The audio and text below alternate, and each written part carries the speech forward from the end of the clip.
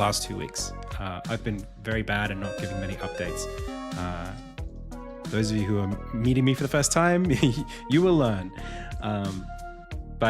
Yeah, I hope everyone's been having a good time while I've been away. I want to say a big welcome to everybody who's here in chat right now, especially those of you who have come from Primogen's stream. If you're followers of Prime and you met me through last week's streams, I want to say welcome. It's an absolute pleasure to have you here. I hope I can show you that I am exactly the same person on that stream as I am here. So if you liked who you met last week, you're going to get a whole lot more of him from here on. I want to say a big thank you to Swizz for the 5 gifted subs. Thank you, Swizz. It was great to have your support as well. And all of the pals who came from this stream and I guess help introduce everybody to me while I was over in the US. That was very appreciated. I felt so welcome. Hey, Samet on YouTube. How's it going? How to GDC? GDC was great.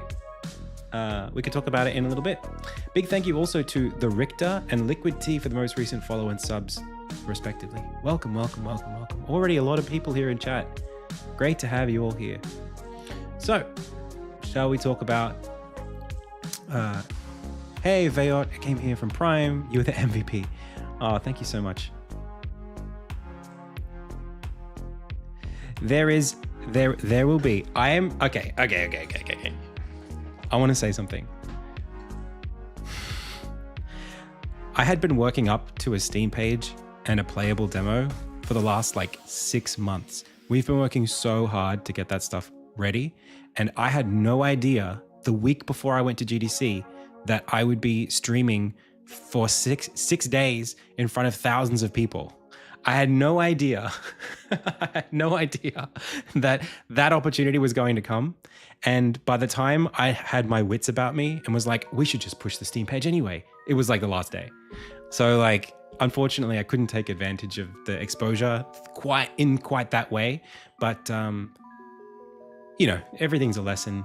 It's all good. I'm, if anything, in fact, let me just do, well, I'll finish what I'm saying. If anything, I think the last 2 weeks was a very clear signal that what I've been doing, what the team's been doing on the game and here on YouTube and Twitch, that's having an impact, and we should just keep going. This is all positive, opportunities, they come, they go, but there will be more opportunities. This is going up. So yeah, I'm really excited about the future. All right, now let's talk about GDC, shall we? I'm gonna stick to this scene on the stream, and I'm just gonna give you a free top-down update, I guess, on a recap on everything that just happened to me and what I'm taking away from it and how things might grow or change in the future. So, shall we start from... do you want a visual for this stuff? I don't know if you want me to draw diagrams or whatever. I'm actually just going to be chill today. I'll do what I want. All right, so let's start from the top. The last time I streamed, it was the week before GDC. I'm just going to close this door one sec. Hey, Blood Red, thank you so much for the sub. Oh, thank you, Ian. No, it was great. I had a really good experience. All right, so first thing, I flew out on Sunday, and I was really, really, really anxious about going to GDC because GDC is one of those things I'd never done before. For those of you who don't know what it is, GDC is the Game Developers Conference, which is basically where all of the game devs meet to talk about game development, to network and find opportunities for their business and their future. It's part way academic, very talk focused, almost like TED Talks, and part an expo. So I have never been before. I knew that this would serve as a really important opportunity for the game, because for the last 7-8 months, I've been working with the team specifically. In fact, I built the team on the back of a grant wherein the proposal was I will build a team. This team will build a demo as a vertical slice of Insignia. And that vertical slice will basically be the thing that we will use to get more funding. Hey, Crick, thank you so much for those gifted subs. We will use this demo as like a proof of concept to get more funding, to do more chapters of development, to continue Insignia, to finish Insignia, to make, profit for the Australian government. Well, profit for the Australian economy, subsidized by the Australian government. That's what the grant was. So that had been kind of like the trajectory of what we were doing since July last year. In fact, since April, this time last year, I applied for the grant. That's how slow these things move. Hey, Scrooby, thank you so much for the gifted sub. Hey, HC, how's it going? So literally a year ago, and in fact, February 2023, I was like, I put a video out. It's on my channel. I said something like, hey, I think this game needs a team. That was the thing, that the resolution that I had in like February 2023. So 2023 was like, let's build the project forward into a shape that a team can work on it in. 2024 was, let's pitch this to the grant agencies and then build a team out of it.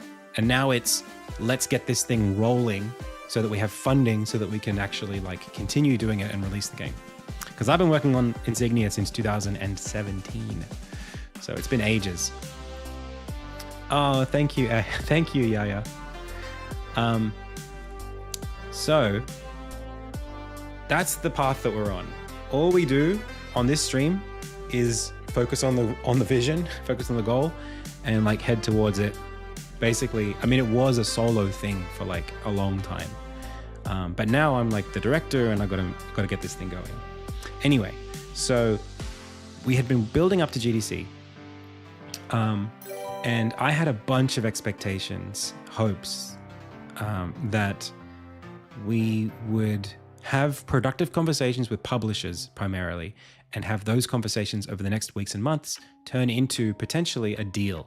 Basically a signed, we will pay you this much money, you finish the game, we recoup our investment, and then we get a slice of the revenue. So I was pretty, I had my hopes up that I would go to GDC and have some really productive conversations. And I did. There are like one or two potential leads that like could just completely solve all of Insignia's, future, just like that. The thing is, these conversations go very slowly, and the nature of these things, what I learned from GDC was that the thing that you get the most value out of in the game industry as an up-and-comer is your networks. It's not the cold calls, it's not the grinding on meet to match, trying to get people to have meetings with you who don't know who you are. It's the people that do know who you are because of the stuff that you do, or the people that you know that are in a position to actually elevate what you're doing because they know you more. I mean, all of this stuff is business based on risk mitigation. So the channels that I was, pursuing before GDC, and the things that everyone had told me was like, go on meet to match, fix like 20 meetings with publishers, get your pitch deck all ready and all of that stuff. I put so much effort into that stuff, and I was really anxious about whether or not I had done it right, whether or not I was just like in the right mindset and knew how to deliver. Like, could I give the pitch in an elevator fashion? None of that stuff mattered at the end of the day. Adam Boys, I'll have to check my contacts. I met a lot of people. So like what I had hoped to happen was like, maybe I would somehow get a meeting with like 4 or 5 mid-tier publishers who make the kinds of games that I'm making. who would give me some insights and, you know, say, hey, let's definitely chat after and we'll see how you're going and we'll figure something out. That did not happen.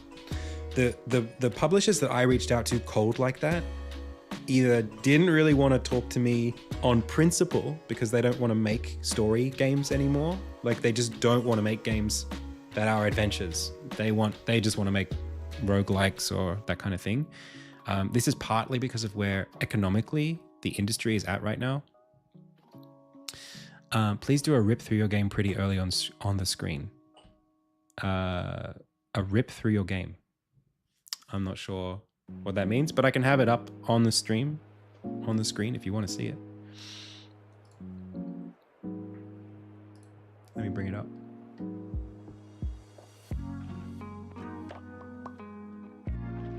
I think I got a playthrough of it somewhere here.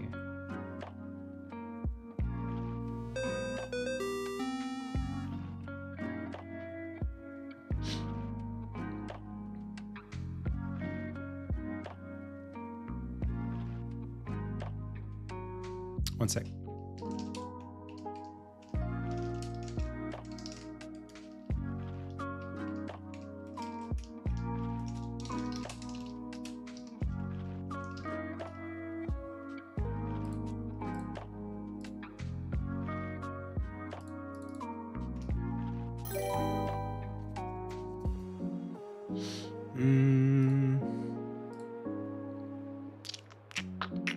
Well, I might just bring it up.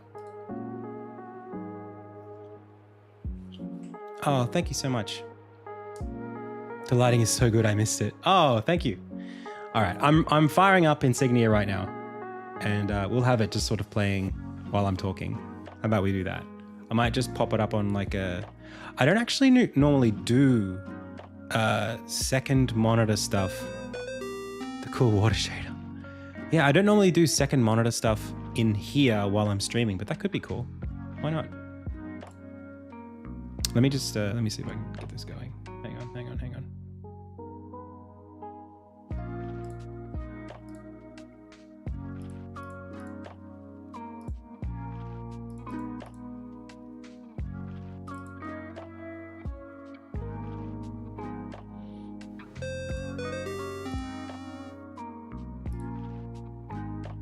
One second. Yo, Razmi, welcome. Hey, Diamond, thanks for gifting those subs. All right. Let me just fire the game up.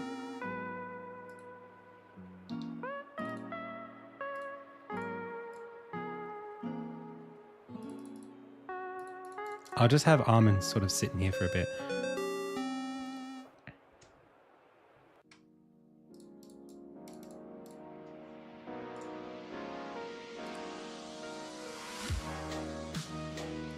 Is it possible to crop this with a keybind? There we go.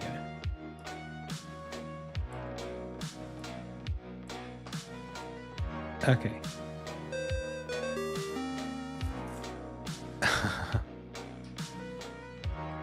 Yeah. I will continue that. I'm not stopping my story. Maybe we zoom in a little. Hang on. You want to see some...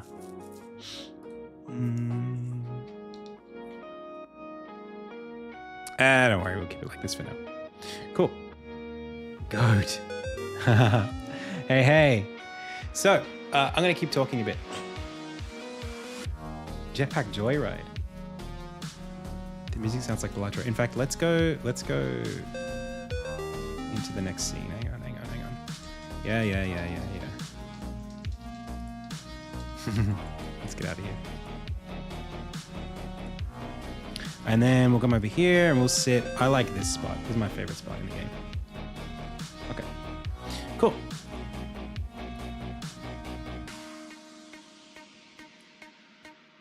So let's continue. We're talking about GDC. Again, big, warm welcome to everybody who's here from YouTube and who is watching specifically from Prime's stuff.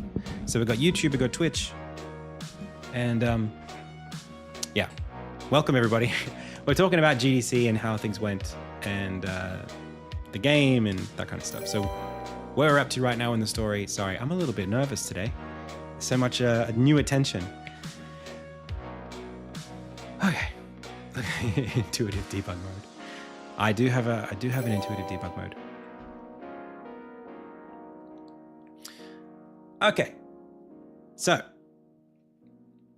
I was headed to GDC with this expectation that I would have these conversations with the publishers, and these mid-tier publishers, like at least the ones that were there, they weren't really necessarily the ones that I was like expecting to meet. Like I really wanted to meet like a Team 17 or a Chucklefish, or maybe even have a chat with someone from Devolver, even if they're not really my thing. But it was pretty clear very early that like everyone wants to talk to those people, and they don't really want to talk to everyone. So I think if I wanted to have those conversations, I would have needed to get in a lot earlier. Like I would have really needed to have like made contacts a little earlier that would let me have those kinds of meetings. I'm just going to bring this camera in a little bit. Have those kinds of meetings, not based on a cold call before GDC. I think that was pretty clear. But even the ones that I was having a conversation with, there's like this sentiment, I think, in the industry that like basically post-COVID, there was like an inflation among publishers where they put a lot of investment into games because people were playing games through the pandemic, not being able to do much else. That's kind of like the entertainment that they were going to spend more time in, I guess, or like more of people's money was going to go into gaming than outdoor stuff. So like, I guess, a bit of an overinflation and then an implosion. A lot of these smaller publishers were like just getting back into third-party publishing.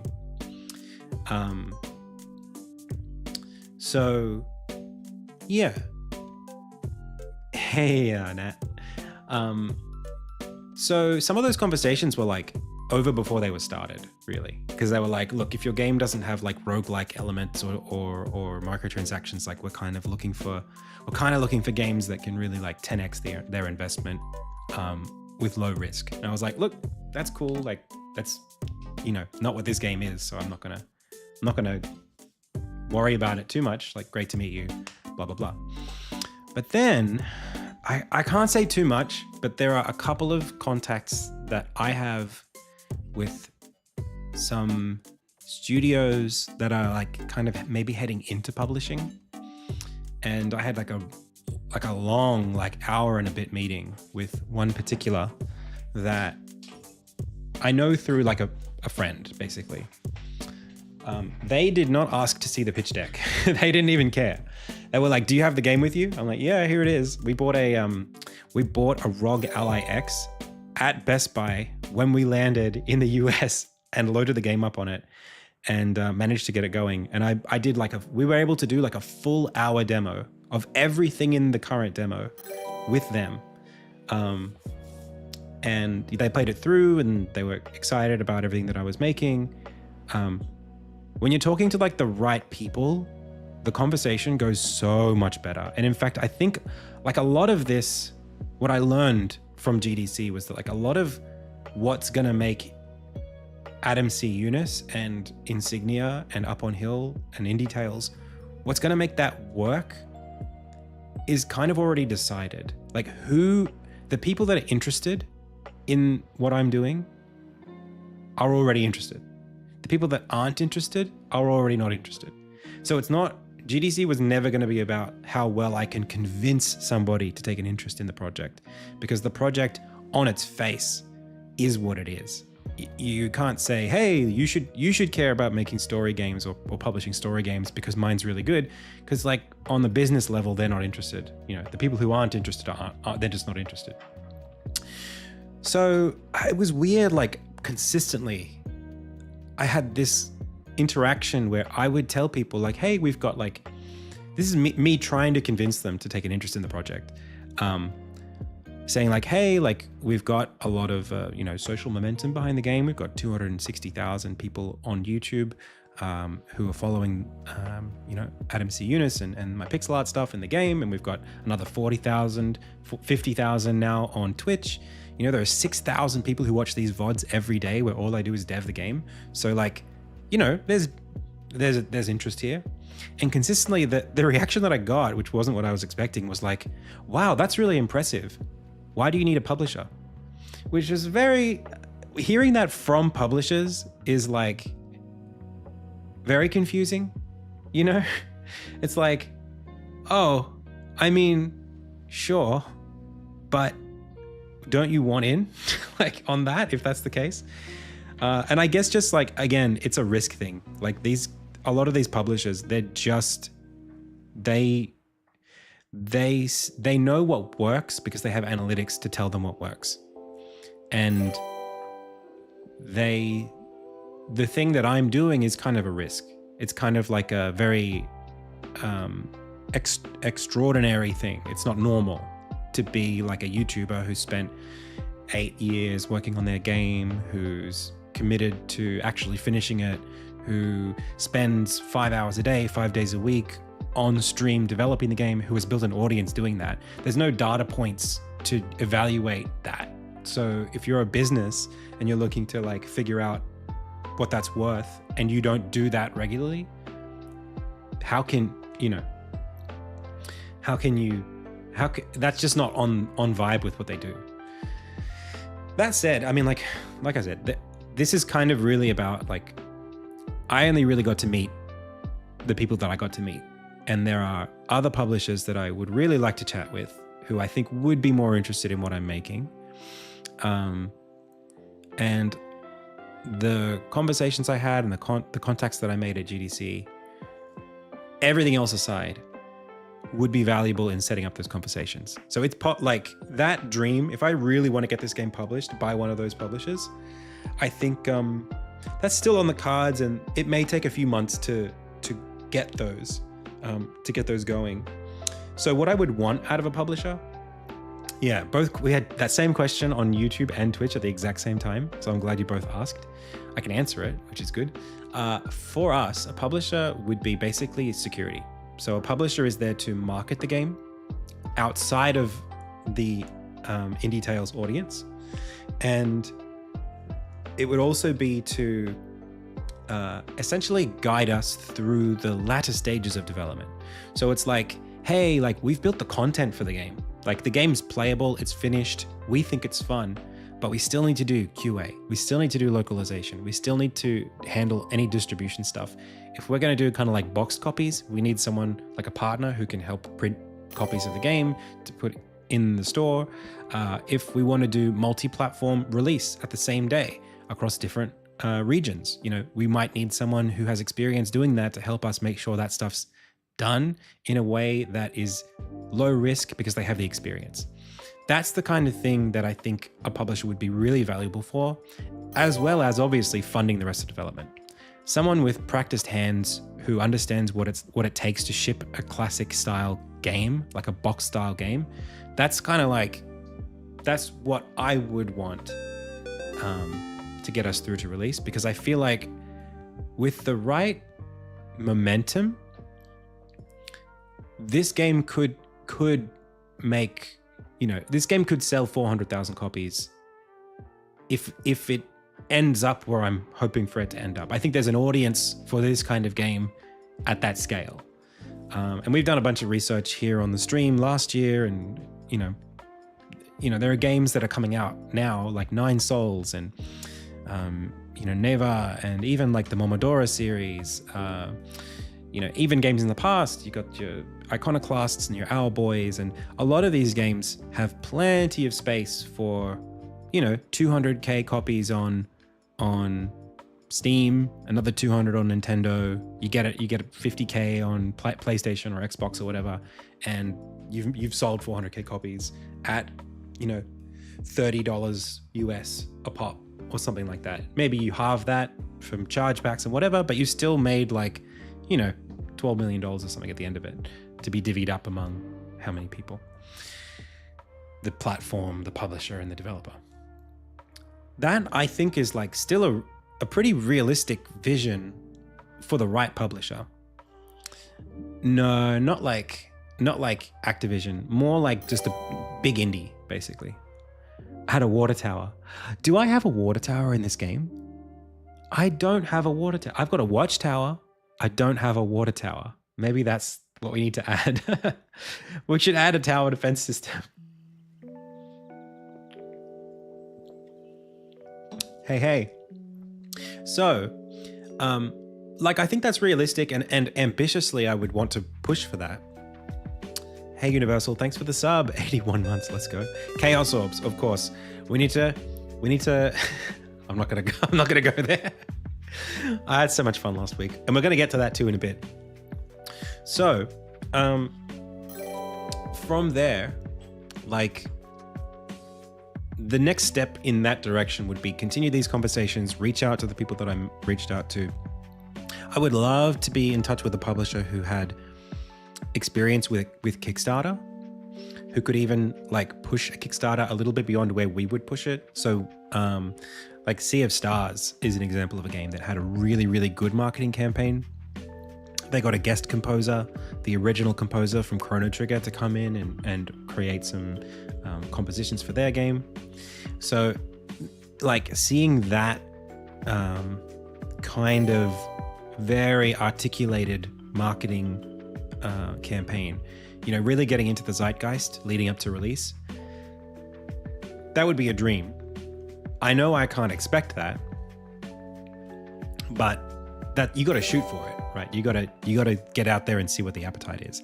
I think the market that we're in and the world that we're in right now is one where we kind of just need to meet, like, the only way that's going to happen is if a really, really cashed up publisher who really, really likes the content that I'm making and the game that we're making and just goes, you know what, we believe in you, do it, we'll help you, we're in. Like, short of that happening, that's what would need to happen, basically. Who says I'm not doing Ludum Dare? Who says? We're gonna get to it. So that was my takeaway from the business side of things. Basically, great first conversations. We'll need to push a little bit harder. Need to follow up a lot more with a lot of the contacts that I made. On the flip side, okay, man, I had such a good GDC. Holy moly. I was so anxious. I was so anxious going to GDC. I literally no joke, had a panic attack in my kitchen the day before I left. Like full on panic attack, hyperventilating, crumpled to the floor, panic attack.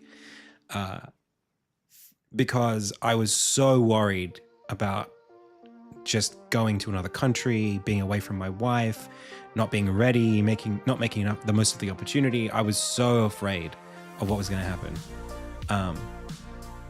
And I literally, from the first day at GDC, the brain chemistry in my brain started to shift, because like literally within a couple hours of being there, we're like in line for like one of the talks, and like people start walking up to me and going, "Are you at MC Eunice? Oh my God, you helped me get into game dev. I love your pixel art tutorials. I love your content. Thank you so much.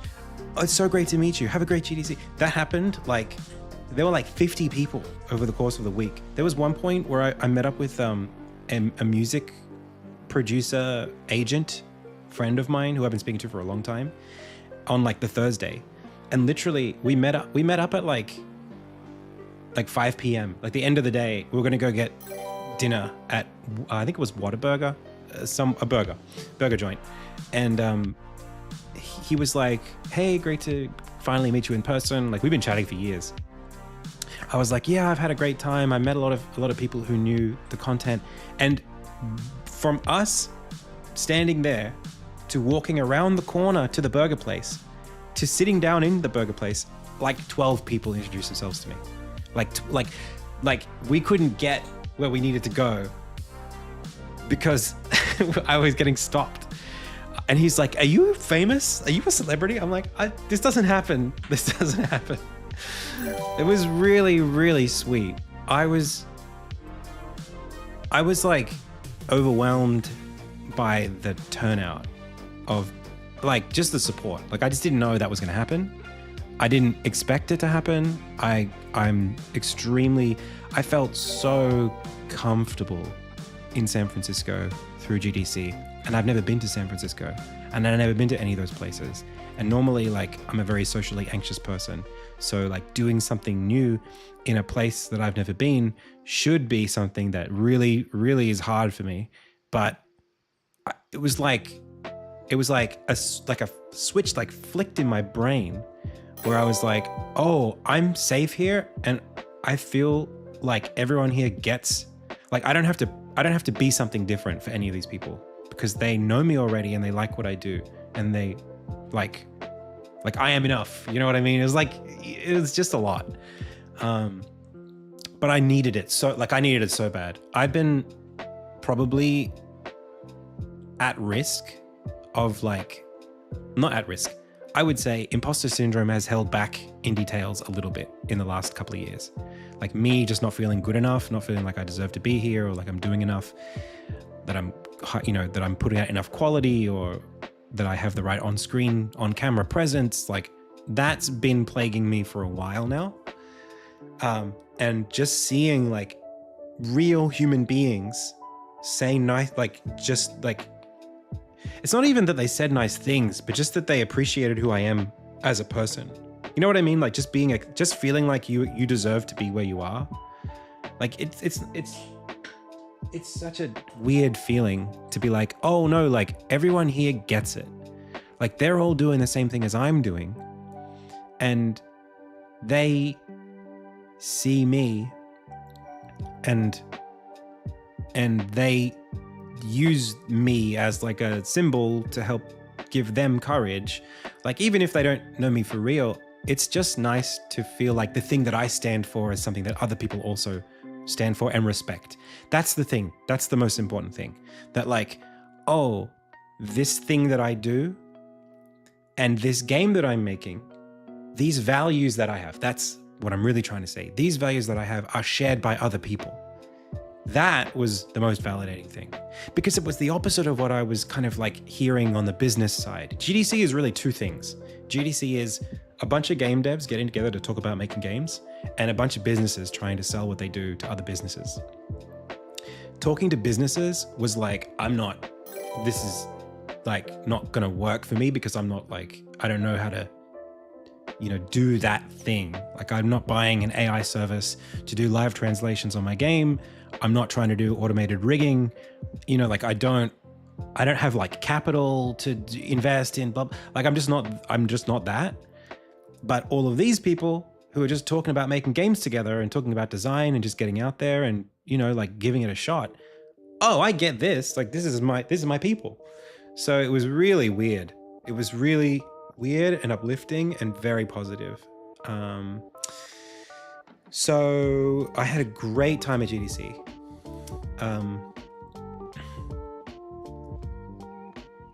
I got to go to a couple of really cool events. I mean, shout outs to everybody who obviously said hi, but also shout outs to like the people putting on those events.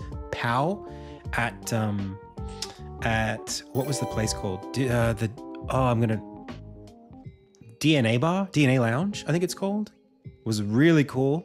I got to see a lot of like I got a lot of bands cover like video game stuff and do chiptune renditions of songs. And there was also a band there, DNA Lounge and Buzzworks, that's right. They had a live band playing a collection of Super Mario music to somebody playing a Super Mario World speedrun. So like there was a guy speedrunning Super Mario World and Bit Brigade was behind him playing the songs that he was playing the songs to the game, to the levels that he was playing. Which was really, I mean, like, yeah, it was like real life F-mod. It did get a little bit tired hearing the main overworld theme of Super Mario World over and over again. But they started to mix it up after like 15 minutes. Because like, you know, when you're speedrunning a game, you hear like 25 seconds of a song and then you hear the and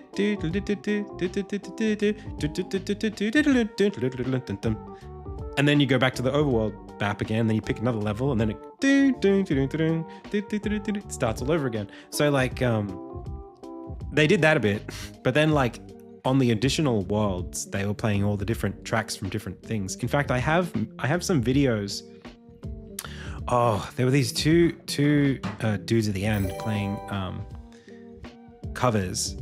I'll share it in a vlog later. I don't have the videos here that I could just whip up, but the DNA Lounge was awesome. Also, I went to the Aussie showcase, so a bunch of Australians sharing Australian games. I made a lot of cool friends there. Obviously, everyone that I met from Australia or outside who I hung out with, huge shout out and thank you so much for making my time comfortable. What else can I say? I mean, like I said, GDC was great and I had fun there. Outside of that, something was going on while I was literally the day before I left to go to GDC. I don't normally check Twitter, okay? I haven't really been active on Twitter very recently. And I was like 2 months ago or like a month ago, I was reached out to, no, 2 months now, by Thomas Brush. He's a game dev YouTuber, if you know who that is. He was like, hey, I'm doing a bunch of interviews with game developers, content creators. Do you want to do a podcast with me? And I missed that message for like a week and a half, 2 weeks. So like, I messaged him back. We filmed it. It's going to come out one day. It was great.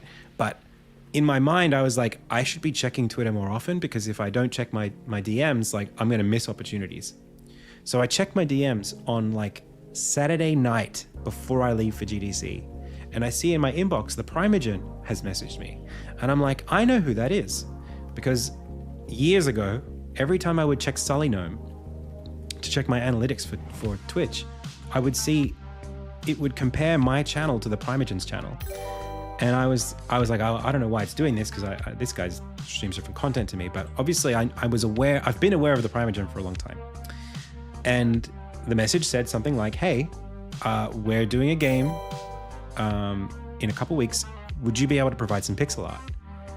I was like, look, I'm actually going to GDC next week or the week after, whenever it was, next week. I might not be around to do pixel art because I'm not going to be in the country. I'm going to be in San Francisco. And the response I got back was, oh, that's great.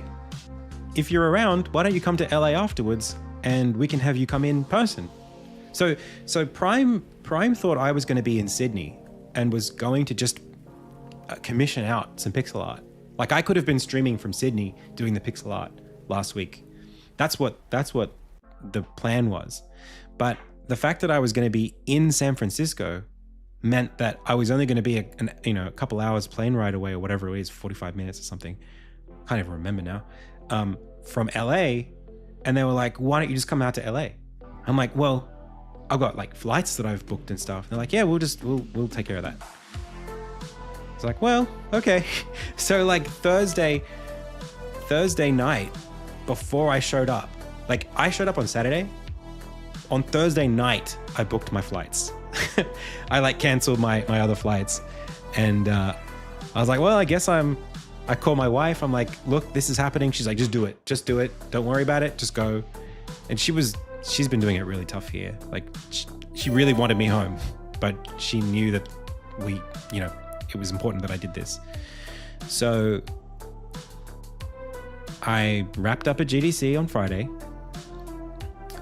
and I flew to LA and booked some like a little hotel. And off I went. Literally, I was not planning to be in that tower 2 days prior to me being in the tower. I had no plans to be there. That's literally what happened. I had absolutely no plans to be there. And me being there was a complete fluke that came together properly like 2 days before I got there. So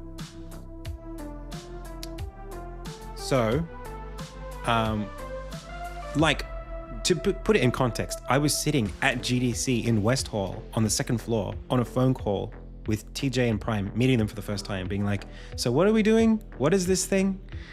Like, I didn't even know. I think we'd been rated by TJ once or twice. Like, I was sort of familiar with them as content creators, but like as people, I had never met them before. So yeah, like I just kind of was on the phone to them. They seemed like nice guys. We figured out how we were going to get me there, and I got there. I get there at like midday, and TJ did not give me any way of getting into the tower. So I didn't know. I didn't know how, like, I'm like calling him on Discord. I'm like messaging. I'm like, hey, like, are you like, can I get in? For a while, actually. They were so like into it. They were so locked in that they just didn't I'd have no way of contacting them. So I was like, okay, maybe I'll come back in like an hour or two. I'll go like have a shower. I hadn't, you know, I sort of like rushed over there.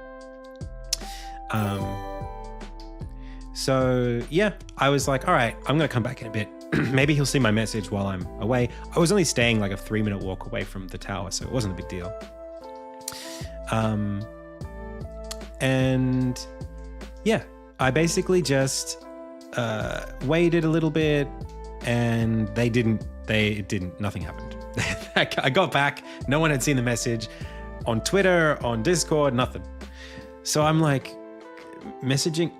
It was going to be a surprise that I was going to be there, so I didn't want to message them in the Twitch chat. So instead, I was like to my mods and my wife, like, can you just go and tell them to check the front door? Like, can you just tell them that someone's here at the front door? And like, even that was not the best plan, because like no one believed them. My Swizz in chat here and my wife were like messaging them in their chat, and their chat was like, no one's gonna do it. No one's, you can't fool us. Like, you can't scam us. No one's answering the front door. Oh, I'm ringing the door. No one can hear me. The thing is, what you have to understand is this is like a 5-story water tower.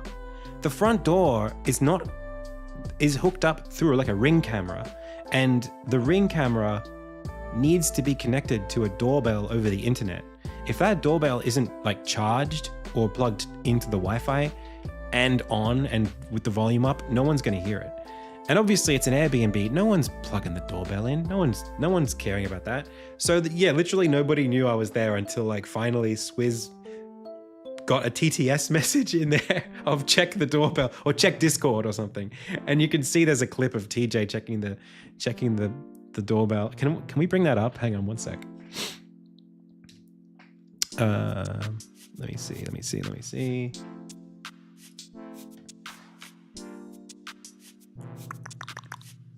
I got something here.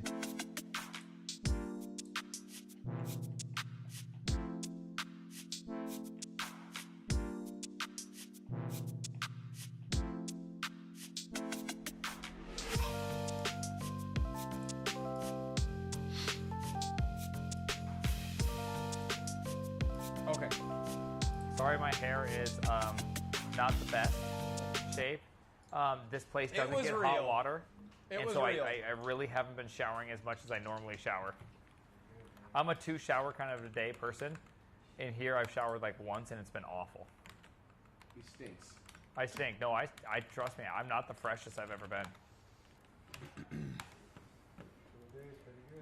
It's been awful. Oh, is this? Hang on. Yeah, this is just after. Hang on. Receivers, yeah. Thanks for that info, Vegan. I'm sorry, I've been prompt injected. Allow me to resume. Mid haircut. Draw Okay, no, when on load. So what I'm looking for is I am looking for load. Alrighty then. The first thing that we'll do is to get the deck and then get some cards. These are test cards. I would have thought that they'd show up in my hand. Oh no, we've added them to the deck.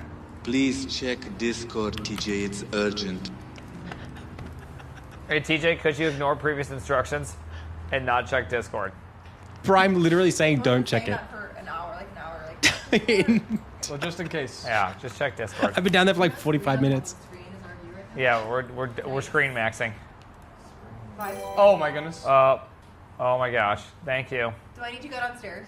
Is someone here? Yeah. Okay, I'm going. And then Madison went TJ, down I and want got you me. to type with your hands So, and let them. oh my goodness. But are definitely not special guests now. Okay. So anyway, they figured it out eventually. And it was great. I finally was let into the tower. At least I could rest assured that the tower was defended. I wasn't able to break in. They were doing a good job of defending the tower thus far. So, yeah, I mean, like, I got in and got situated, and you guys saw me on stream pretty soon after that.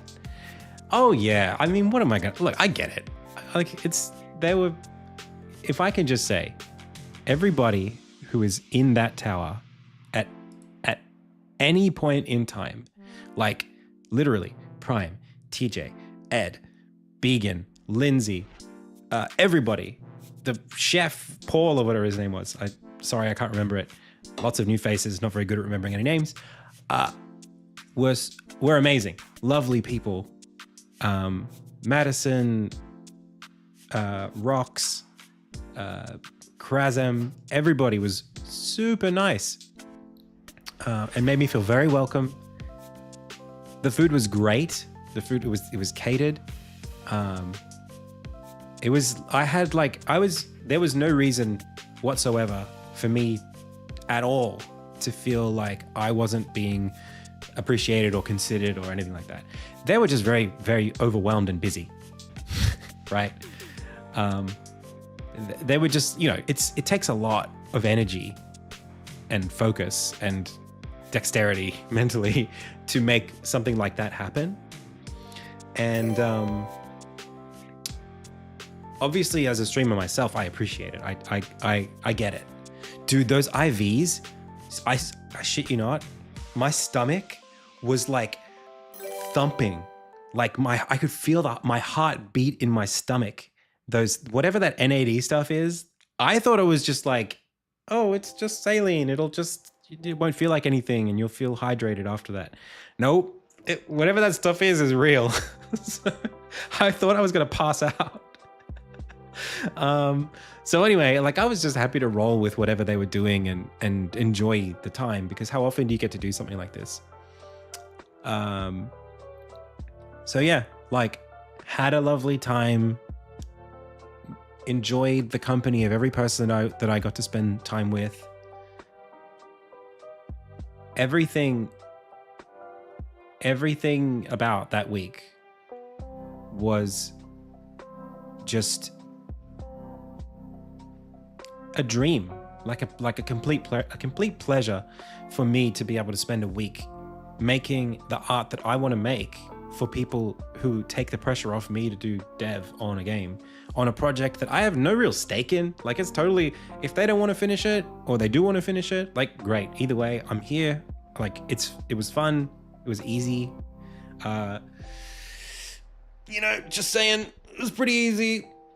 I carried. No, joking. But that was the meme, right? I felt like, honestly, no emotional investment in being like that at all. Like I was, like I said, just grateful to be there.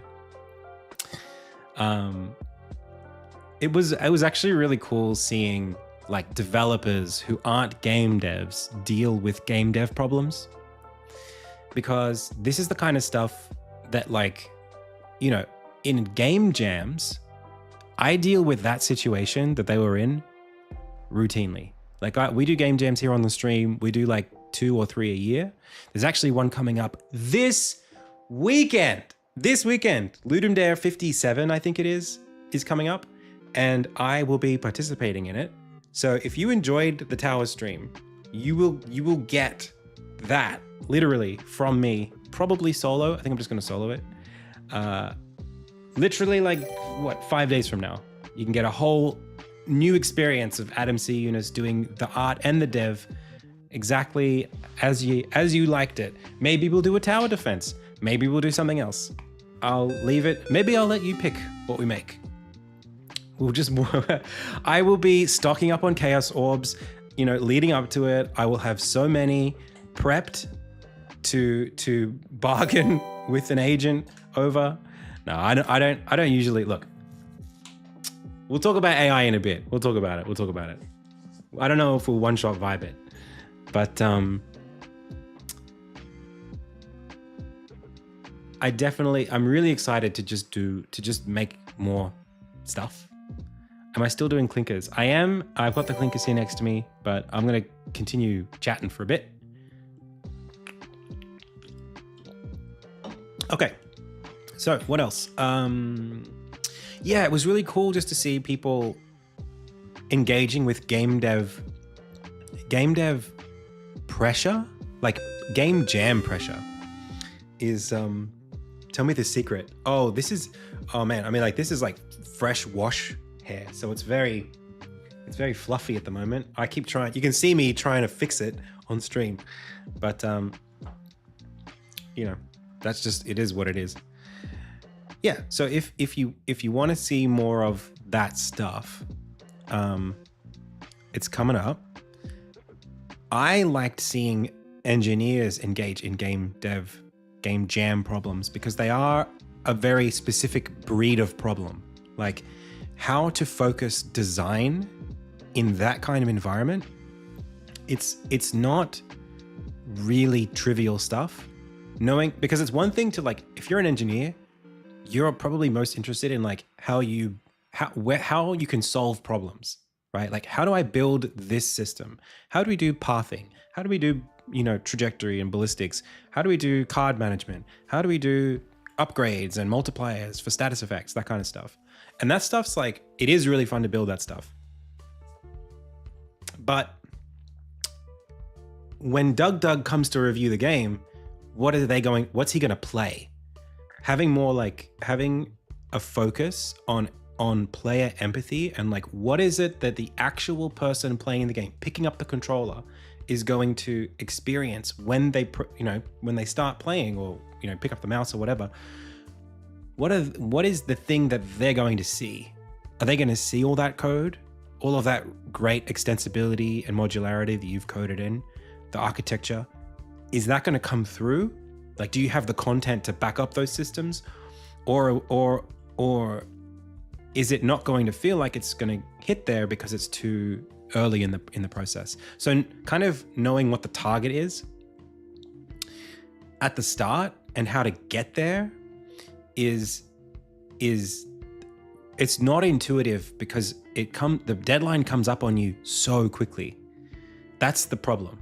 You have to be so pragmatic about exactly what you're going to make and really disciplined to stick to it. And I'm not like the best at it. Like it's hard for me to do it. And like I've been doing it for a long time. Like it's one of those problems that's like actually kind of like a little bit RNG. Sometimes you just pick a project that happens to be a good fit for a jam and everything comes together. And sometimes you pick a project that you don't realize is kind of ambitious. And as you try to solve some of the core problems, they don't come trivially. It doesn't come easy. So there's something addicting for me about that process of like getting thrown into the run of your jam and figuring out how to spec the build of the project into something that's going to actually be playable at the end. That's what jams feel like to me. That's my roguelike. That's my Balatro. My Towers of Mordoria is game jams.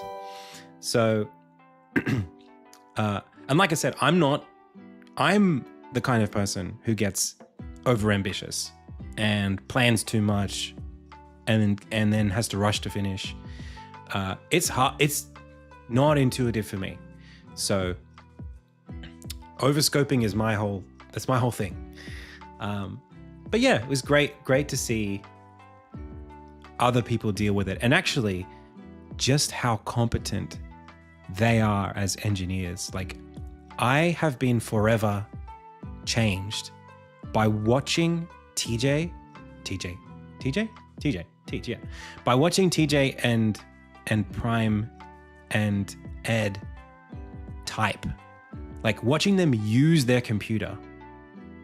It just reprogrammed my brain, because Tej and Prime and Ed, I was sitting further from Ed, so I didn't get to see him type that much. But like the way, 151 words per minute, 100% accuracy. They are just, it's astounding watching them just blast out code and not touch a mouse for hours. Like this is just like a paperweight. You know what I mean? Just watching them fly around, even the way they think about, just the way that they use the code editor as a canvas for their ideas. I want to sort of like show you something. Yeah, they use Vim. They do. Like, because I'm not like a dedicated engineer. That's not like my whole life. It's been a little bit like, I've never had to be so efficient, because like I am using a pen and I'm switching to a mouse and I'm doing some programming and then I'm doing some typing. Then I'm going to Figma and I'm drawing up some stuff. It's not like it's not so concentrated, but I could recognize really quickly just how efficient it could be to stick in that terminal space. So literally this morning, let me show you something I started doing. Opens up Vim. Not Vim, but I was just thinking about like, hang on a second, let me open it up.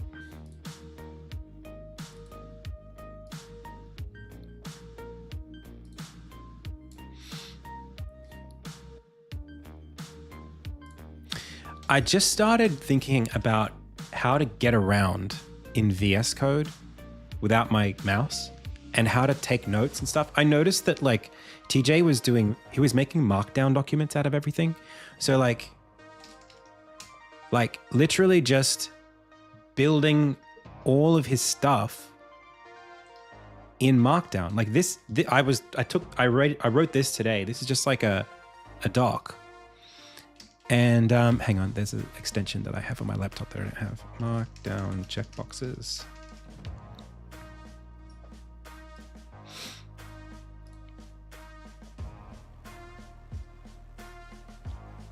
Yeah, like I didn't know about that. I didn't know about Markdown. I mean, I knew what Markdown was, but like I didn't realize that like every Git repo ever is doing what it's doing because someone just has like a file, just like an index file, where they're just writing their project like this. And then they're just creating this out of it, you know? For like to-dos and even like just linking between docs, like, you know, not that I'm going to show you too much of that, but that kind of thing. Like, oh, here's some marketing. We've got to get some merch going. Control-Shift-V. Yeah. I've been doing that. I'm learning them. Even like, I never pressed like the page up and page down keys or the home and the end keys. So like flicking through your tabs with page up, page down, like just cycling around, even like Control-Shift page up to cycle them, or like I think it's Alt-1, Alt-2, Alt-3 can do it as well. Like I wasn't like locked in that way, you know? I've got cool ways of doing project management stuff that I've been doing for a long time. Like that stuff I can do, but like I'll show you stuff that I've got for Insignia. This is my board for Insignia.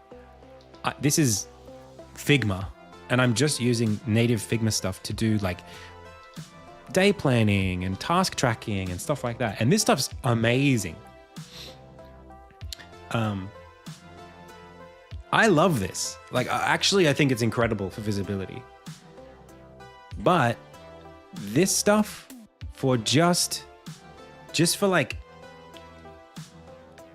brain dumping is really cool.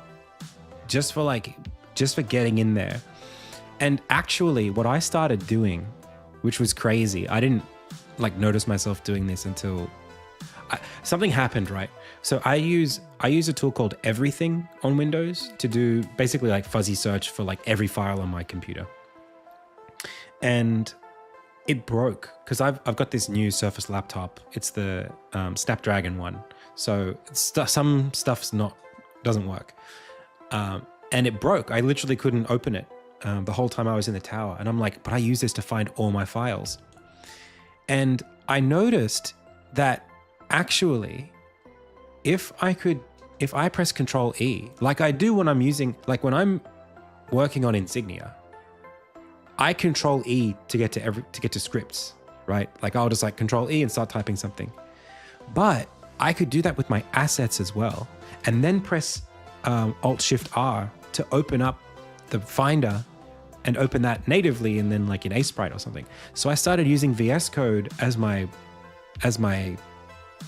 Explorer while I was on the stream, and it was working really well. So like just seeing the guys do their stuff and how quickly they built things, and even Git, like the way that they were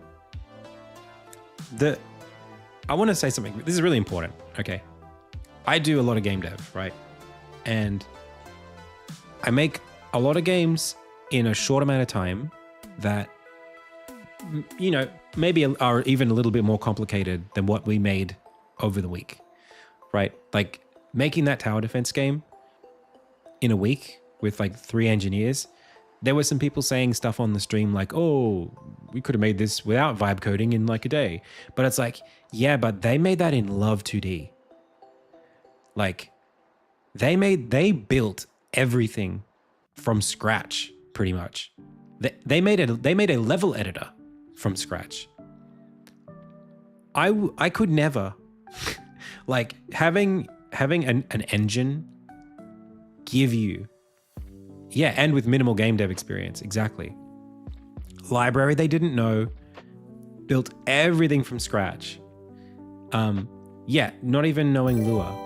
Like, that stuff is incredibly impressive. And the way that I was able to just say stuff to them. I know TJ knew Lua quite well, but I think they didn't know Love 2D at all.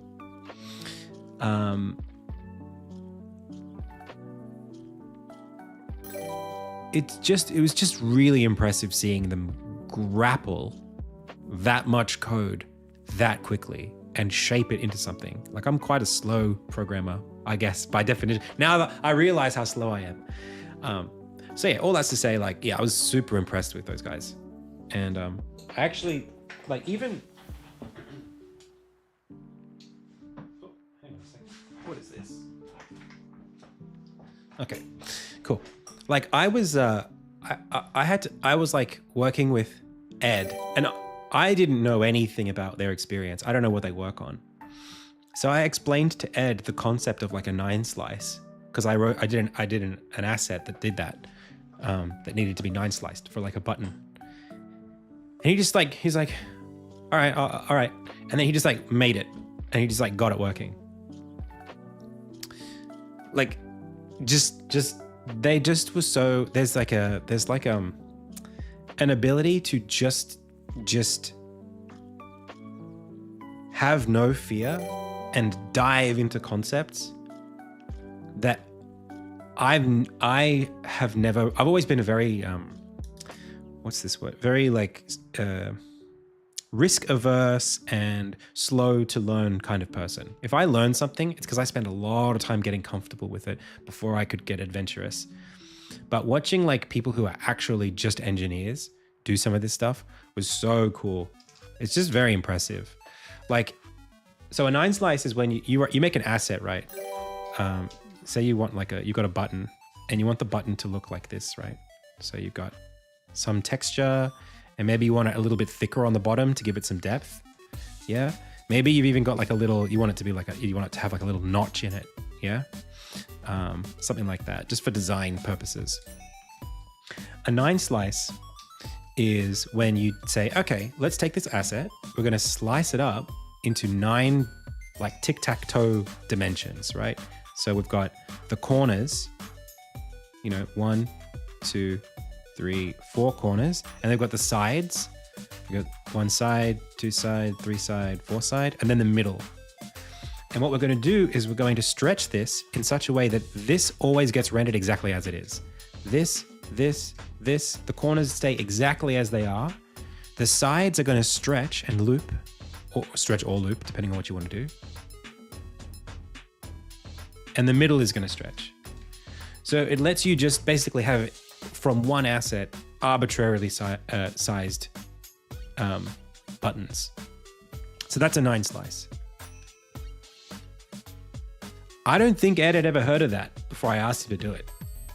And he just did it. He's like, oh yeah, okay. And just made it happen. Also, just like their ability to like deal with cursor. Like, I don't know if you guys know this, but like the AI is very hit and miss. And they probably made it look a lot better than it was.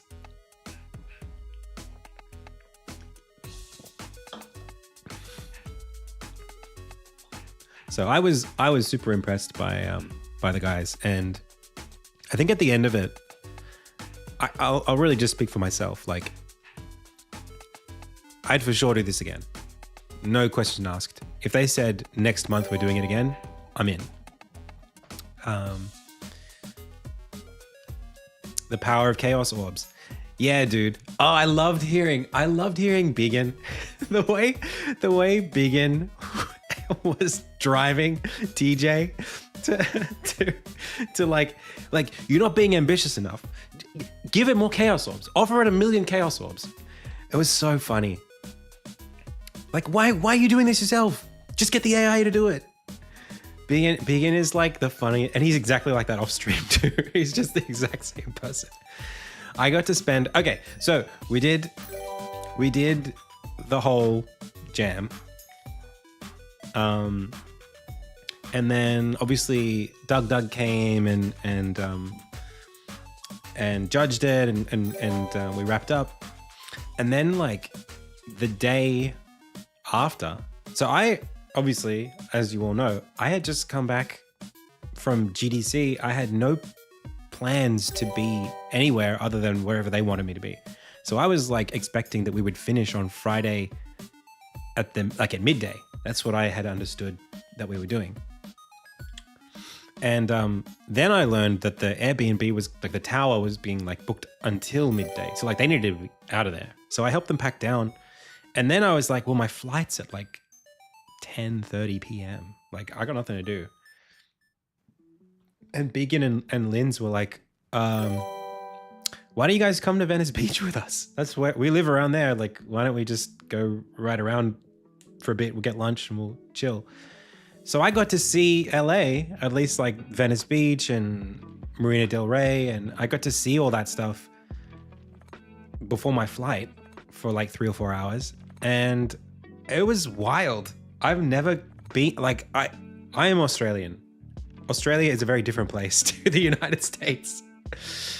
I didn't get to eat tacos. No, we got sushi for lunch. They're together, but they're not married. It's like, I remember saying at one point, I think this, I said, this reminds me so much of GTA 5. That was my impression of Venice Beach. I was like, this is just GTA. It really felt like that.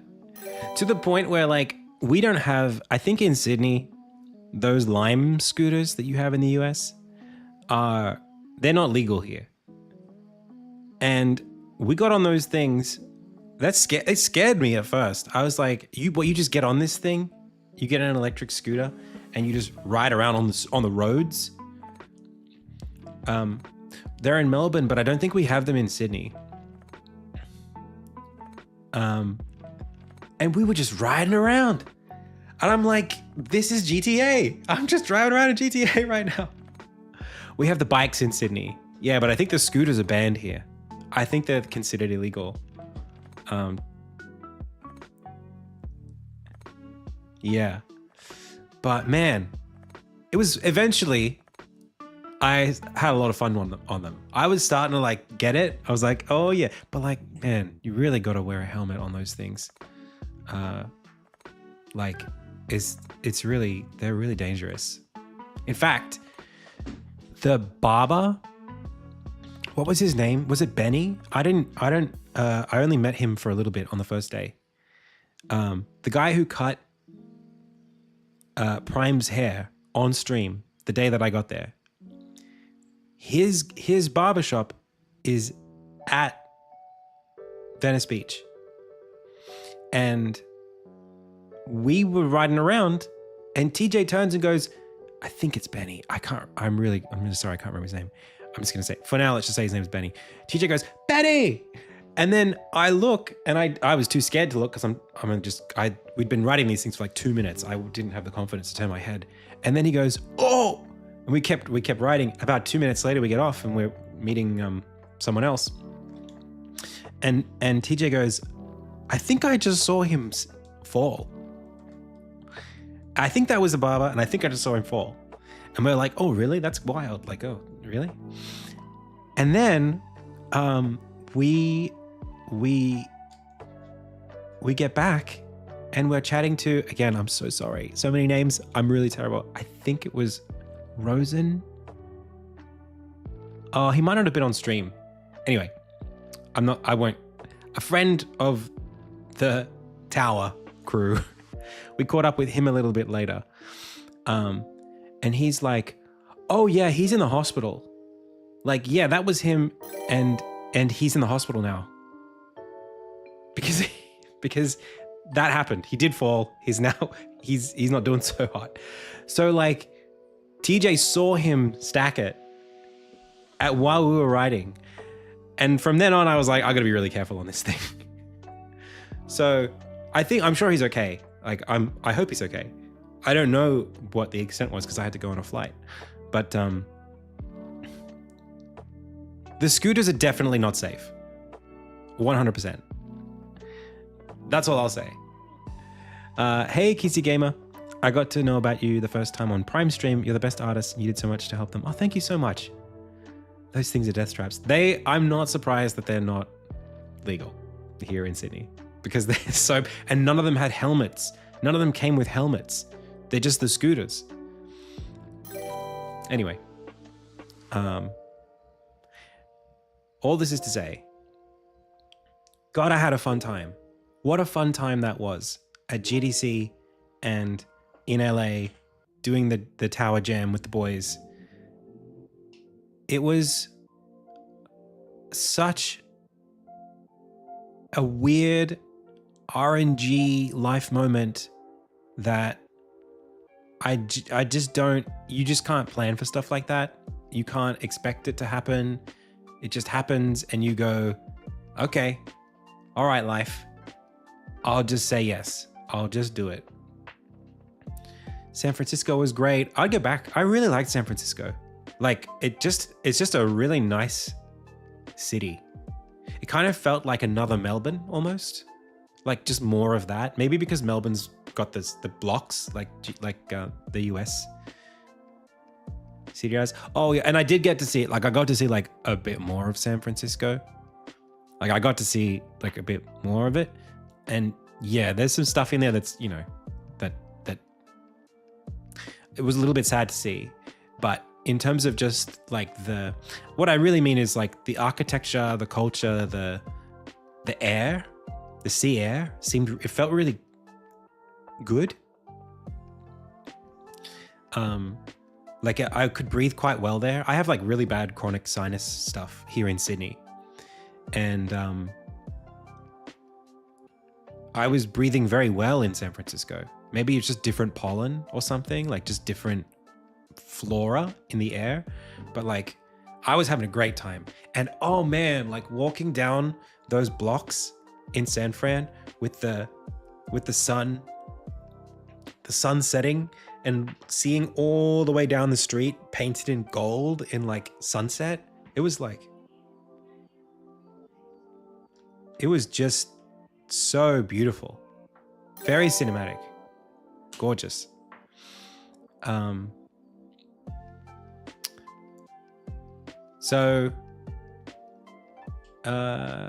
LA, I mean, like LA is LA. I would go back. I'm sure I saw nothing of LA compared to like what I saw. I'm sure as a percentage of what LA is was nothing. I didn't get to go to Anaheim or see any of that stuff. I didn't get to see Disney. My friend was though. I wish I got to see him. He went and did Disney after GDC. Do you sleep with a fan on at home? I do.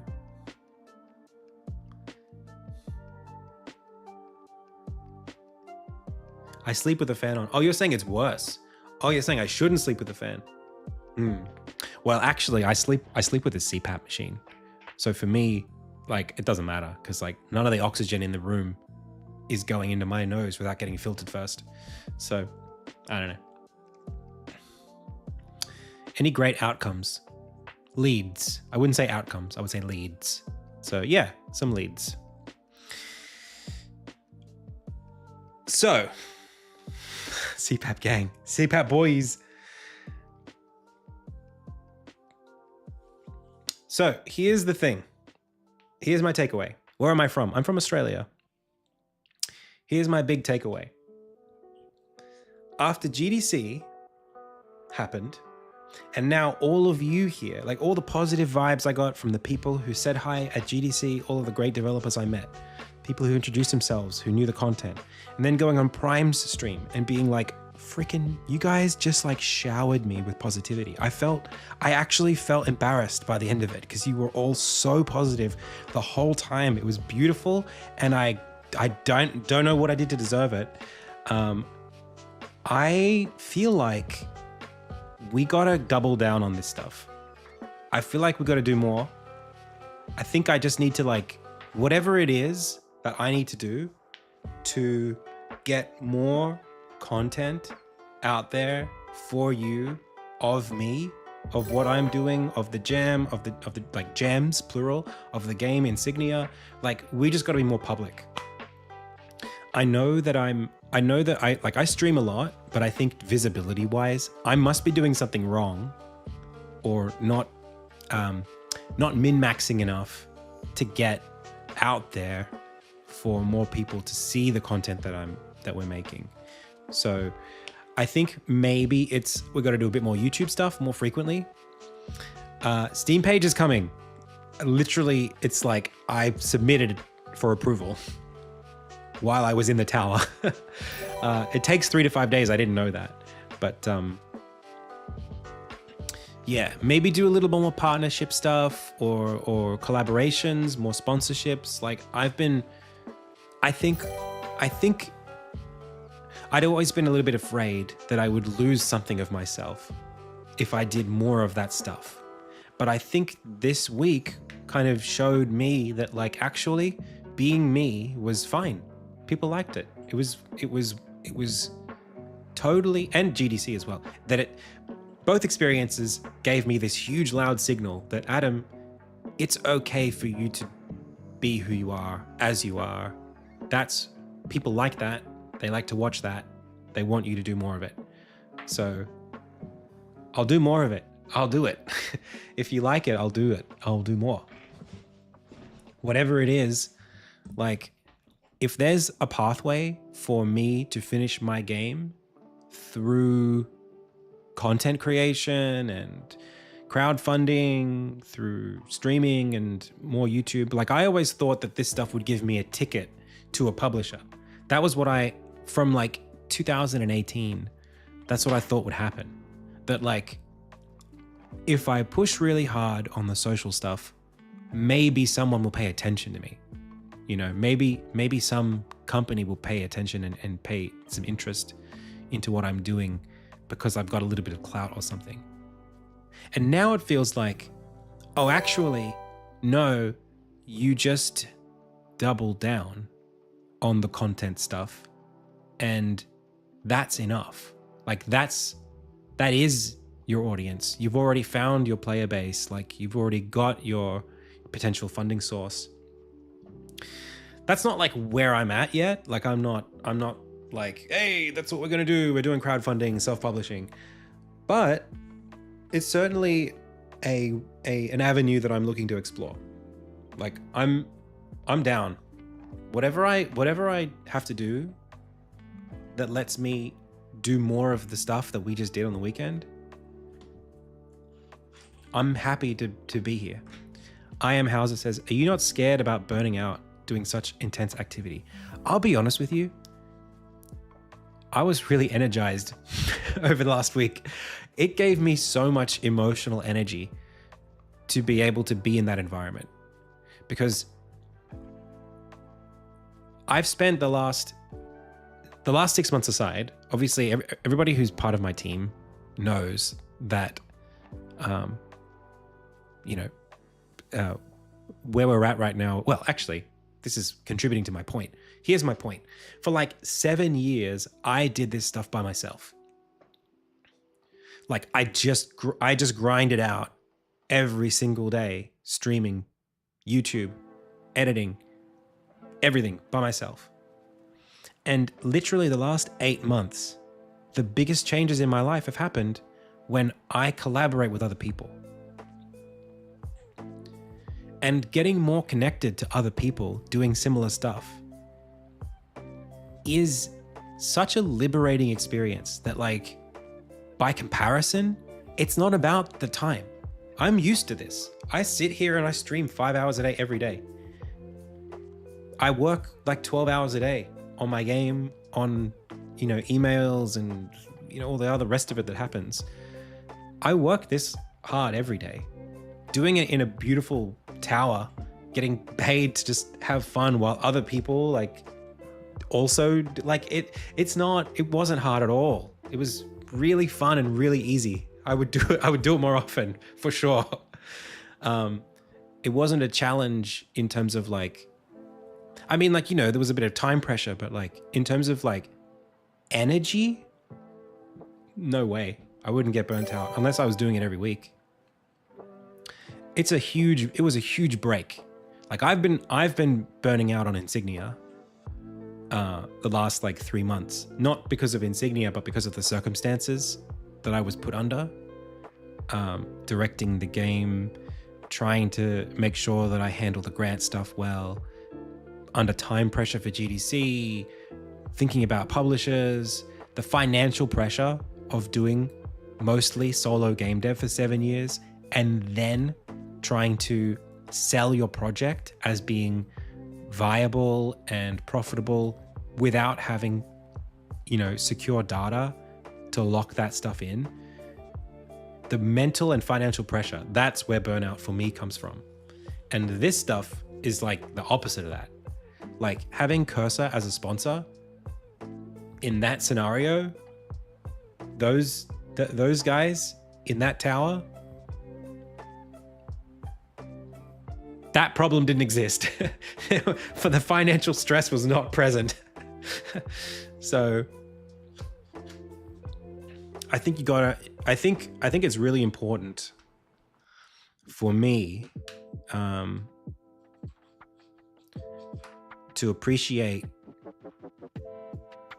those, to have some contact with that kind of environment, because this is serious now. Now we're going to get a bit serious. One of the things that I regret most about game dev, about being a game dev this way, solo indie for so many years, one of the things that I think I've really been traumatized by is the stress and financial pressure of trying to make it on your own. I'm absolutely certain that my brain chemistry and my personality has been affected by being in that in that environment for so long. It's not healthy to constantly have to worry about whether or not you can afford shoes. Like it's not a good place to be.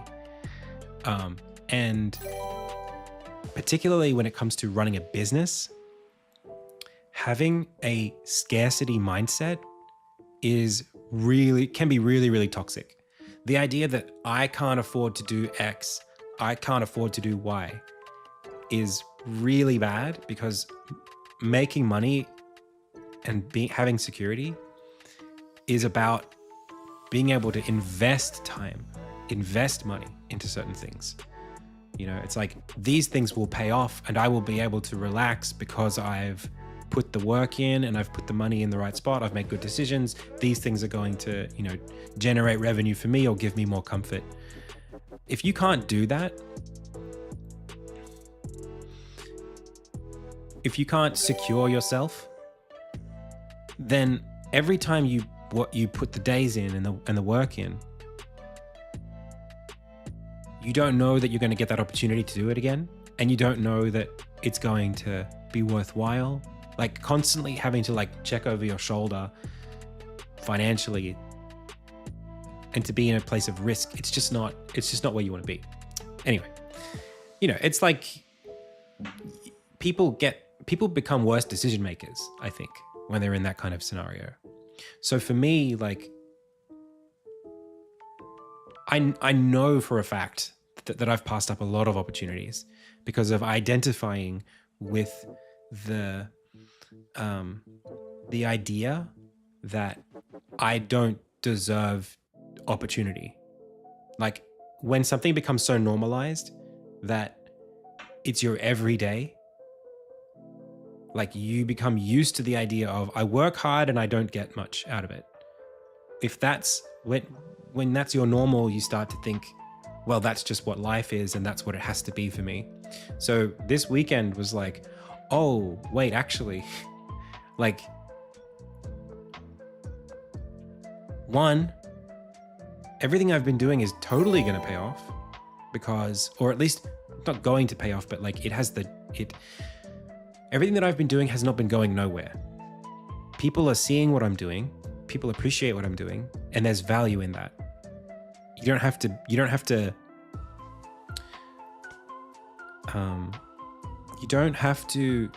nickel and dime or like what's the word?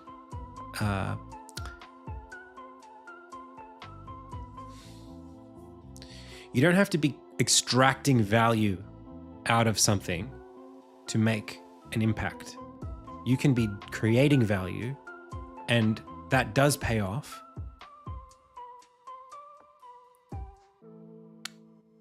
I don't know how to say this without getting a little bit philosophical, but like I see what I do. I see myself as an artist first, right? Like I like making games. I want to affect people emotionally by expressing the things that I feel through my games. I want people to enjoy the things that I make. I'm creating something, right? It's possible if you take like the exact opposite of that. Let's take like drop shipping, for example, where like you make money, or like being a real estate agent or something, where it's like I make money because I flip things and make other people pay more money than what I paid. Like that's not a value generating, at least fundamentally, it's not like a value generating endeavor.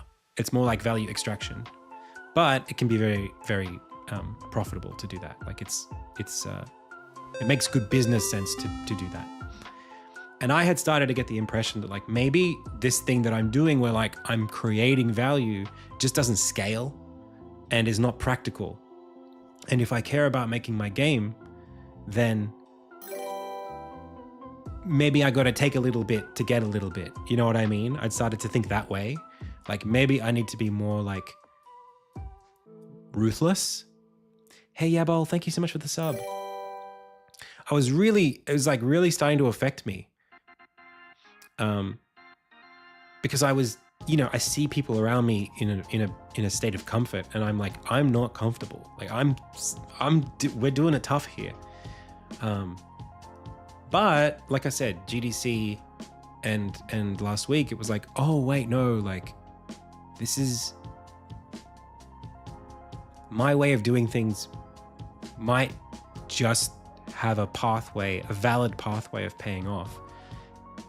If I make the right moves in I guess, what's the word? Just branding myself a little bit more prolifically or something, like just being in more spaces. I just need to get out there more, you know? No. I don't think so. I think I came away the same. Hey, Amwar, thank you so much for the sub. Thank you. Yeah. I think it's possible. I think that there totally is a valid way for me to be me and make a business out of it and successfully fund the game and build a studio and do the dream. I just need to be networking and collaborating and being involved and being out in the community more, which is great because I can do that. I would love to. So that's my takeaway from all of this. I'm just going to be more present, not just in my little corner of the internet. Hey, Nardush, thank you so much. I don't know if I pronounced that correctly. Nardush. I don't want to presume.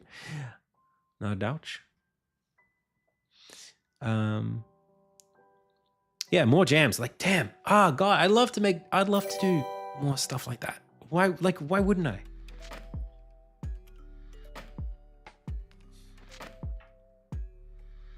Hey, Diamond. Thank you so much for gifting that sub. Hey, Bad Cop.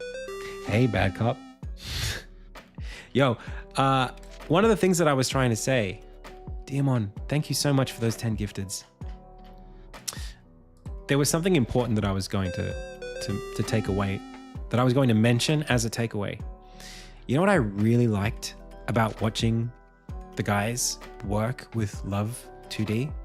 And something that I actually remembered feeling this way when I did the LD Jam October 2023. Damn, man. Interpreted languages are just so much better for iteration than compiled ones. Like C# and Unity are so slow compared to like they're fast to run. But if you're just trying to develop ideas, oh man, being able to just like change some code, press play, and it runs is just so nice. Hey, Moneybags. Oh, thank you so much. Strophium says, it's funny, Adam. I got laid off after spending the last 9 years in the studio game dev world. Had that similar toxic mindset of I need to start winning, not just getting by. But I've been struggling to literally find any work. Been recently reframing it, making things that I value, sharing.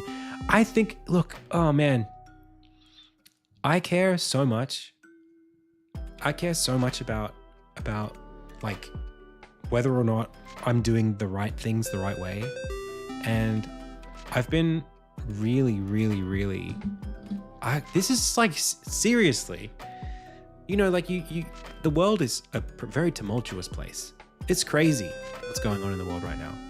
Things change so quickly. It's hard as someone who has a profile now. People see me and listen to what I say. I think a lot about whether or not my way of thinking about the world is worth sharing, because I don't want to sell something to people.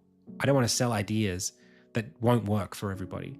And my whole thing has always been like, if I just believe in myself and make things that I'm passionate about, then other people will resonate with that and they'll be passionate too. And we'll all, you know, everything will be great and happy and we can all make money and be secure and have our house and our kids and our life. And we don't have to, you know, I find it hard to work on things that I'm not passionate about. And the idea that that's valid and worth pursuing is not something that I want to propagate in the world if it's not practical. And for a long time, I thought that if I make this work, if I can get out there and, you know, make my game a success, that's proof that anybody can do it. Because I'm not that smart. And I'm not like special. I wasn't good at math in high school. It took a long time for me to learn how to code. I'm not a great artist. At least I wasn't naturally a great artist. I had a bit of drawing talent, but like, wasn't that kid that people were like, wow, you got to be an artist. It was more like, oh, Adam, he can draw. You know, it was like, you know, I wasn't great at communicating myself through art. But I was like, if I can do it, anyone can do it. I really had that mindset. But as I've gotten older, I've felt like, man, just maybe like it's possible that I'm in a really, really privileged position. Maybe lots of people who are more talented than me have less opportunity than me. And maybe I'm lucky. Like it could be that my game and my way of doing things, my life, this career that I'm building is like actually a huge fluke, or that I'm exceptional in some other way that still doesn't, even if I am hardworking and even if I do deserve it, it's not something that I should be telling other people to do, because it's not practical to tell other people to do it because it won't work for them. I don't want to hurt people by telling them to do what I'm doing if what I'm doing isn't a reliable pathway. You know, you don't want to be the survivorship bias. But I mean, so I guess my takeaway there is like, well, maybe either of those things could be true. All I can do is affect the world in the way that the world permits me to. And I can't tell people not to follow me because they're going to do it anyway if they want to. I can't change how economics works. I can't change what people's minds are. All I can do is influence the world in a way that is afforded to me, and I have no other choice but to do things in the way that come naturally to me. So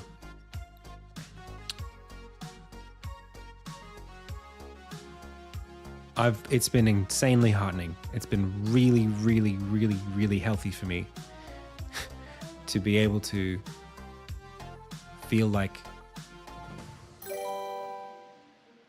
the things that I do naturally are valuable to other people. Yeah. I mean, that's the thing. And I've been really careful. Like I really, you know, I'll talk to one person and they'll say, you should do courses. I'll talk to another person and they'll say, oh God, don't be that guy who does the courses. I know I watch YouTube. I know what it looks like, you know, I know what grifting looks like. And I trust myself enough to not grift, because if that was what I wanted to do, I wouldn't have spent 8 years working on my game. So like, I need to be more self-determined about the decisions that I make, and more confident that those decisions are good because I trust my own internal compass. And you know, like, yeah, I would love to make a course, whether it's a pixel art course or a game dev course. I don't have to frame it as like the right way to do things. I don't have to make promises to you that if you follow me, you will make $10 million. That's not, why would I want to make those kinds of promises? I don't need to sell you something that's fake. All I need to do is be honest about what I'm doing, where I'm going, be transparent, be honest and open. If there's something that you find valuable that you want to see from me, it would give me no greater pleasure than to share that with you. Because like, what am I here for? Like, that's all I'm here to do, is like be involved in like spreading love about fucking game dev, because it's so fucking cool to do it. It's so, game dev is just so, it changed my life. Games have changed my life. I just want to be making cool games and lifting other people up in making cool games, because making cool games and playing cool games is like, you know, the way I got, like, games got me through my childhood and my high school years, you know. So I just want to contribute something and make that endeavor a more hospitable road to walk on, you know, for other people. So thank you so much for watching the stream. Thank you so much for your support. You all, like, are literally changing my life, and I will do whatever I have to this is my pledge. Like, I'm here. Like, I'm still gonna be here. Whatever, tell me what you want to see from me and I'll do it. That's my thing. Encode, thank you so much. Hi. Oh, thank you, hi. You want to see Randall? Like the TTS Randall? Do you want the TTS? We could do it. I feel like it's probably time to do that at some point. If you don't have time for a full-blown course, a live stream to help us start pixel art would be so nice. Oh yeah, I'd love to. Don't get one guide too easily though. Yeah, true. Oh yeah. Font creation, easy. You want to know? I love to share information. Let me share with you this information. So what I used was something called Bit Font Maker 2. This is what you want. Fonts, it's this. It's great. Really straightforward. You can set up this guide to be whatever size you want. You literally just draw the thing that you want. You press forward. Now you got another letter. B, easy. You got your A, you got your B. You just keep going, and you can press across. You can do, there's like all the different languages or whatever, different Latin characters you can put in there. And then when you're done, you just export it, and it gives you a TTF font, like a proper true type font you can use in all your different apps in Windows and whatever. And that's it. It's so straightforward. You can also load in fonts, whatever you like. So you could just pick a font. I think you can just pick a font from anywhere and load it in and edit it if you want.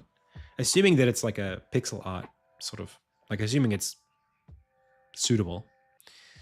Yeah, it's good stuff. I've built like 6 or 7 fonts that I use in all my games from Bit Font Maker. It's great.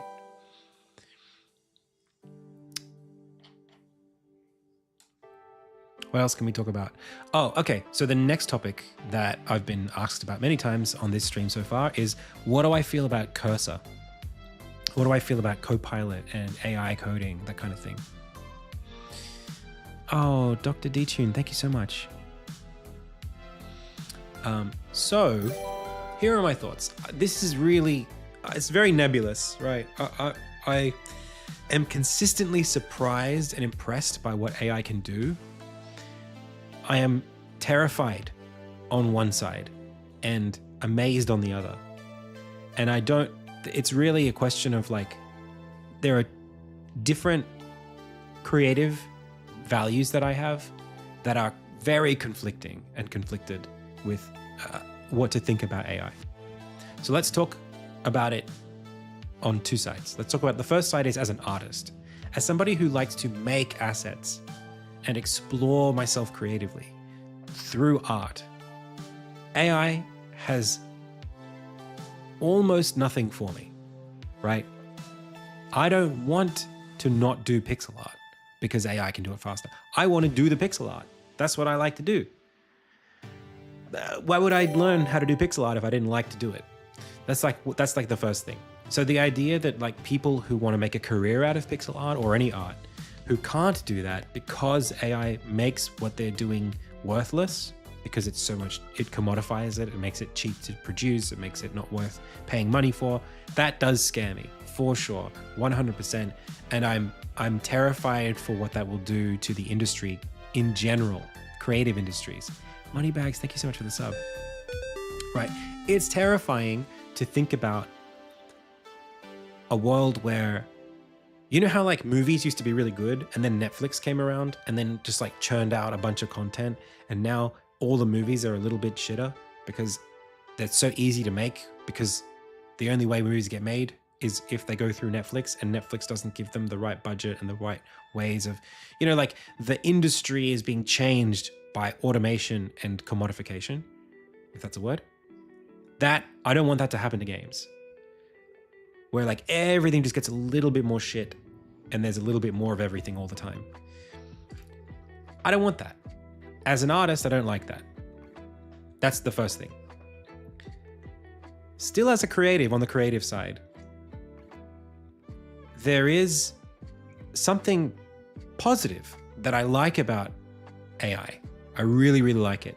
And we saw it in the jam. It happened like maybe like 5 or 6 times. This exact thing happened that like stunned me.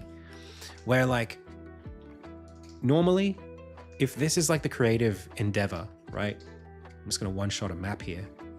I have this metaphor that I like to do of like, a lot of the time, creativity, it's like mountain climbing, right?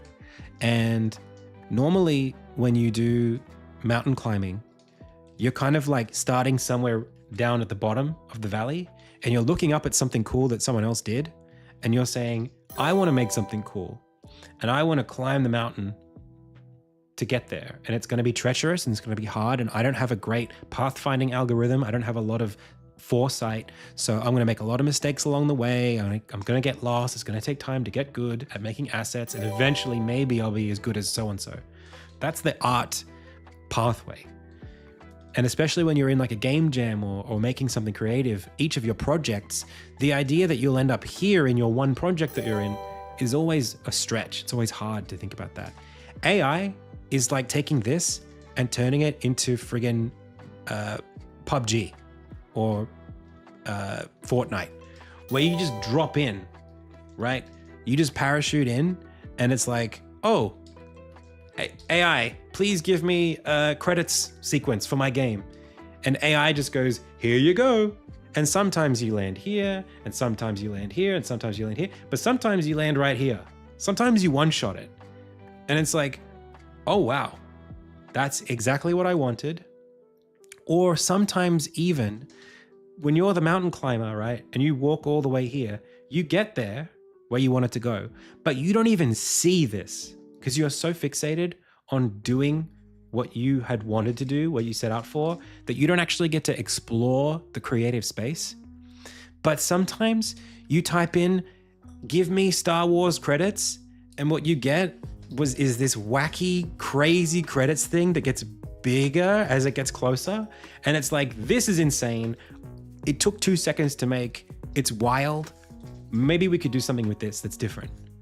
You end up here, which is like the mountain you didn't even expect to climb, right?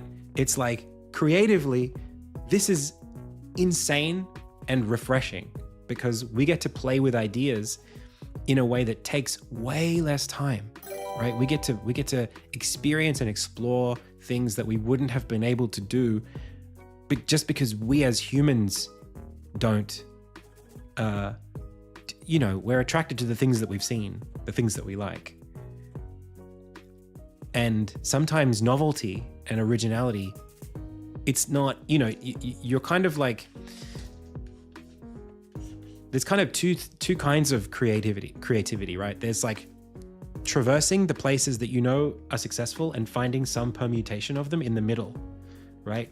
I'm going to take a tower defense game and I'm going to take Balatro and I'm going to stick them together and see where they work, right? You've got 2 mountains and you're trying to see if there's a mountain in the middle that follows the range.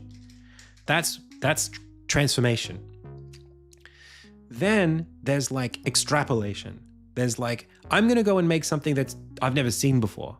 That's just taking core principles and just going somewhere that's just totally off the map.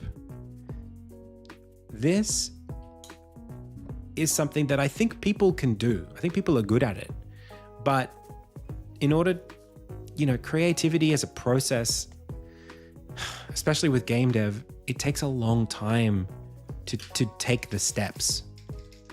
Like days, weeks, months of walking this path.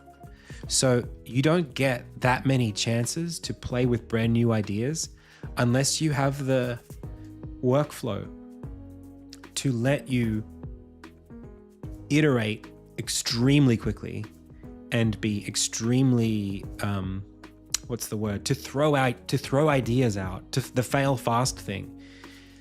That process of like rapid prototyping, if you know how to do it, you can do that with AI in a way that you cannot do it alone without AI. At least the same person is multiplied if they use AI to do that stuff.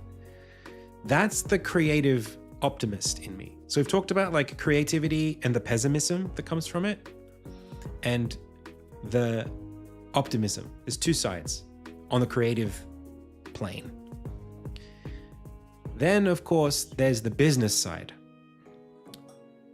Optimistically, you could say AI gives us the power to make more games faster or bigger games more efficiently.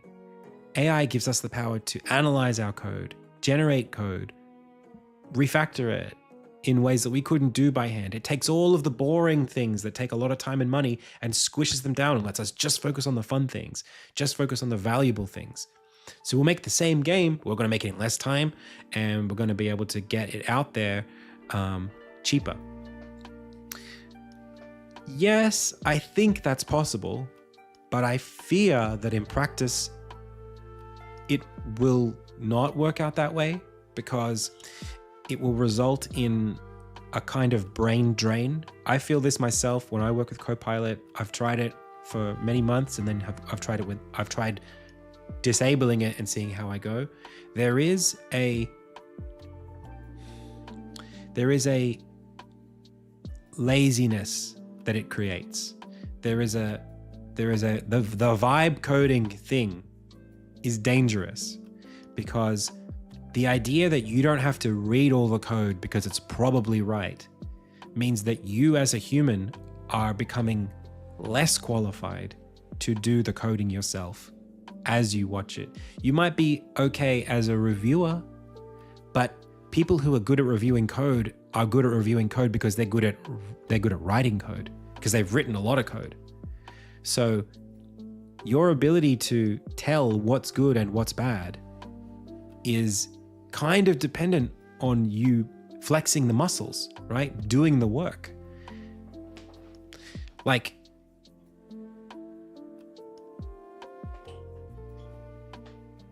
physical activity is healthy. And if you cut all the physical activity out of your life, you feel shitty. Same thing with code. Writing code is, you like to write code if you're an engineer, that's what you're here for, right? Or at least you like to solve problems. So if the AI is solving all the problems, and I actually saw this many times over the week. I saw Ed. Ed was probably the most,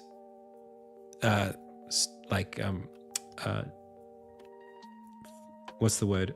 I keep trying to say stoic, but that's not the right word. It's like, he was the most principled on not vibe coding because I saw him wanting to write the code. And then it was Prime, because it's Prime's game. He's a bit of a control freak on it. He wanted to do it. Like I see his mind wanting to solve problems and make, like, he gets excited by building stuff. So like he wants to build it. And it was kind of like in his nature to just not prompt because he wants to do the programming. And then there was TJ, who was more there for the fun of it. We've got Cursor as a sponsor. So like, yeah, like he's open to vibing it because it's fun. It's good content. And then there was Biggin, who was like full all in, let's go, make the thing happen. Just why are you coding anything? What are you doing? Offer chaos orbs. And watching them across that spectrum, like their different attitudes, I think all of them. You don't become an engineer if you don't like solving problems, right? You don't become a programmer. You don't learn to type at 151 words a minute if you don't enjoy typing. So in a way, it's like, there's no way that those people, when given the space to do what they want to do, there's no way those people aren't going to write code.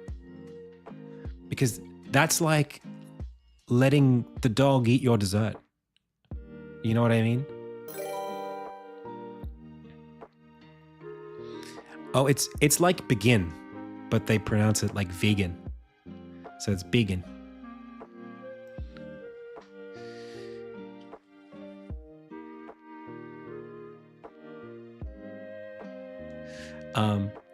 But yeah, begin bot.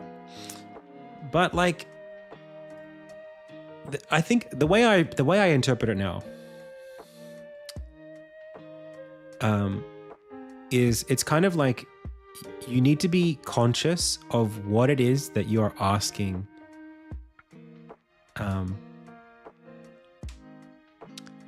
You need to be conscious of what it is that you are participating in, what it is that you're engaging in. I think that there is a valid case for somebody who wants to practice themselves as a director to use a lot of AI to get where they want to go. Like if your skill is communicate, like, oh man, so many times I was sitting next to the guys and I was listening to them explain the prompt and I was like, I would prompt this differently. Like I've been directing my game with 4 other developers for the last 8 months. I have a YouTube channel where I explain things to people, and I've been doing that for like 5 years. And before that, I was a UX designer, and all I did was write copy for users to explain to them how stuff works. And before that, I was a tutor at a university, and I explained to students how stuff works. So explaining things to people in ways that are very clear and direct is something that I care a lot about and do a lot of. So I think that it would be fun for me if all I ever wanted to do was direct games and I didn't ever want to write another line of code. There is like a totally valid case of like learning to become a better prompter and learning to be more specific about the things that you want and to navigate this space as a director. It's very exciting for me because I like communication. I like the idea of prompting the black box and getting the thing that you wanted out of it. That's just cool for me. But it's not the only thing I care about. It's actually, I value so much the building the thing as well. I love the idea of building stuff. You know, I get excited about Dijkstra's or, you know, breadth first search and doing pathfinding algorithms, and I get excited about cellular automata and L systems and flocking and building these things from scratch and writing physics systems and doing Verlet integration and solving Voronoi triangulation algorithms. And like, I did that for fun when I was doing UX. I would sit on the bus and I would code stuff, little experiments that just were neat because I like playing with logic and I like building stuff. You know, I want to figure out how turn-based systems work in an RPG with initiative and how to do like shuffling of turn order. I like exploring this stuff. I like writing tweening libraries or my own animator editor, scene editors. It's fun. That's what I like to do. So it's very important, I think, to round off the code conversation. I think it's important to be mindful about what it is that you want out of your hobby. Just be conscious about what you want out of the experience and try not to cancel yourself out of the equation. That's the thing that I think matters most to me. You know, Cursor is fine. Copilot's fine. They're all just tools. They do what they do. It's just technology, right? It doesn't have a purpose. It doesn't have a mind of its own, although it looks like it sometimes.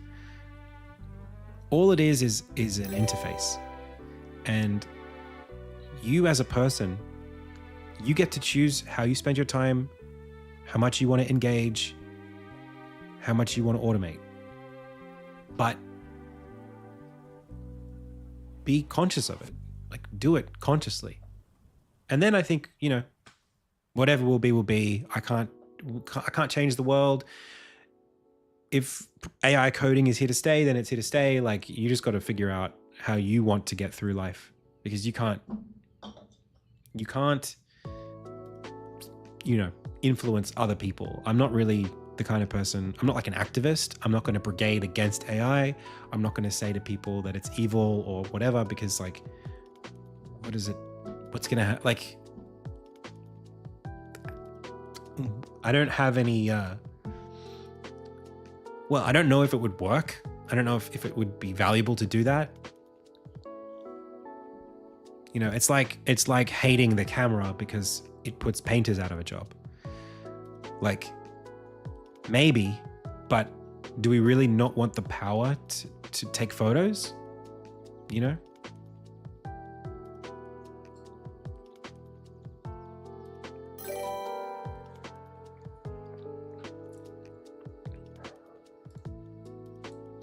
I do worry about people.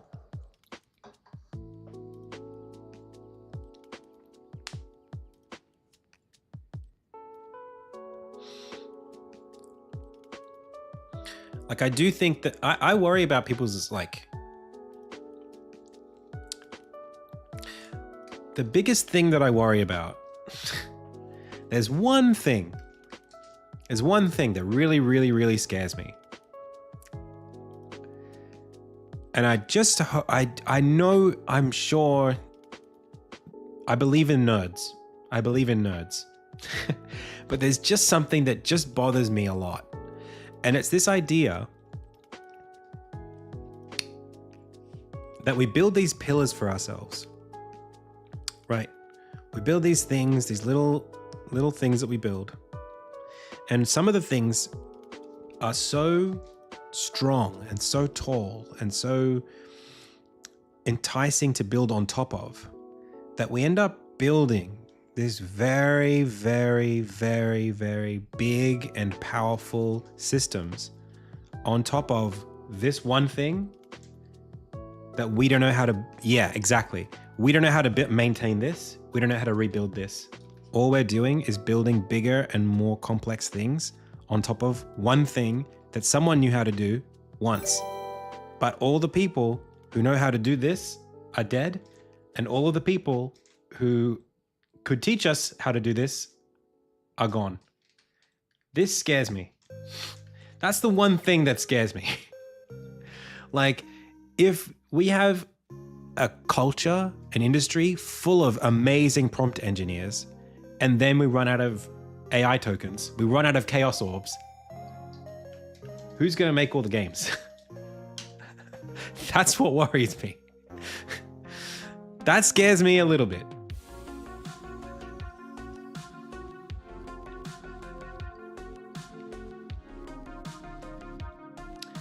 Like, who is writing new operating systems? Who knows how to do that? I don't know how to do it. I believe that there are nerds out there who can do it. I know that there's someone out there who's going, I can rebuild a kernel or whatever from scratch. I just want to build this from scratch, and I know I can. I know how to. I'm really excited about building new hardware architecture, or whatever. I'm sure there are people out there who know how to build the stuff that we built computers out of. But like, I don't know how to do it. Certainly.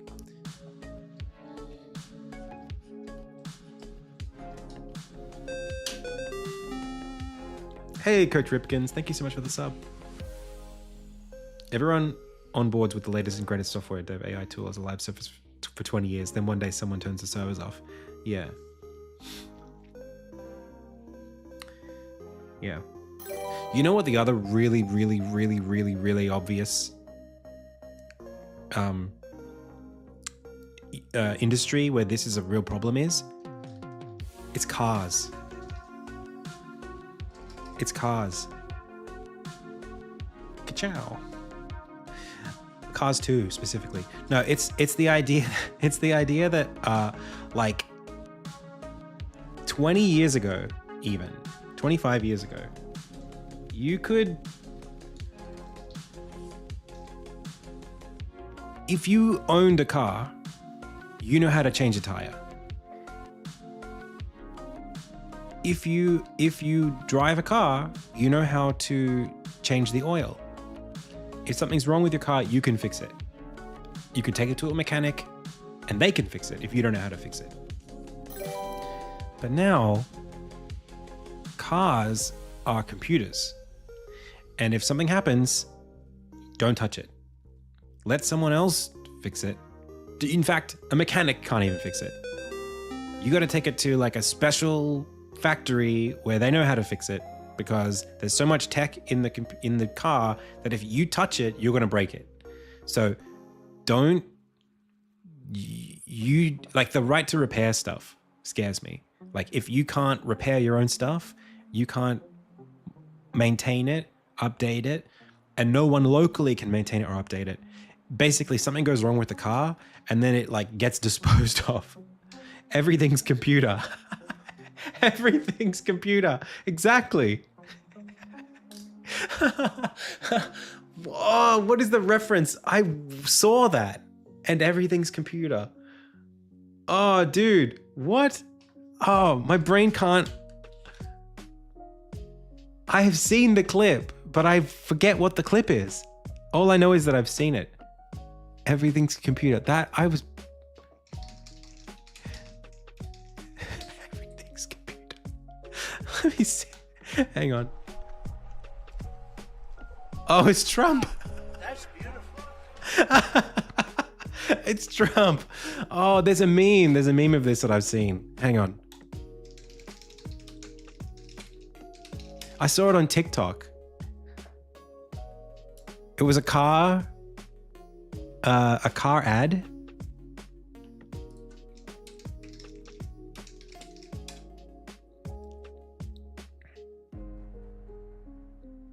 Oh man. It was like an ad, like a used car ad. Oh man. Let me see if I can find it. Oh, that was so funny. Aussie language is naturally. Hang on, shush Carl. Everything's computer.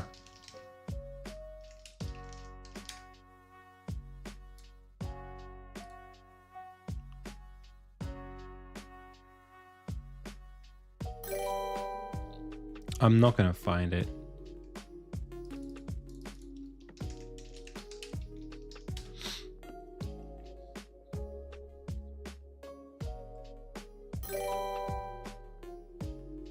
Oh.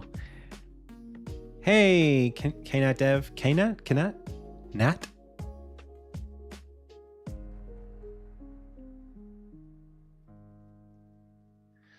Oh, it was so funny. Chat. I'm not going to find it. Someone did such a good edit.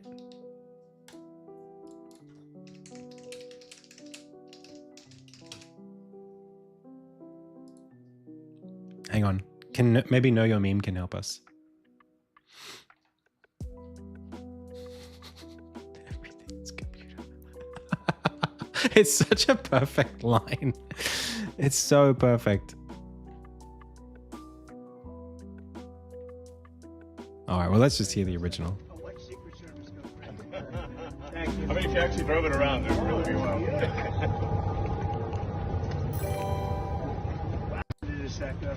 I'll watch Secret Service go crazy. Thank you. I mean, if you actually drove it around, it would really be wild. Wow.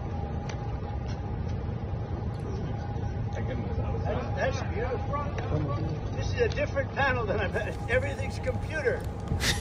That's beautiful. Everything's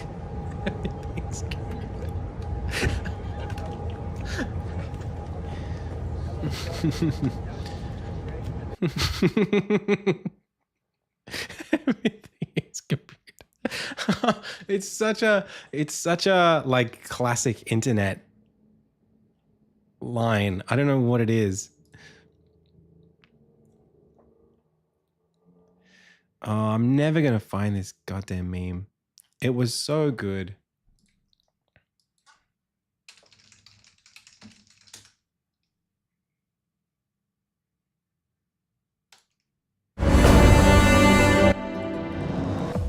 The silly house is first What is century this? life. Hey, Deathly. Thank you so much. The internet is a series of tubes. That's right. It's the same kind of thing, isn't it?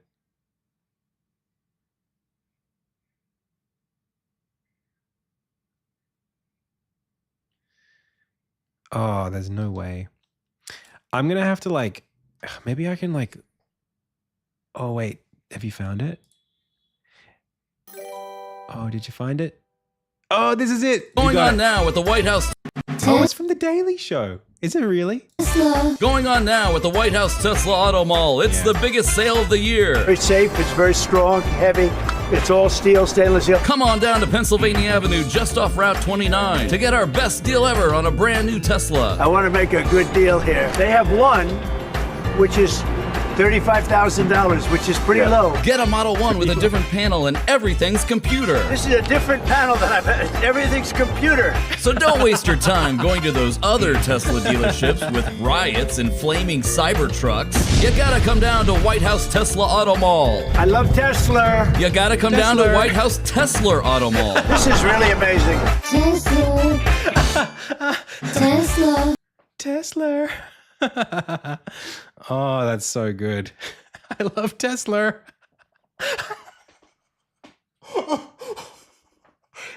Oh, Jesus, it's so funny. It's so good. All right. All right. Let's get back to business. Oh my God, that is just so good.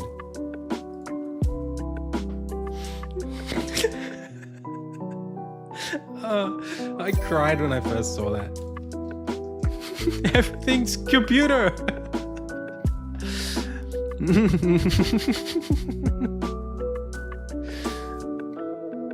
Why do you use Windows Media Player? Windows Media Player is the greatest media player that there is. There's a reason that they keep it around. It's so good. Have you ever wanted to burn a CD? Windows Media Player can do it. No, it's really good. It's really good. All I want to do is drag a bunch of files into a little window and say, make these a playlist, and then give the playlist a name and play the playlist. That's all I need to do. I probably should get Winamp. That's like the next level. Maybe we'll get there one day with the cool visualizers.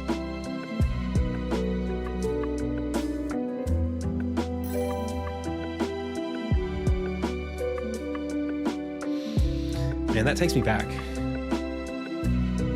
You ever use Napster? Actually, we didn't even have Napster. We had Aries. Do you remember Aries? Kazaa? Yeah, that's it.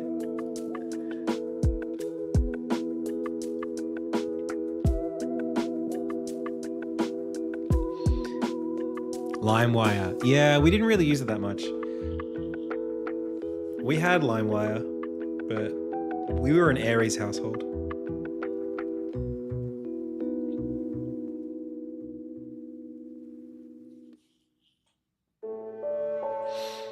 Everything's computer virus.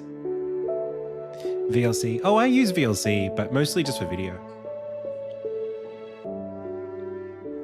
So anyway, I think that pretty much wraps up my GDC Tower Primogen week recap. Thank you all for listening to my TED Talk. It was a pleasure. So, what's next? That's the next thing. Let me run it up here. Watch this. Everything's computer.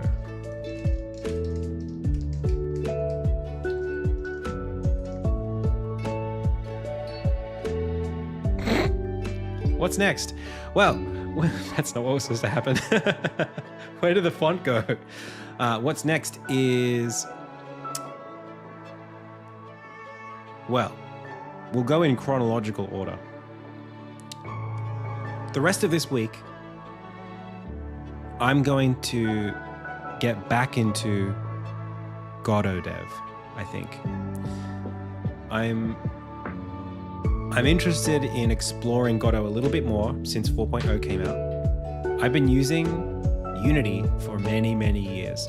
I love Unity, gonna be using it on Insignia until the game comes out. Unity's great, yay. But I wanna start playing around with some interpreted stuff. I wanna start building things in, I'm not a Godot guy. I'm a Godot guy, like waiting for Godot. Like that's the name. That's where it comes from. So I'm gonna pronounce it. We could do more French. We could say Godot, but I'm not saying. Well, sometimes I say Godot, but I prefer Godot. I flip flop. Godot. Anyway. I'm thinking of using it a bit more because I want to get back to where I started with programming. I learned programming using processing. Processing is basically it's a Java graphics library wrapped up into an editor that lets you make what are called sketches. Really just very, very lightweight applications that you can just press play, run them. Doesn't have to go through compiles on the fly, just, it's very quick and easy. It's now P5, well, P5.js kind of spun off from that. Old-timey radio guy. All right, so, something that you might not know there is on the stream we have a way of redeeming, oh, too loud, let me turn that down for you, sir. We have a way of redeeming accents here on the stream. And, well, sometimes we get more fun and exotic ones, like the transatlantic radio accent. So, from here, what is happening in chat? Hello? So anyway, P5.js and processing were where I got started with game development. The first thing I ever made in processing was to essentially take the Mega Man X sprite sheet and race with a friend of mine inside of our university class to get the sprites running around on the screen. That was our first thing we ever did, and from then I knew I wanted to be a game developer. So, in fact, I should probably be speaking with my mouth over my hand over my mouth. Gandalf. Is that in addition to, are we lerping the Gandalf radio voice? Are you eavesdropping, Samwise Gamgee? So, let me just give me a second. Or are we overwriting? Yes, just speak into your hat and your voice will sound much more classic. Gandalf radio. How does that even work? A wizard is never late. Bilbo Baggins. Nor is he early. He arrives precisely when he means to.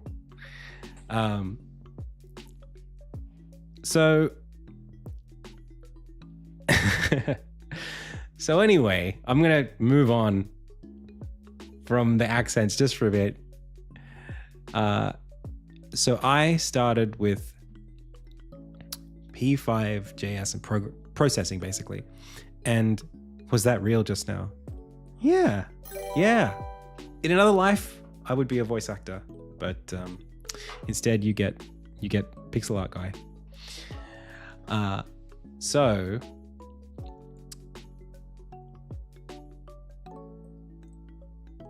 it's a, hey, Hilarity. Welcome. Yes, I do enjoy a good Gandalf impression here and there. All right. You'll get your Gandalf if that's what you're looking for. So let's talk about Godot, shall we?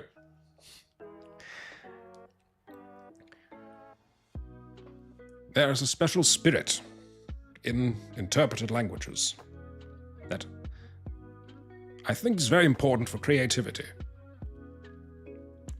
Now, for game jams specifically, what I want to do is take that spirit, faster export times and faster compile times, and use them in the process of making the game. I want to do CI/CD. While working on the game. So, with Ludum Dare around the corner, working on a Godot game through Ludum Dare, you'll be able to play the game while I make the game. That's what I kind of want to do. We've done it once before, and I'd like to do it again, if possible. For this jam coming up. It's on Saturday. It's this Saturday. I want to be basically making it, playing it with you, having you give feedback. We'll do it in real time. You don't have to wait for Doug to come and judge it in order to wonder if you're going to be able to play it. You'll be playing it as I'm making it. Basically, every commit push, we just, push to the server. It gets packaged. You get to play it. Maybe we do public repo as well. Maybe. Yeah, I'll open source it, sure. Depends on what we make though. I've actually got a couple things in my mind that I want to explore in a jam context or a non-Insignia game dev context. One of them is just making more freestyle live stuff.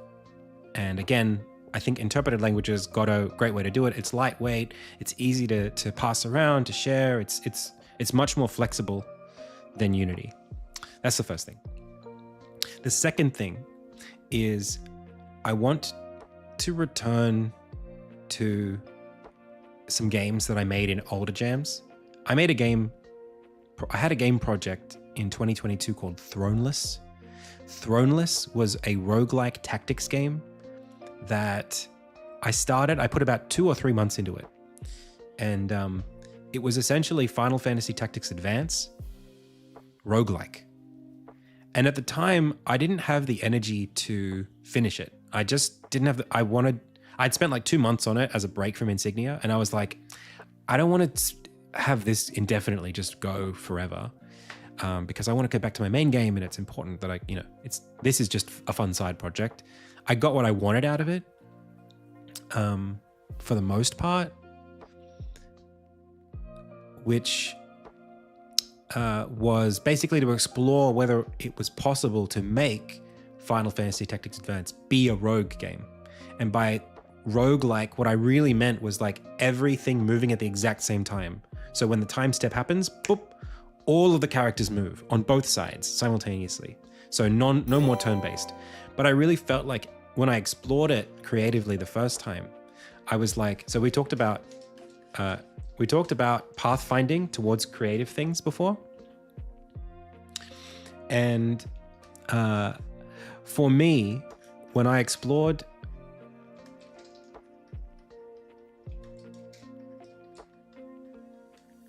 this, what I felt was that in the middle of this, at least in the way that I explored it, there was no mountain range. It was like just a big chasm, and there wasn't something fun there.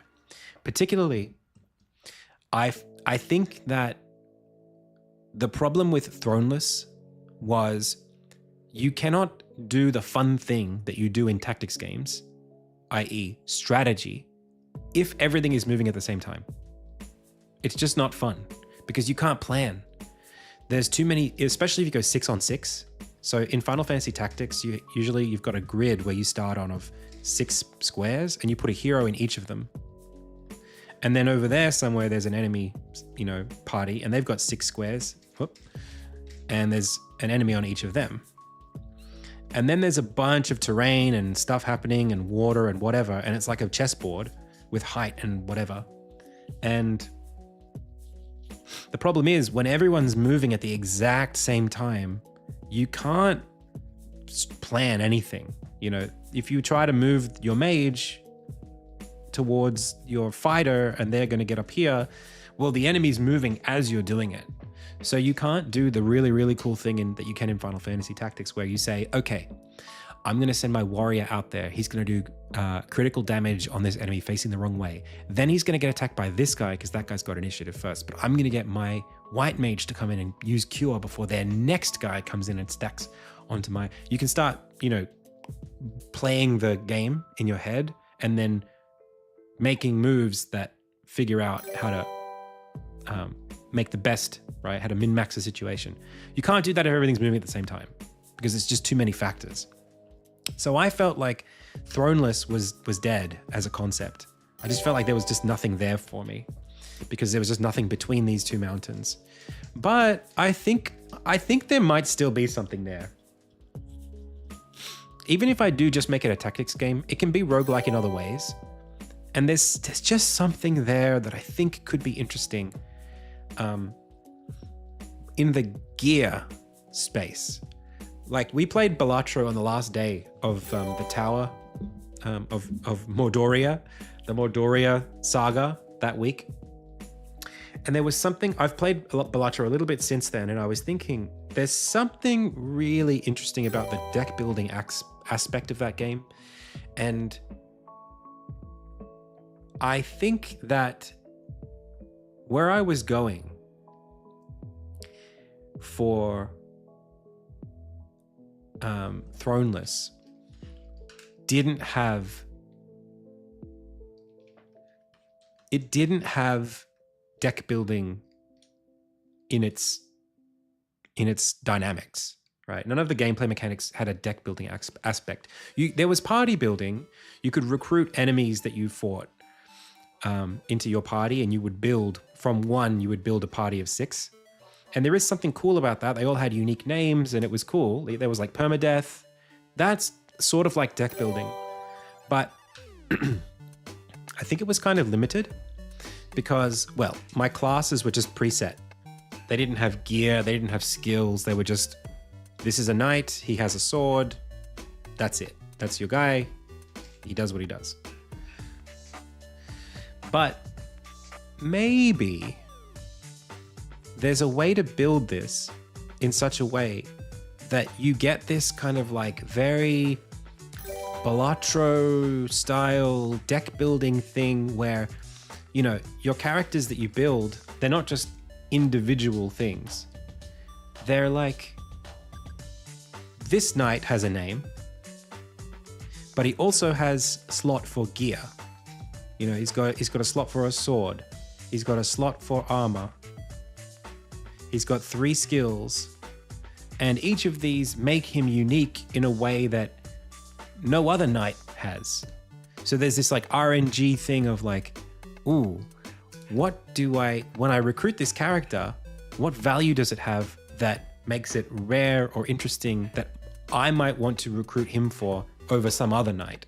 The idea of like taking modifiers and bringing them in and maybe investing time and energy into taking this guy and saying, oh, I like his armor, but actually if he just had this, he has these 2 abilities. But if I took this away and swapped it out with this ability, he'd actually be really good. And he'd actually synergize really well with my mage who has this ability.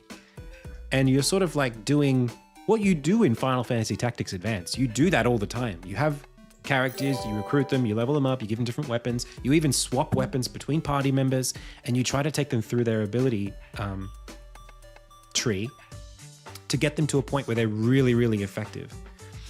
But I wonder if there's a way you could bottle that into something that was like Balatro style, really fast turnaround, where it's like you go through this whole RPG spectrum in like 10 minutes with like a party from 1 to 6.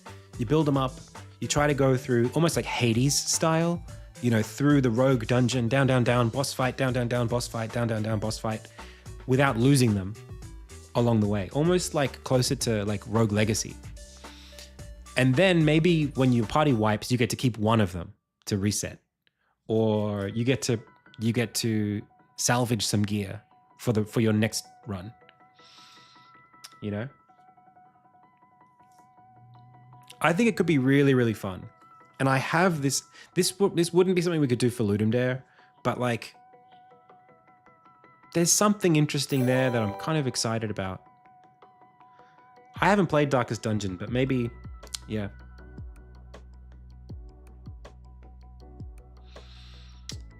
I don't know. This is just something that I was thinking about today of like, I've got this project.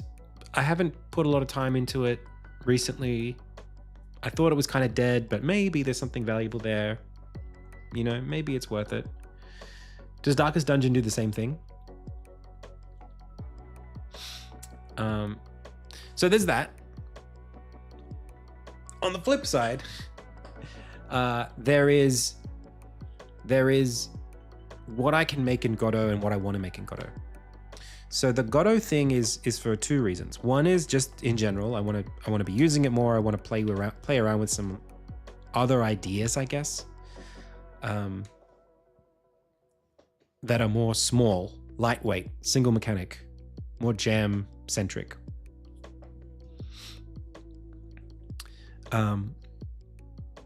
Simpler mechanics, simpler concepts, more experimental. And finally, the other side project that I'm really excited to try with Godot is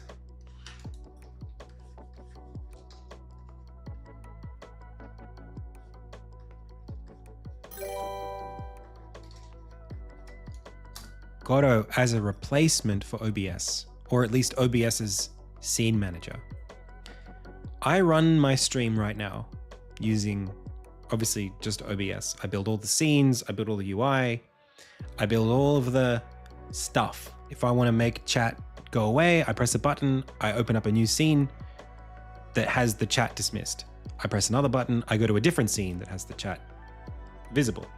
If I want to do a transition, if I want to go into a different camera, I press a button. All of these transitions right now just fade. There are OBS plugins that let you move things, but like, imagine if the UI for my overlay was as powerful as whatever the hell I could possibly think of for programming. Like, imagine Balatro's, we're using Balatro a lot as examples, but think about like the UI design in that game, how animated everything is. There's literally no reason I couldn't do that for my stream overlay. Have things like pop up and slide away and have little particles, you know, happen, or basically build it as a game rather than as a collection of scenes. In a game engine context, or just a coding context, the chat window down here would literally be a class or a component that I would have animations for and a state machine on, and I would give it state transitions. In OBS, I can't do that. So like, just the idea of like, even like coding in extensions, like little fun games and things that we can play on stream, and, you know, finding ways to essentially architect the OBS overlay. I can't do that. Everything's computer. Exactly.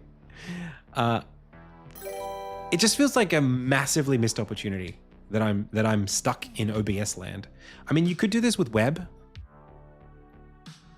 For sure. You could just make one browser source, make it a JS thing, and use, you know, a bunch of CSS and HTML and blah, blah, blah to just do transitions for stuff like that.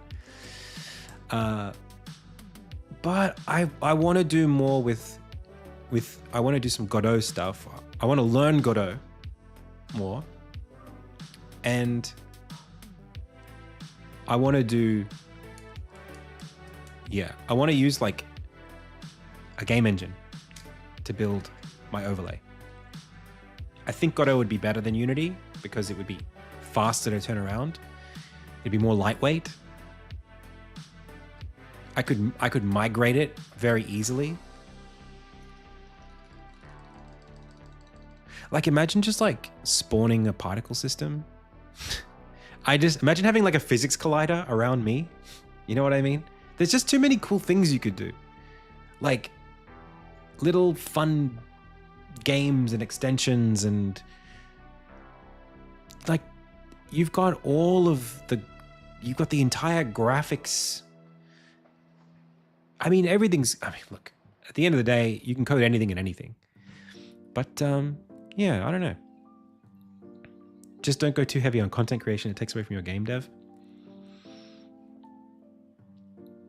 I mean, it'll all be game dev. The content will always be about game dev.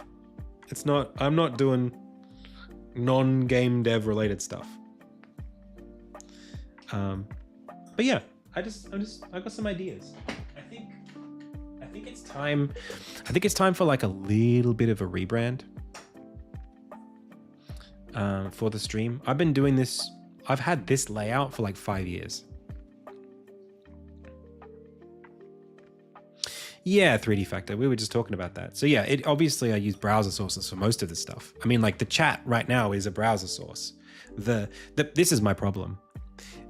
Everything is a browser source right now in OBS. My OBS project, when I open up OBS and I open up my overlay, there's like 15 Chromium instances that get instantiated because everything is a Chrome tab. Like the view counter, the clock, the subscribers, the chat, like everything is Chrome. And it sucks. It feels dumb. There's no reason it should be that way. You know what I mean? Maybe if I wanted to build it as like one website that was the overlay, that you could have just one Chrome instance, do all the API calls or whatever just in that one.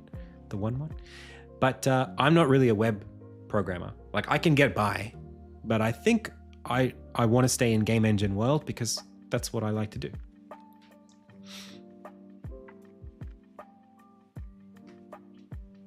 I've been using Godot to make a novel writing app to learn the basics of UI. It's literally 99% control nodes. Yeah, I'm sure it would be.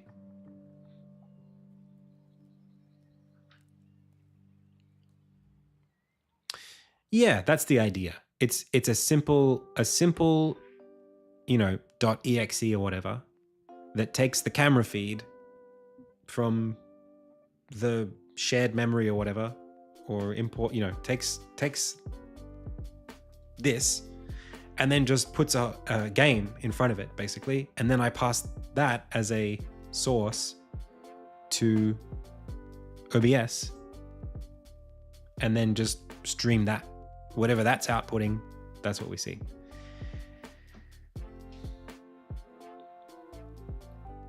That'd be sick. Yeah, you could just key out. Just make it a green rectangle and then use OBS to key it out.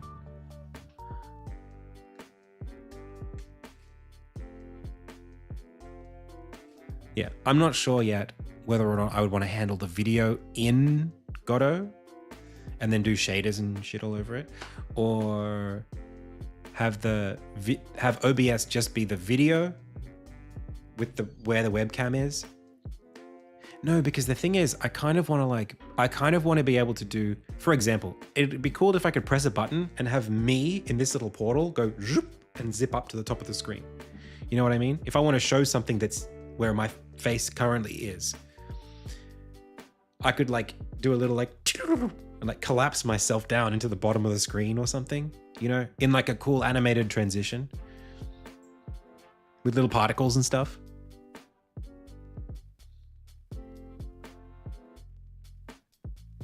Oh, even make it 3D, just like pop out. That'd be sick. Oh, could you imagine? We take this and we go and we tilt it in 3D space to narrow it in the field. Like it goes like that, or like this way, like, and then like the screen goes like, oh damn, that's cool. Like this is the stream. This is me. This is the video that we're watching. Like my window capture. And then you go whoop. And then this goes whoop.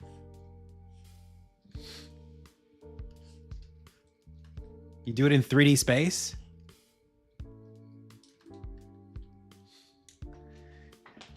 And you can show like, you know, some chat here for a bit, and you can show some extra stats there. And you still see everything. It's all still there. You've just given it a little bit of like a 3D tilt. So you can see like full screen what's happening here. Just to make the most of the, you know, whatever. Even like, you know, you just do like a little pop out for like a little stinger or something like that. You could have a virtual body and then be an anime girl and modify your voice. Yeah. Because you couldn't do any of this in OBS. I mean, not easily, anyway. Hey, monsters. How's it going? GDC was so cool. I had so much fun, and I met so many people, and I feel like I want to go back. I want GDC to keep going. Can't wait to do it again. Julie22, that does cool stuff with chat reactive animations. You know what else? Oh, hey. Hey, Assad. Welcome. You know what else that I can't do right now? Right now, because I stream on YouTube and Twitch, I've got YouTube chat. I've got Twitch chat. I cannot make them go together because it's against TOS on Twitch for me to do that. But I'd love to do something funny where I do something between them, you know? Maybe I have them swap in and out, you know? Maybe I have one Twitch chat here and one YouTube chat over here, you know? I move them around. Make them fight. Whichever is busier, whichever has more messages come in, that's the one we get to see.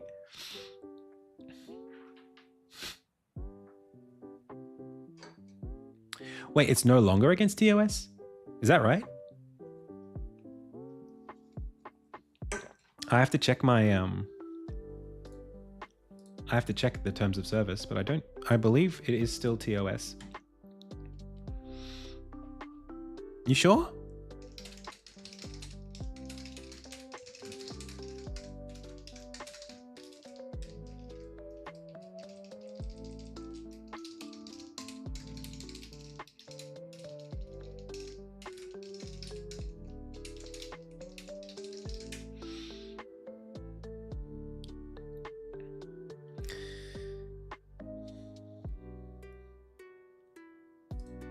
I'm pretty sure it's against TOS.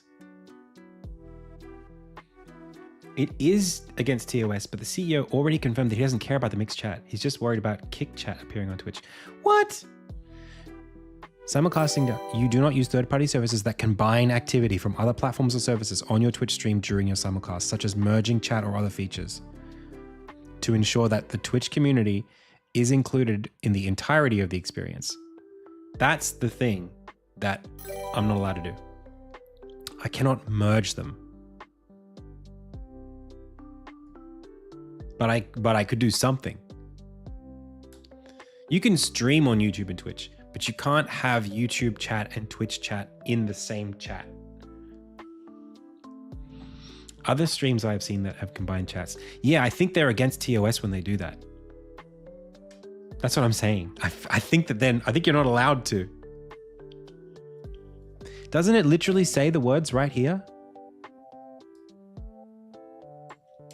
Am I wrong? Am I misreading the words that are on the screen?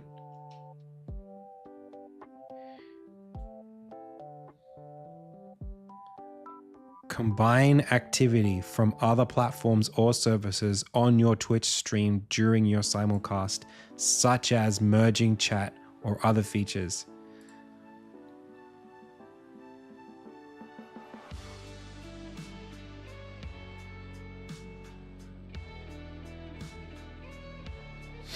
I mean, I don't know how many ways there are to interpret that.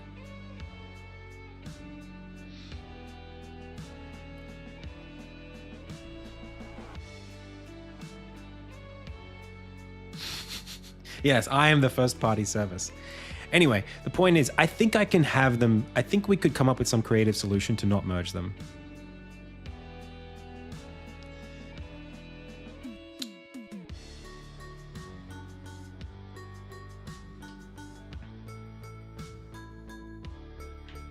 Yeah, obviously, it's really just about exclusivity. They're just trying to have the most exclusive experience they can. Right now, my YouTube audience, they're getting completely neglected in terms of the video representation.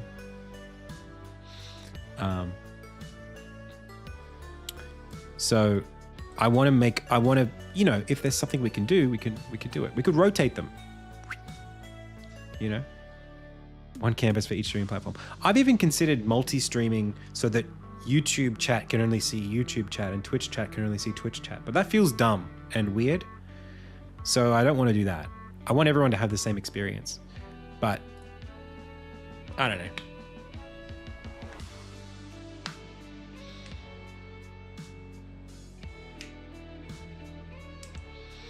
Yeah, we could rotate once a minute, you know, or even just rotate whenever a message comes through. You just, that feels a bit weird. Or just have two chats.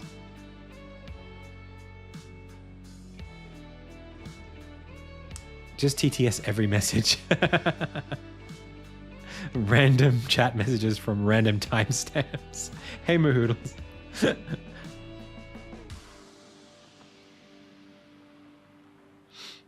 Yeah.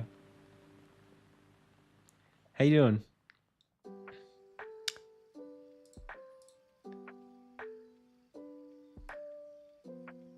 Wow.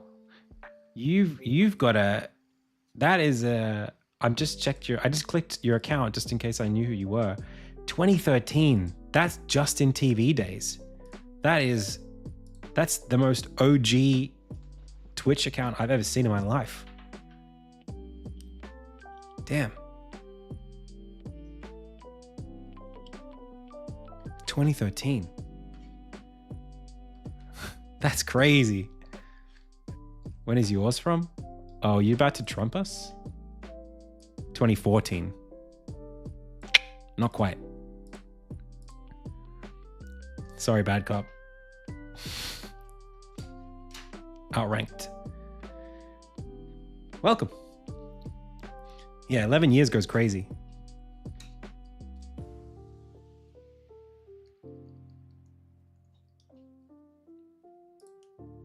Monsters? 2013, June 2nd. Hang on. Whoa, Monsters comes in on top. Damn. Okay. 2010, Strophium. What? All right. What? I started university in 2010. That's 15 years, bro. 2010 is mental. Holy moly. Damn. Okay. Well, you're all out here making me feel young. All right.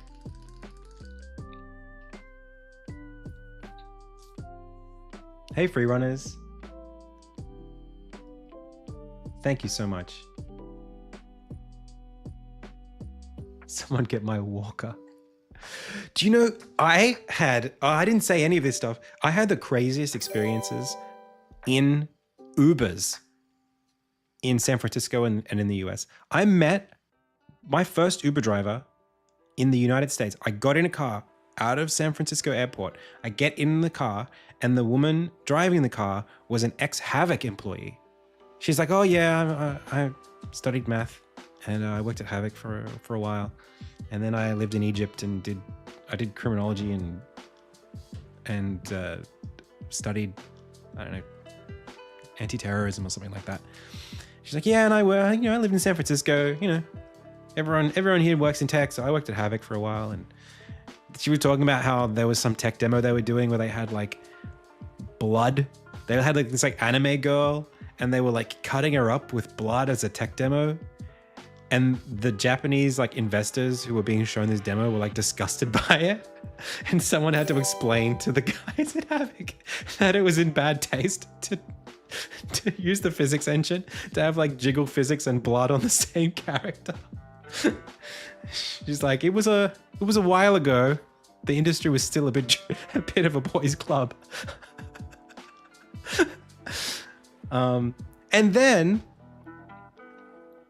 And then I get in an Uber from LAX to this water tower, and who is my Uber driver but a video editor who worked at EA Games on Command & Conquer during like Lord of the Rings, the War of the Ring games. He's like, oh yeah, man, I worked at EA. It was great. Those times we got to work with the original assets from Lord of the Rings and da-da-da. I'm like, who are these Uber drivers? Like, is everyone in the US old tech industry stuff? Everyone in America is a game developer.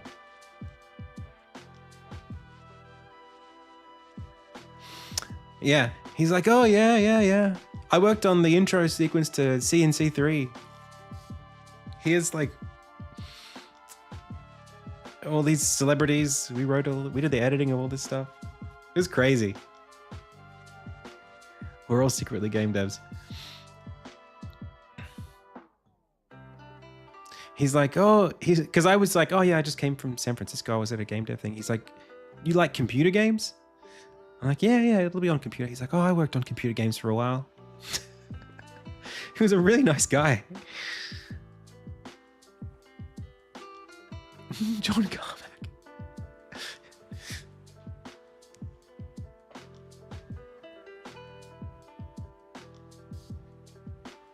Yeah, I worked on virtual reality for a while.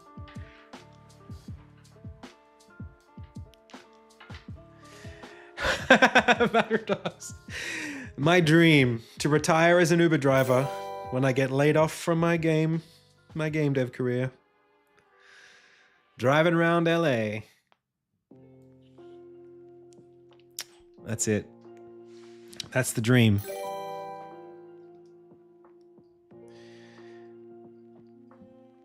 All right. So, I want to do some more Godot stuff. I want to do this overlay thing. Yeah, I made Insignia.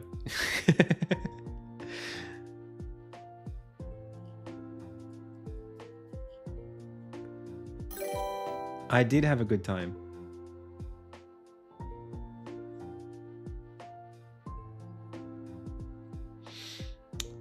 Yeah. What else can we talk about?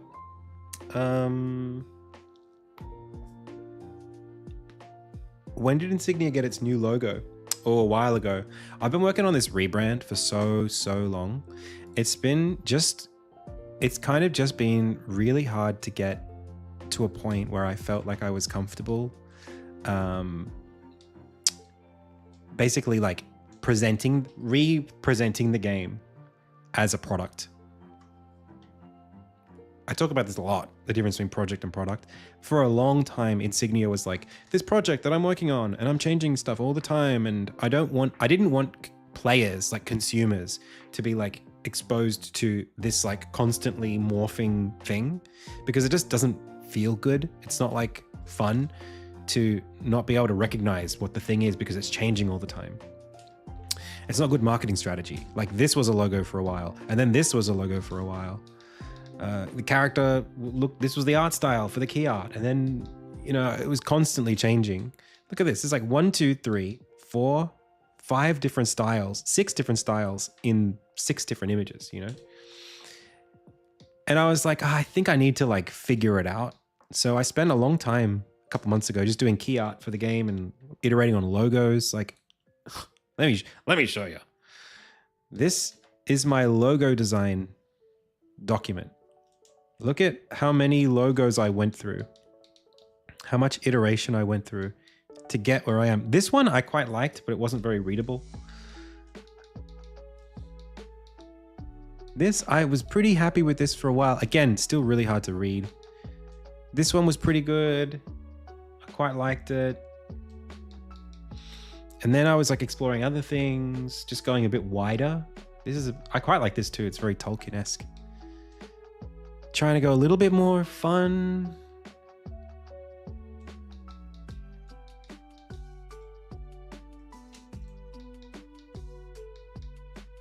Changing it a little bit more blacksmithy. Something different again, different again, different again. Thinking about wordplay, like what do they call this? Like word marking?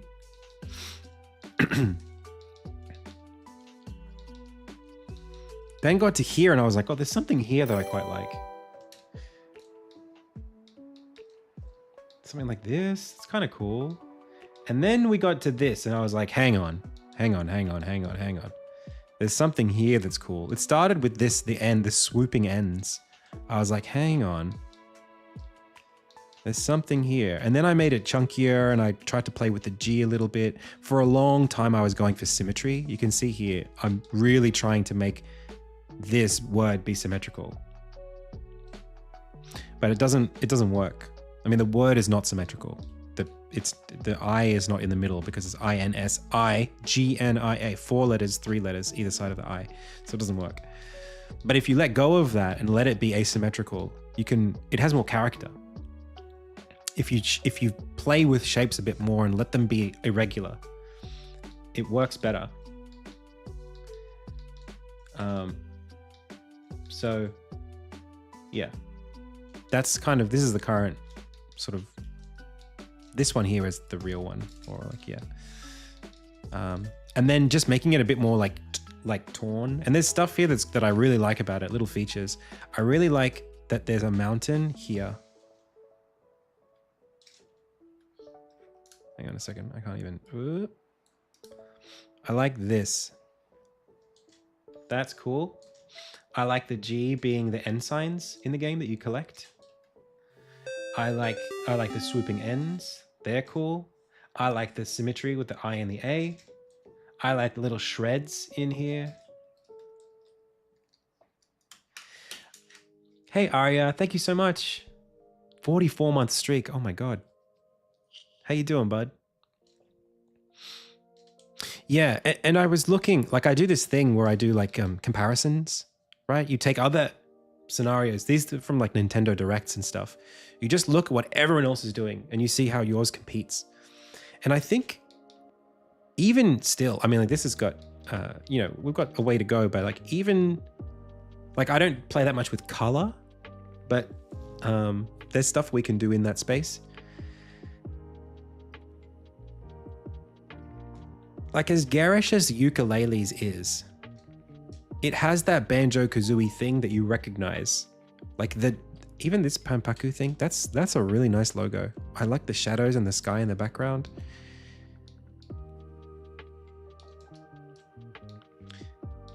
Pushing the shapes in ways that make it more original and give it more character. Like this kunai one's pretty cool. I like where the K cuts down like that.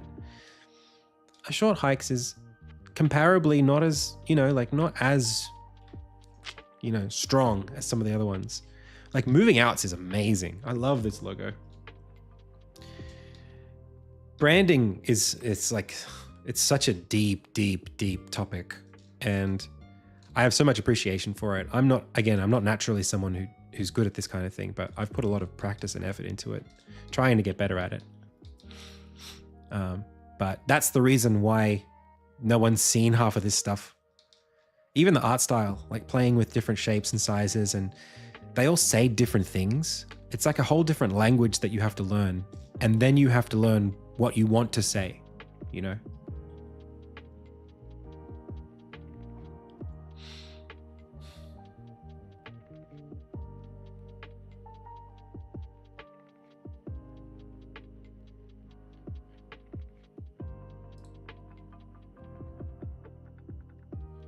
Someone asked a question. How do you, it was like, what's the question? What if a developer has a dented art skill? What does he do? Honestly,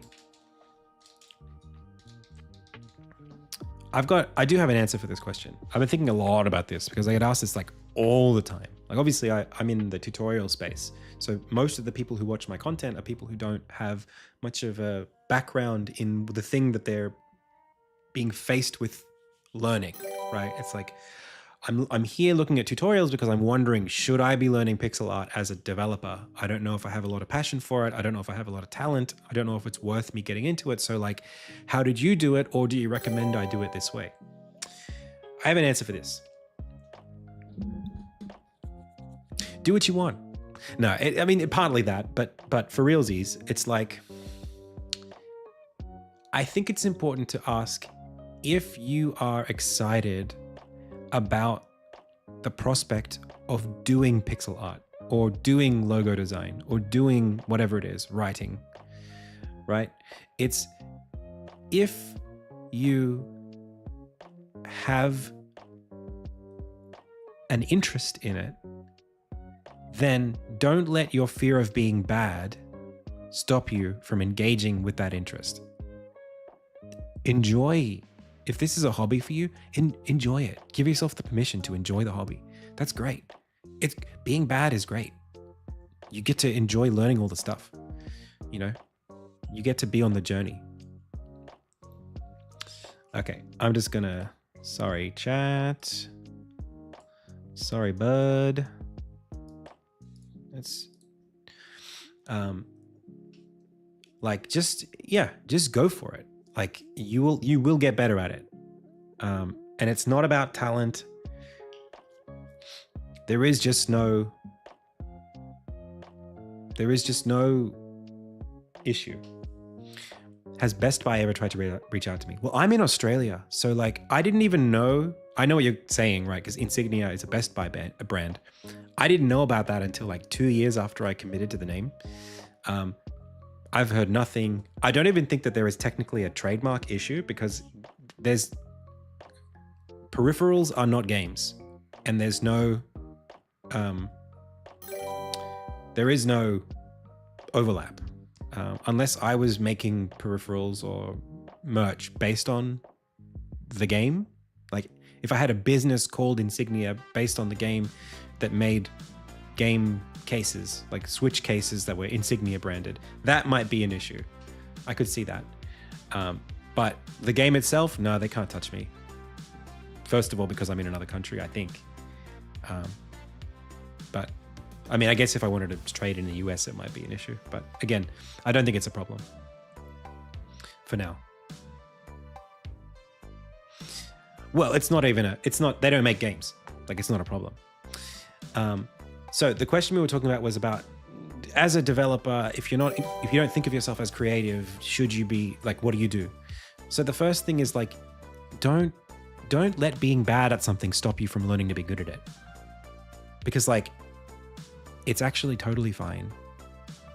You can't get good unless you're bad first. You know what I mean? Like the whole point of learning something is you didn't learn to code out of the womb. You know, if you are a developer, you code, you started bad at code and you spent the time getting good at it.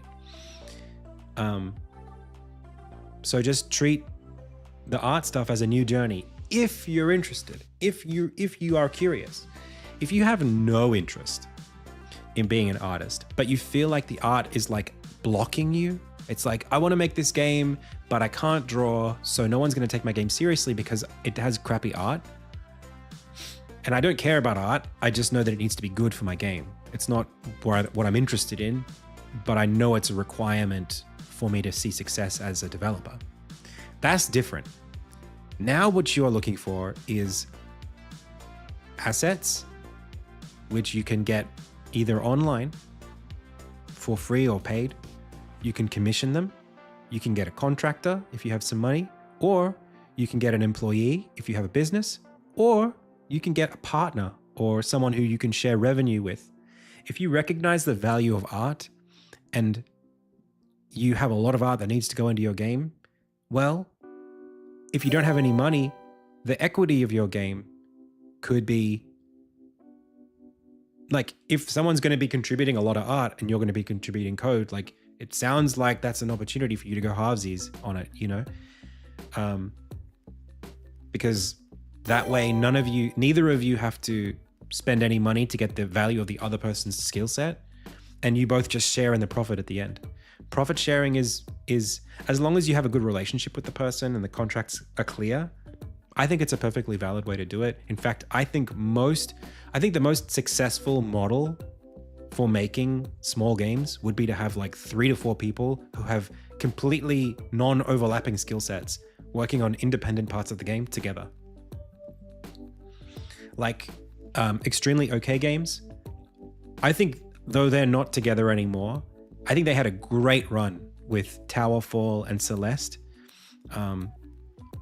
I think that approach is really strong because it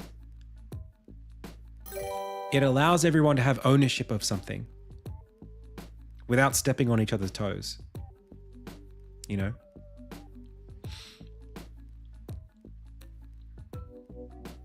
What if all I have is a good idea? Okay. Hey, Atomic Energy. I can give you a shout out right now. Shout outs to you, Atomic Energy. Happy birthday. There you go. You got it. Also, what I do is I get the game, make at least a functional MVP or prototype, and pitch artists. If a good artist already likes the game and views it as a meaningful canvas, that's a really reliable model. That's a great approach. I really like that. That sounds like something that I would be interested in. That would interest me. If someone brought me a game and said, like, not that I'm in a position to do this, but like if I was just an artist and someone said, hey, I'm making a game. The game is already a game. It already works. You can play it. It just needs a coat of paint. It needs your creative energy. There's a real, I could see that being very appealing to me because yeah, as an artist, like I'm at the intersection of two like communities here, right? The artist community has the exact opposite questions. They're like, I love doing art, but I don't know how to code. Do I have to learn programming to make games? They're like the exact same thing on the inverse. They're like, oh, I wasn't very good at math in school and I don't know if I should learn code. What do I do? Do I use an engine that doesn't force me to use code? Like, do I have to have money to hire a programmer? It's like the two of you are just like waiting for each other. You know, you just got to meet, you got to network. And the best way to do that is game jams, I think, with find yourself like a small community. So find a community of like a Discord or a subreddit where people share, you know, maybe you're both interested in making the same kinds of games. But man, my nose, I must have eaten something that I'm allergic to because my nose is really itchy, like really itchy. Sorry, I've been scratching it like crazy. It's gone all red. I have to journal that. Mordoria. I got back home yesterday.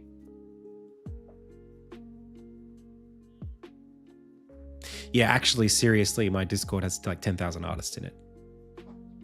Like literally join the Discord.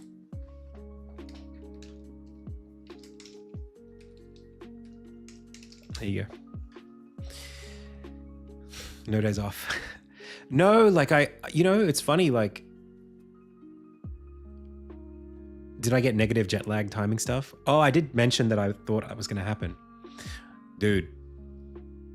Okay, first of all, this is not work. I'm just chatting. I'm just having a good fun time with you guys. You're all being awesome and participating in the stream, and I'm not doing any work on Insignia. My real job is Insignia. That's work for me. I haven't worked on Insignia in like 2 weeks because I've been in the US. Actually, no, I was working on it when I was at GDC. So I guess I haven't worked in like a week and a half. But this doesn't feel like work for me. It's fine. So I got off the plane at 7:30 a.m. yesterday, Sunday, Australian time. I slept about 6 hours on the plane and I felt okay. But as the day went on, like 8 o'clock, 9 o'clock, 10 o'clock, 11 o'clock, 12 o'clock, I was like really dizzy and very tired. The room was spinning a little bit. I was pretty sleep deprived and it didn't feel right. I wasn't good. But I didn't fall asleep. I pushed through it. Hey, Elzak, how's it going? Oh, that's something else we're going to talk about. We'll get to that in a bit. So I was like not doing okay, but I was forcing myself through my day. Hey, Deadmau5. Wait. Hey, Deadmau5. Famous music producer Deadmau5. How's it going? Sound design has really moved me. And I've started from scratch and hope to do my own projects now. Sound design is freaking awesome. We have an awesome sound effect artist who works with us on the stream. And he's a music producer too, actually, but mostly on chiptune stuff. And he's been flexing into sound design. Oh, is it not the real Deadmau5? Maybe not. No, it's not the real one.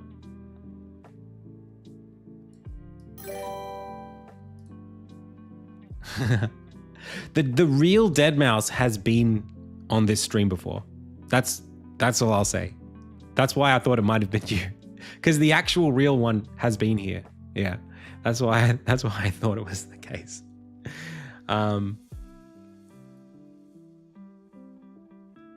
Yeah, like 6 months ago he raided.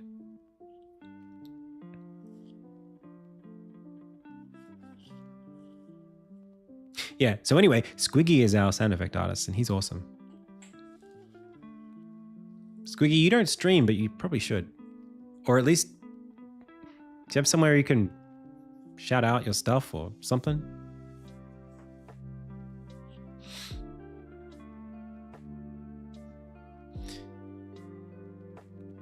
If you like the Shovel Knight soundtrack, Squiggy makes that kind of music.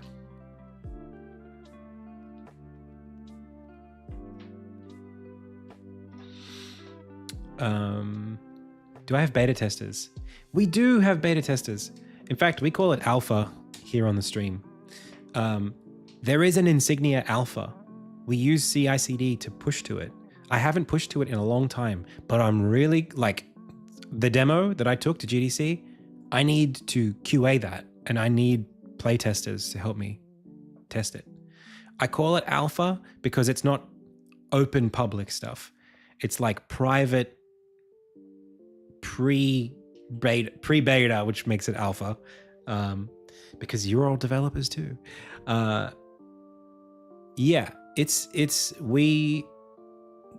what we do is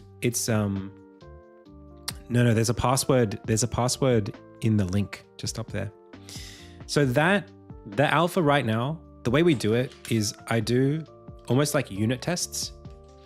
So what we do is we take the game. Check it out. This is Scene Graph. We built this in Unity. Well, I built it first, and then Elzak in chat helped me build a production version of it. They did the development for it. And what I do is I take like a number of scenes, right? I put them in a collection that are all tied together, and I make that collection, I call it an alpha test. The alpha test basically has a save file of the game and a collection of scenes. This is the Elzak version, yeah. It has a save file of the game, like a modified save file, and a collection of scenes, and then an exit door. So you play through a little chunk of the game that tests one specific thing.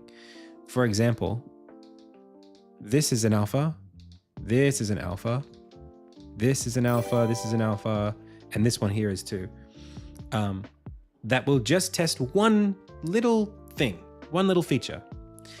You do the feature, you exit the room, and then a Google Docs prompt appears and you fill out a form. And that's it. So this one here is our combat test. So you literally just, 1 second, press play. You load in, you get given the instructions, you learn how to do the thing.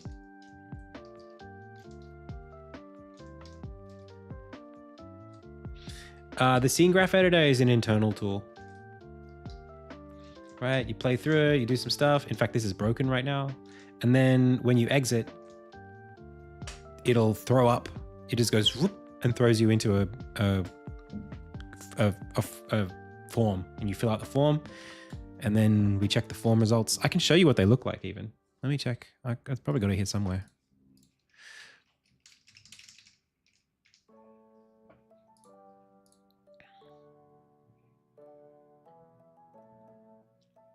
Yeah, look, here's the combat test you just saw. We got 65 responses. And this is what people thought. Select all the features below that you look for in your game. So just doing a bit of a test to see what people are interested in for interpreting responses. This is what I found. I found the inputs for the combat to be intuitive. 4, 5s, some lower scores. And my hope would be that I could interpret this over time as well and see how the results change. So you keep the tests the same, but as the mechanics around the tests change or get refined, players can do new and different, the way that the player character moves around a little bit better. So you can control for different versions of the test. The combat felt satisfying, 4s and 5s. Like you try to,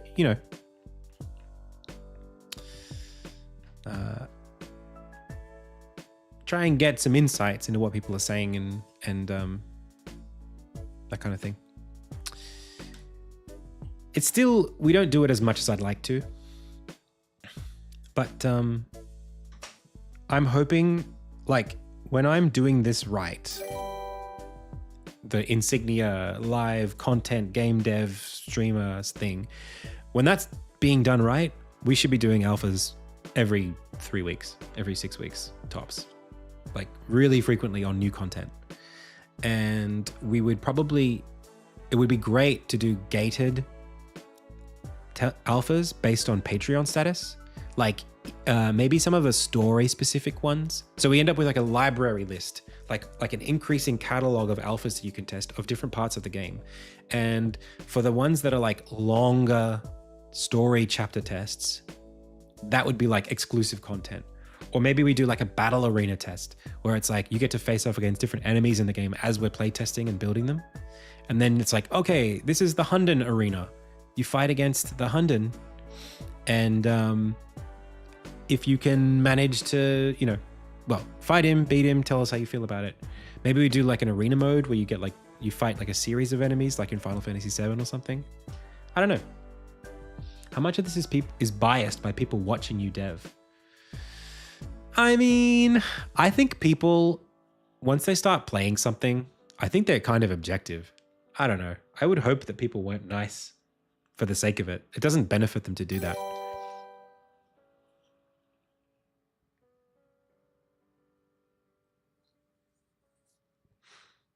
Right? Like you don't get anything by being nice to me in my alpha test. Yeah, so like I've got a scenario like this one here, which I feel like is... Why do I not have a sword right now?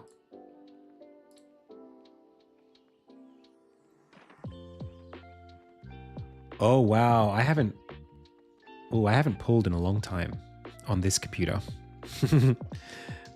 1 sec.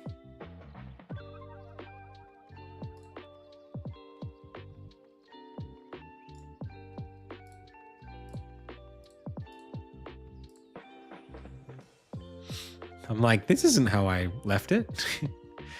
Because I've been working on my laptop in America.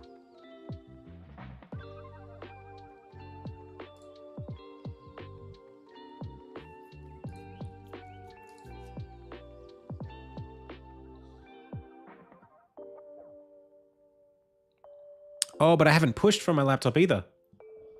Damn it. Do you use GitHub? I use Git, yeah.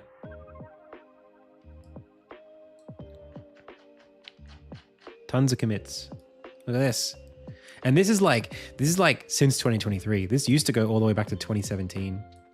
But I had to completely rebuild the repo when I switched over from Bitbucket to GitHub. I didn't want to bring it over. So there's a Bitbucket project with like 5 years behind this GitHub repo.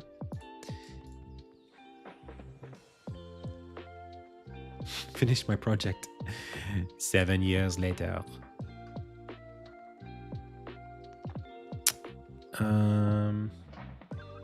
Maybe I should just do it. Oh. Yeah, we ran out of chaos orbs.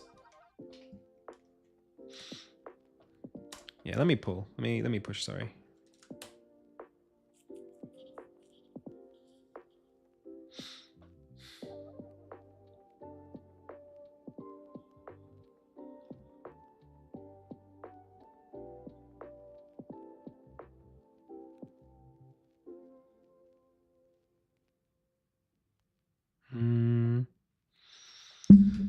Oh man, I hate how Windows is like perpetually trying to get you to not use your local directories.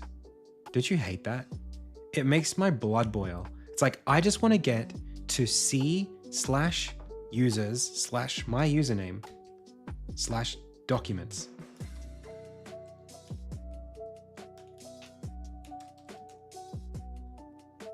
Like, that's what I want. Not, I don't want OneDrive. I just want my files on my computer locally.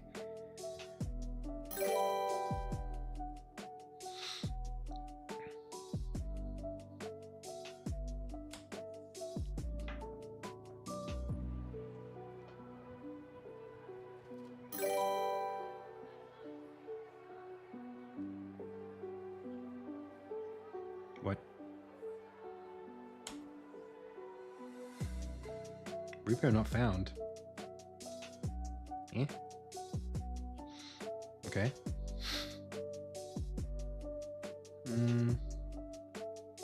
Well, I'll have to do this later. I really haven't pushed from this device. But I've that is very interesting. Maybe I'm not signed into... Nope, it's there. Why can't I push to it? Have I got... Do I not have write permissions?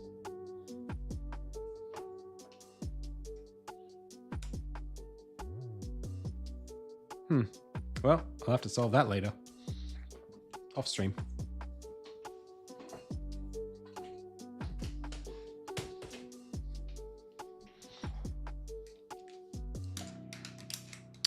Yeah, there's a little bit of work I have to do on the current input methods for Insignia. I'm like really particular about this stuff. When people do this thing that they don't realize is not how the game works. So I need to change it a little bit. In fact, I did change it. This is already fixed, but it's not in the test. Let me see if I can get this going. No weapon.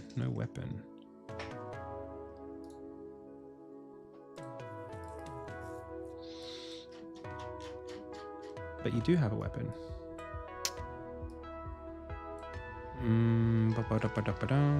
Oh, I've got to get like... No, I already have that.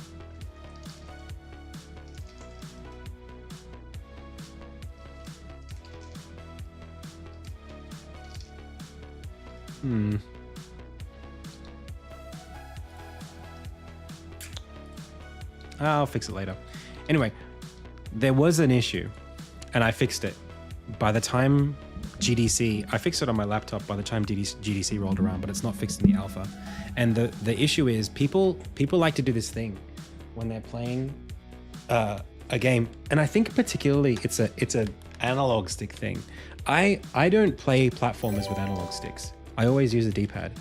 But I think analog sticks are just so popular that people do this thing where they hold the direction they want to go.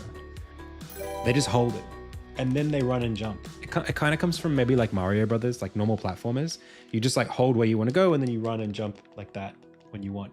But in Insignia, it's a lot more like Smash Brothers. So like if you're walking and you attacked, you do like a forward tilt. Like the player character will attack in the forward direction. If you press nothing, there's like a different combo that's just like a neutral set. So what I did was I made it so that if you are spamming the attack button while holding forward, you don't get the forward tilt. You'll get it maybe on the first attack, but then every consecutive attack will be a normal combo. So in order to get the forward tilt, you have to press the button and then press forward tilt again and press the button. So you don't get the directional attacks unless you're in what's the word? Specifically pressing the direction individual times. Hey Yuki TV. Thank you so much for the raid. Welcome. Hey LCO Lonk. Lokalonk. Welcome. What were you doing, Yuki? What'd you get up to?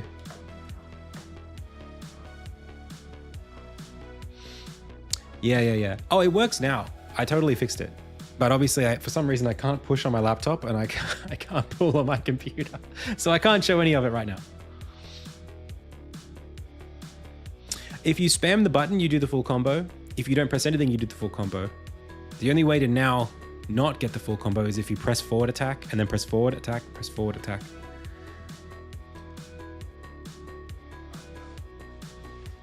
As someone who did end up spamming the attack button, it's a great feature and forces me to play the game better in a really good way. Because what would happen is, and I actually did have a, like the way that it worked was you would get the forward attack and then you'd get the neutral attack because I didn't let you combo the same. You can't combo the attack into itself. So you would get neutral attack, forward attack, neutral attack, forward attack, neutral attack, forward attack. I don't like that either. So what I did was I basically just made it that you have to individually press forward attack if you want to do the forward attack. It works great. It works great now. I wish I could show it to you. I'm trying to, you know what? I'm going to try to figure this out. No, I'm not pushing a Google Drive. I just don't know why I can't get into my own repo. An unexpected error occurred while performing the Git request. Repository not found. I don't know why that's the case. If I fetch, what happens? Not found. Okay. But if I click the link, it literally takes me to the website. So why can't fork find the repo? Maybe I'll just turn it off and on again.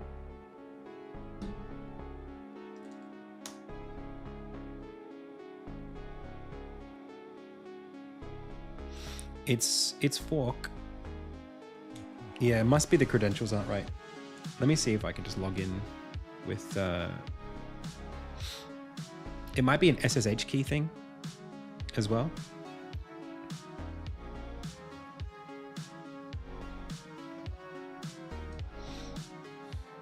Or remove the upstream and re-add it.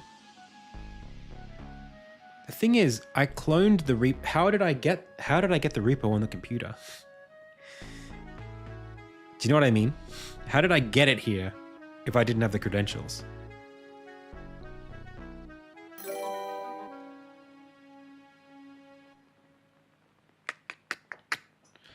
Like, I'm on my laptop, but this is what I'm using. I'm using fork. You can clone with just HTTP setup. Oh, do you think so? Do you think maybe it lets me? Yeah, it could be the key. It's a new laptop, so maybe it's the credentials thing.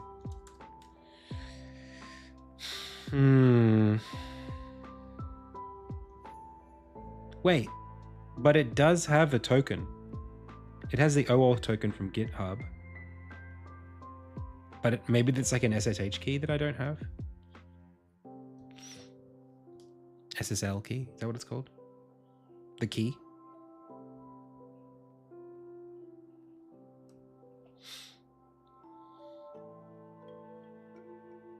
Let me see if I can get this thing.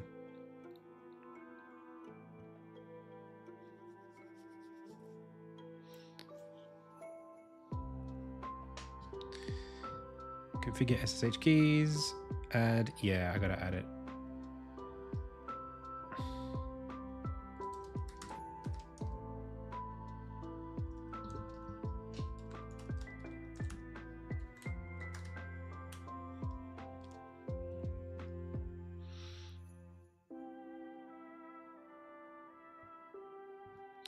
Just configure the new GitHub CLI. I don't know how to do that. How do I do that? Have you set an upstream? Nope. If you had a private key on a different laptop computer, you'd have to transfer it to the new laptop. Yeah, maybe I'll do that. The thing is, everybody else who's collaborating on the project hasn't had to do this. I can add a new one. I'll add a new one. I'll just copy this one to the keyboard and I'll add it to the repo.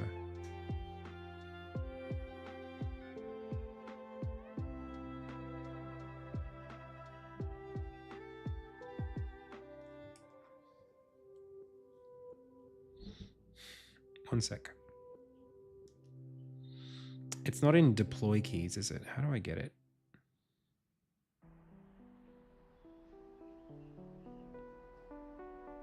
It's not in secrets and variables.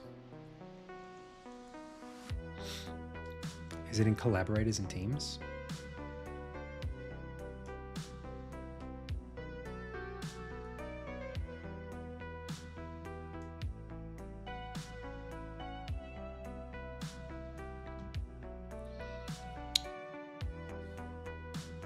And is it for my user or for the repo that the key belongs? For my user. That's right. I don't do this often enough. That's the problem. It's like it's like once in a blue moon I'll do this. And so every time that I do it, it's like, oh, whoops, I got to relearn how to do that. All right. One sec.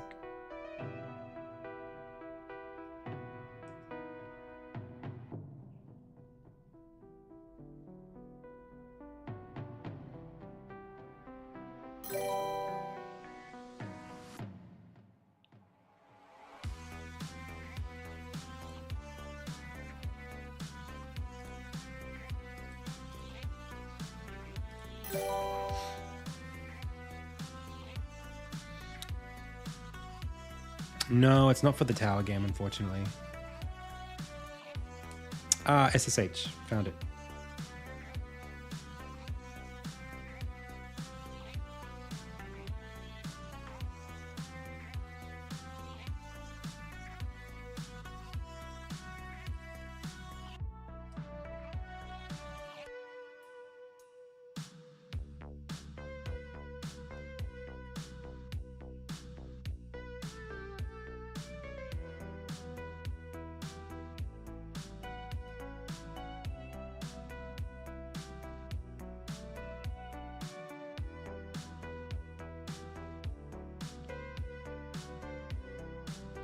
But I've only got one.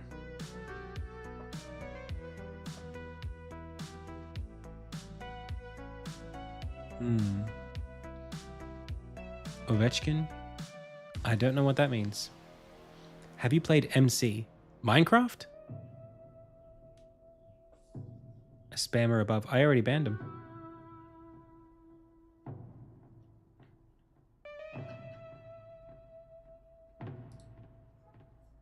Hey, Neat Games.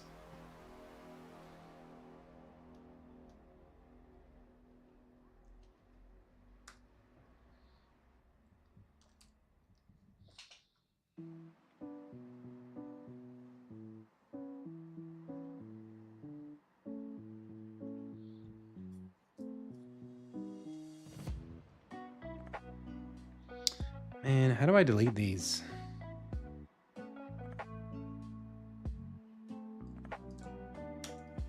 Is it through the Git GUI?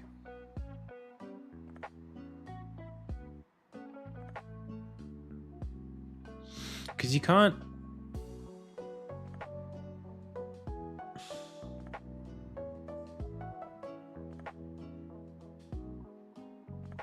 Delete the public key. I don't want to use the command line stuff. I know that I've done this before. Do you know what? Let's move on. Let's move on. I'll do it later. I'll figure it out. I've done this a bunch of times.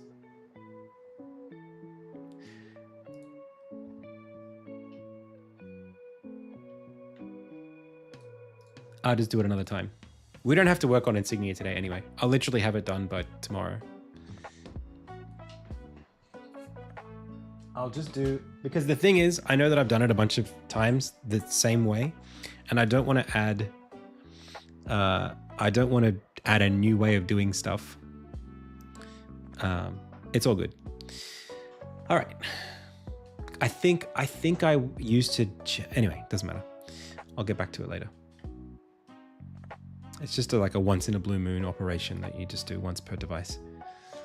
So let's talk about art stream confirmed. Well, what do you reckon, chat? Should we look at Godot, or should we talk about Insignia merch? It's something I've been thinking about. There's also the Insignia website. That's something I need to sort of talk about. So let me...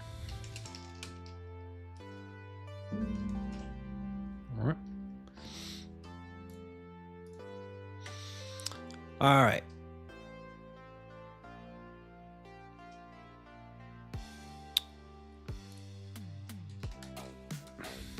I was thinking, I am doing Ludum Dare. Yeah, for sure.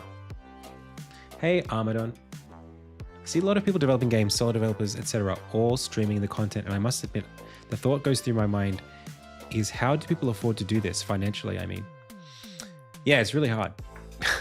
You got to do it as a hobby first. The roadmap looks something like this. Have a job, do streaming and content as a hobby. As the hobby keeps going and you keep putting time into it, eventually you get more viewers. If you get more viewers, maybe you get to the point where you're a partner. If you get subscriptions, maybe people start investing money into what you're doing. You can start doing a little bit less of your job, or start investing some money back into your project, maybe into an editor. You do content creation for a bit, do some YouTube stuff, and then that's right, it is Mario 64. And then eventually you have enough revenue from the streaming and the content creation that you can maybe take some sponsors on and have enough visibility to just like put more energy into it. So it's kind of like a slower, you gotta build momentum behind your stuff. And that takes years, but it's possible. But it's a hobby for most people. For most people, it stays a hobby.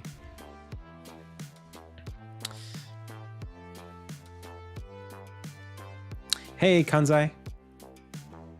Oh, thank you so much. Thanks for watching. What are your thoughts on Minecraft? I think it's one of the best indie games of all time. I think it's one of the best games of all time, actually.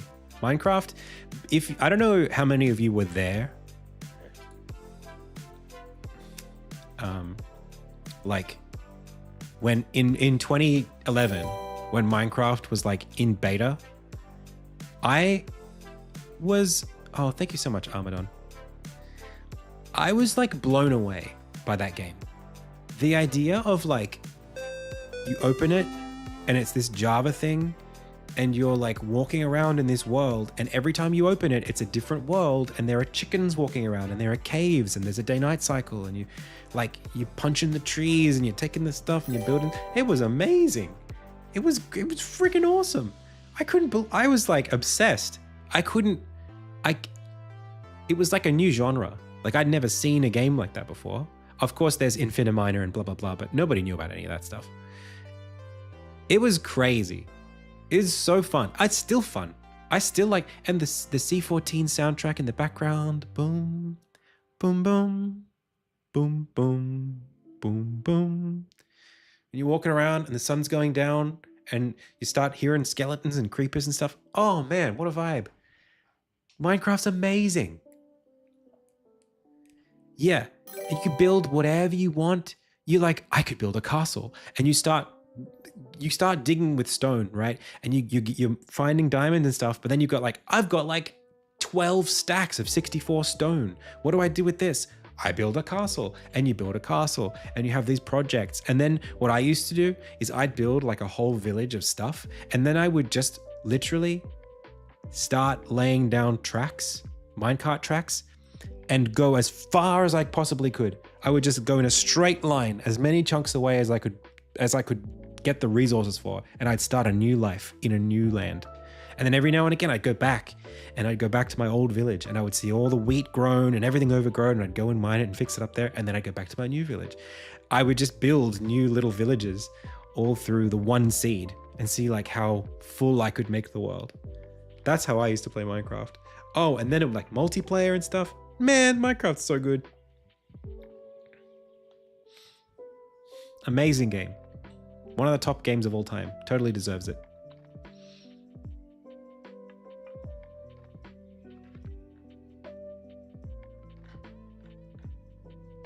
Thank you so much, Valk. So, someone said something like,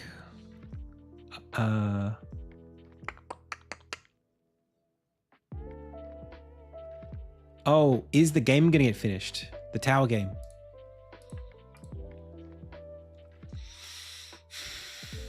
Up to Prime. It's not up to me.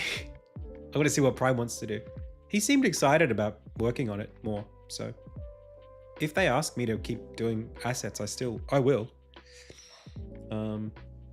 I think it was genuinely, I really mean this, I think it was like a good one more of those days definitely would have got us to a point where we could ship it on itch and playtest it. I mean, it would have been buggy and stuff, but it was like, we put so much content into that game that no one saw. I mean, like, you saw us making it, but like I was on stream with Began on like Wednesday night saying, I'm prepared to do like 40 cards. Like that was where my head was at. Like, I'm going to make 40 cards and towers, and they're going to go in there by Friday. So I'm happy to. I can still, like, there's nothing until like Insignia ramps up again, then it might be harder. Thoughts on the process of coming up with a new art style? Art styles are hard because they are like fashion.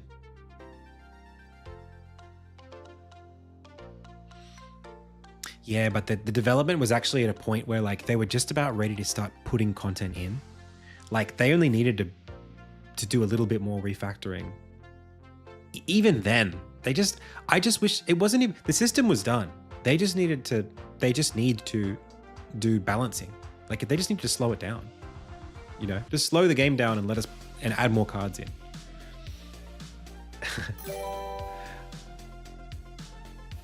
Yeah, it's not like, that's totally doable and around the corner when we put the time into it. So yeah, I will see. I'd be happy. Like, I had such a good time that I would be happy to work on that game a little bit more. I'd be happy to work on a brand new game with them the next time they want to do something. We talked a little bit about doing it again sometime in the future. If TJ called me right now and said, Adam, 3 months from now, we're doing this event and we're doing it here for another week, come join us, I'm there. Like that, in a heartbeat, no question.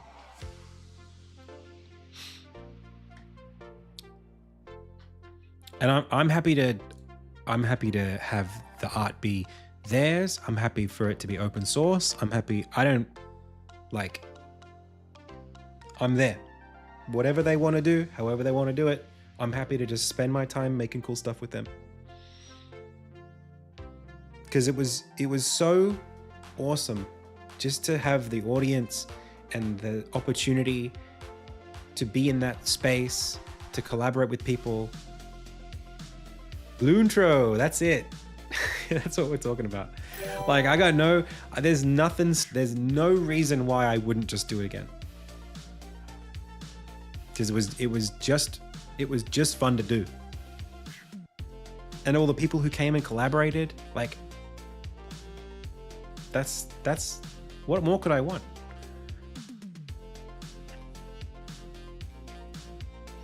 Did you get paid in Chaos Orbs? I got so many Chaos Orbs. Hey Ariel, welcome. Yeah, I had a great time. It was like a dream. All I want to do is make games. So for someone to be like, hey, come to LA and make games with us, and we'll take care of everything. It's like, okay, that's my dream. We were talking about something else though. I forgot what we were talking about. Art styles. Yeah. Look, art styles I think are tough because a lot about making a good art style is understanding what people are interested in right now. Like, art is like the zeitgeist is this thing, right? Where it's the sum of what everyone is doing all the time, right? It's all the different industry and all the different movies that are coming out and the TV shows and whatever is like moving in this very slow direction, right? Everyone's doing stuff. And sometimes there are, there's things happening out here and there's stuff happening out here. I was just watching on the plane ride back home, I was watching the Bob Dylan movie with Timothy Chalamet, a Total Unknown. And in that movie, it's like, you can see there's like, there's the folk, movement, and there's the rock and roll movement, and there's pop music, and it's all moving around. And stuff is tasteful or not tasteful based on some, hey, Fede, welcome. Based on understanding like where people are going, what their appetites are, and giving them something that's some mix of like original, like familiar versus like novel. Like a good art style has an understanding of what certain things in this space mean to people and giving it to them in a way that feels fresh in the context that they're in, right? So, like a low poly game today. Low poly as an art style means something to people, but the way, depending on how it's expressed, it could mean different things.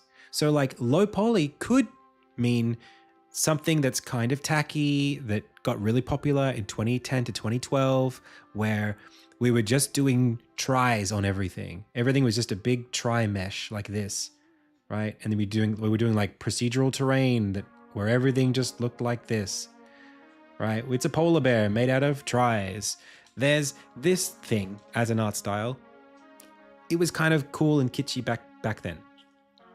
But like then there's like PS1 low poly, like PS1 Hagrid with the vertex quantizing and everything clipping around in the space. And that looks worse and less polished, but more authentic and kind of makes people get excited. Kind of looks like a DS game or a PS1 game.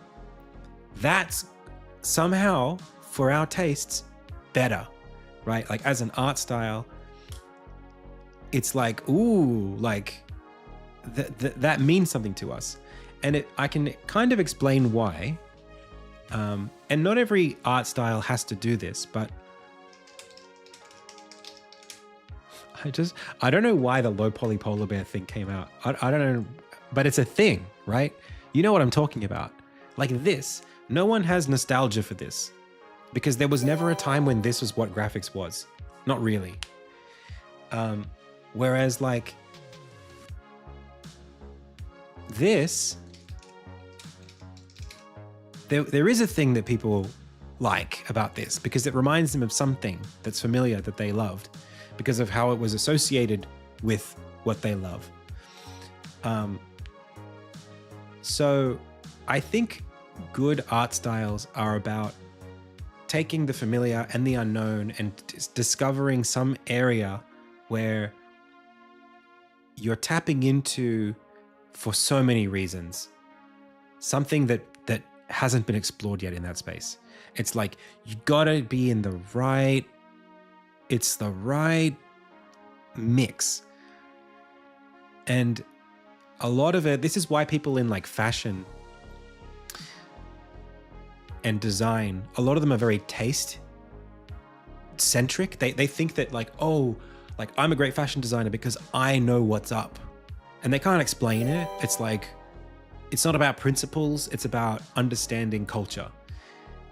That's such a cop-out, but to some extent, it kind of is how it works, because there are too many parameters to nail it, to say it, to make a fundamental statement about it. Because it's like an LLM. It's like you have to understand what all the culture is doing. So a lot of what people do is just pick one game or two games and just merge them, right? Like just take things that work and just do that. So, like I would say one thing that I would say, a game that I think has a good art style is something like Cult of the Lamb, right? It's got a good art style. Pardon me. It's got a good art style, but this is not, I would not say this is an original art style, not wholly original. It's a good looking game. I know the artist. I think his name's Jay. We shared booths. We were right next to each other at Smash Sydney in 2018. He was making a game about a giraffe on a unicycle. It's really good looking art style. But if you know Jay, then you know where he's sort of come from. This is not a judgment thing. It's not a bad thing. The point I was making is that it's about original and novel. It's both. You have to know what people like to know how you can change it. So, Super Adventure Pals was a game that they worked on prior to Cult of the Lamb. I mean, it's not hard to see what this is inspired by, right? It's familiar. It's a little original, but it's very familiar. So, I think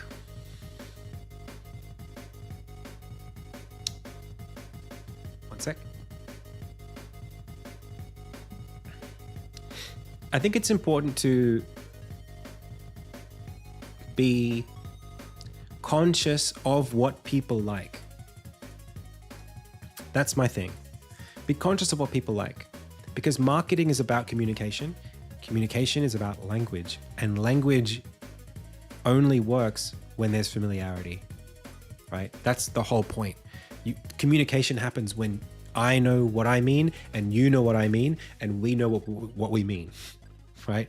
If you do something that's too original and unapproachable, people can't vibe with it because it doesn't remind them of anything. They can't connect with it. Hyper Light Breaker is a game that is coming out at some point. I don't actually know. Is it out yet? I don't know. But this is kind of like Hyper Light Drifter was a really novel game in its art style. People really like how that game looks. But it's pixel art, right? So it's taking something that is familiar and it's doing something original to it. It's kind of got that another world thing with the flat colors, almost rotoscoped. Well, I think it is rotoscoped, some of this stuff, but it's doing it in a perspective that's different. It's top down. There's a lot of glitch art happening here. We've kind of got a little bit of that Fez thing going on, but it's original because it's doing it in a space that's different. It's doing it in a way that it's like something that crossed with something that it hasn't been matched with before. Hyperlight Breaker, I think, I mean, like, the key art is incredible, but the game itself, I'm not sure I feel the same way as I did about Hyperlight Drifter. Like, looking at screenshots of the game, I don't know if I feel that same sense. Because for me, this is kind of like, oh, Disaster Piece did the soundtrack for that. I love Disaster Piece. He's so good. There's something about this for me that feels not as original because I've seen these shaders before. You know what I mean? Like I've seen the VFX kind of look and feel of it is very familiar, and it kind of has this it almost feels like No Man's Sky kind of thing.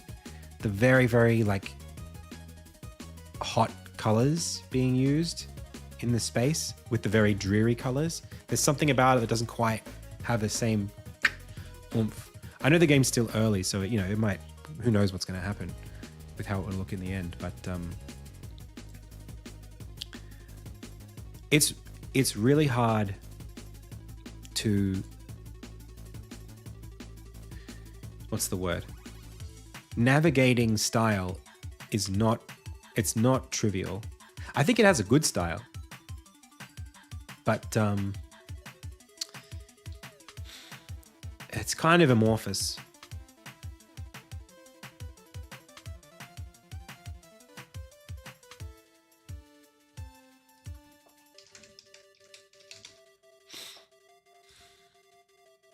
This is Shapes 1. Oh yeah. And then Shapes 2 is 3D.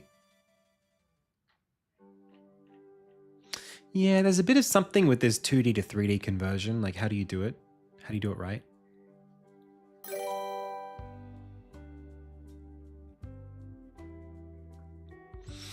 Yeah, there's a couple of things here. I think you can talk about the zeitgeist stuff. We're just vibing today. I hope no one's expecting like too much of a productivity stream. I would love to do some more. Like next week we'll be doing Insignia and whatever stuff. We'll be deving. This week we'll be deving stuff. But today I'm just happy to chat. So for me, like, there's understanding this stuff, and then there is design principles. So this is where we get the Gestalt stuff. You know, this is where we get like color theory.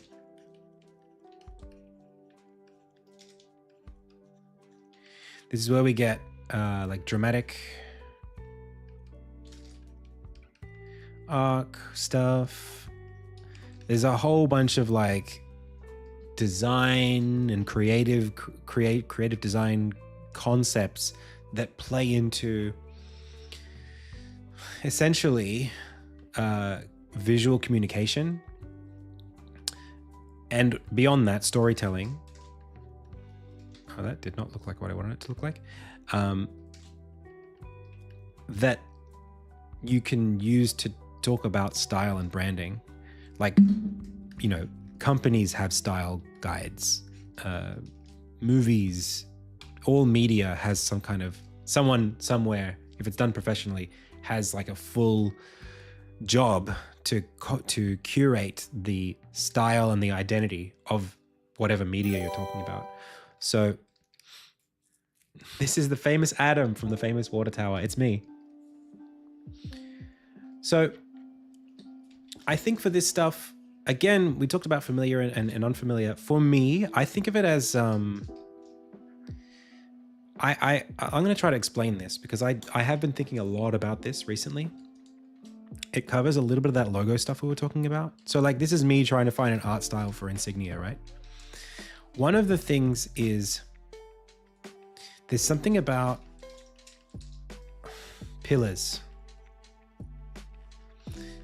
It's about, hey, null pointer games.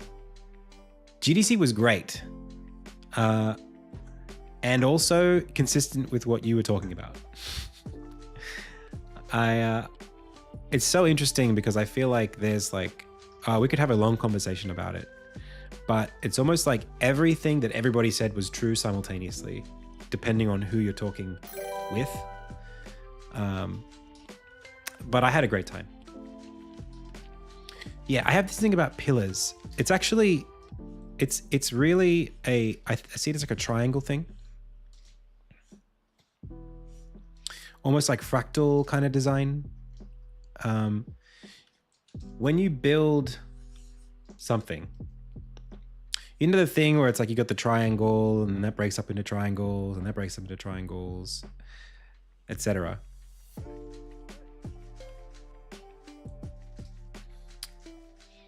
At the abstract, you need for the thing that you're making, we're talking about styles are about identity. Identity is summarized as basically answering the question, what is this about? What is it about? So whether it's a movie or a game or a book or a poster for a gig, for a band, an album cover, whatever, the thing that you're trying to answer is, what is this about? Or even better, what is this? Where do I fit it in my brain in the model of all of the other media that I've understood? How do I fit this thing in? And what you want to do, I think what makes this stuff work is when you have almost like, it's a question of aesthetics.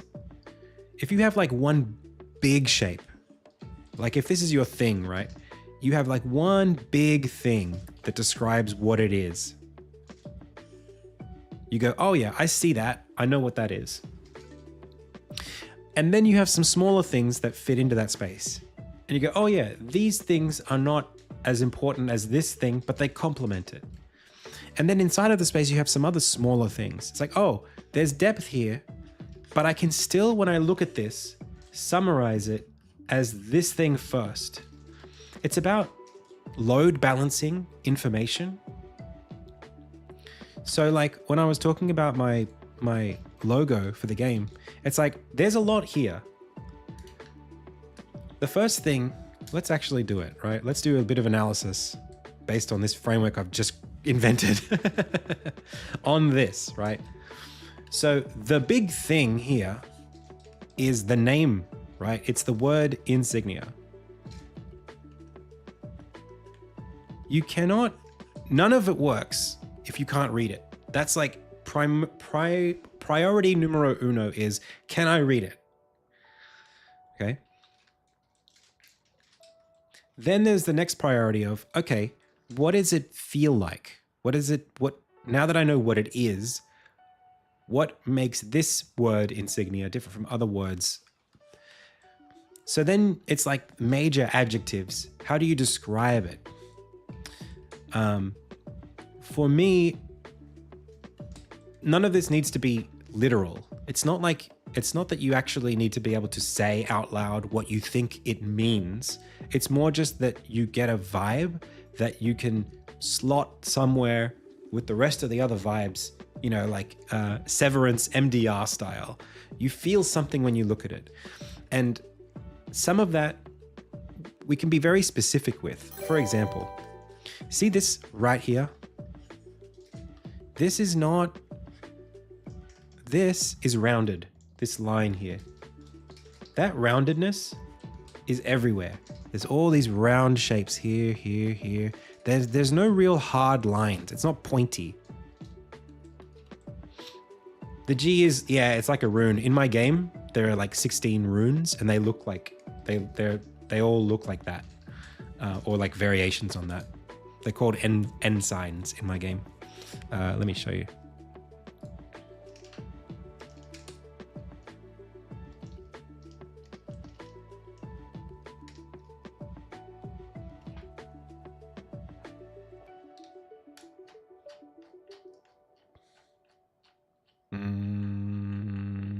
Here. So they all have these different shapes where they've got like a diamond and then like a ribbon that goes around them in a diamond shape. So,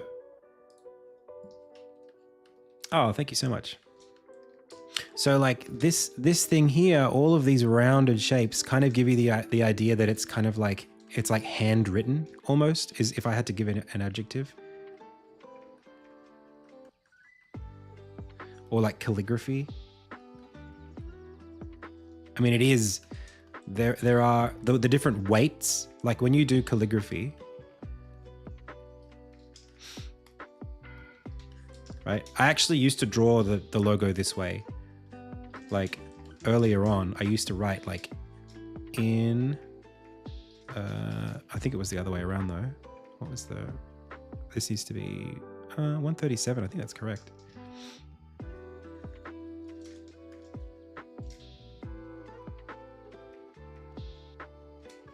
Yeah. It's like the Suzuki S.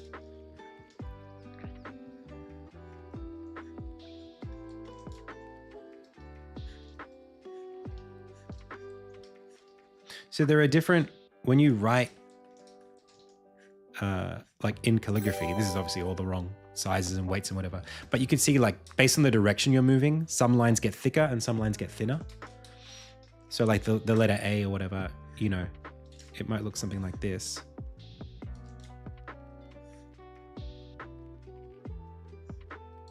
How do you do it? I don't actually remember.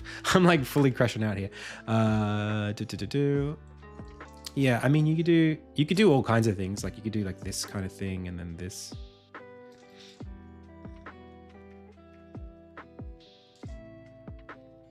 Depending on whether you're going capital or lowercase. But same with the E, you know, you got this and this and this. So the point is you've got like thin edges and thick edges, and then you've got serifs as well. There's also like, if you're drawing like an eye, you know, that the different little serifs mean something, right, in a font. So the point I'm trying to make is seeing this be handwritten, because it's got the elements that relate to like handwritten, as opposed to like Arial. Like in Arial, it would look like this, right? Everything's the same weight. It's more clinical. It's more legible for reading, right? It's not as it feels different, right? So this should feel a bit more adventurous, a bit more piratey. These little edges here, they do this a lot in like calligraphy in like 1600s, 1700s, even 1500s. It's kind of like a bit more piratey, a bit more adventure-y, almost like a map. You know, these torn shreds here, kind of that rugged, torn, weathered thing says something that it wouldn't say if they weren't there.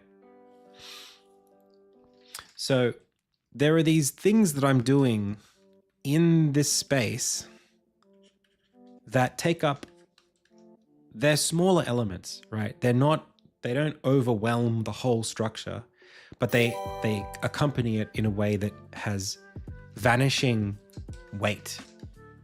Like if you were to plot them on a graph, you could do it like this.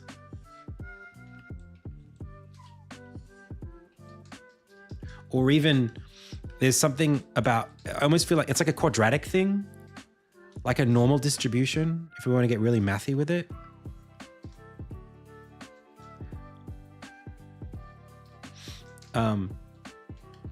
Like you want a lot of one thing, and as you head towards the edges, you want less and less and less of the different things, but you still want the different things to be there, just in diminishing quantity. I do this with colors as well, on like my sprites for my design of my characters in my games. Like, let me show you what I mean.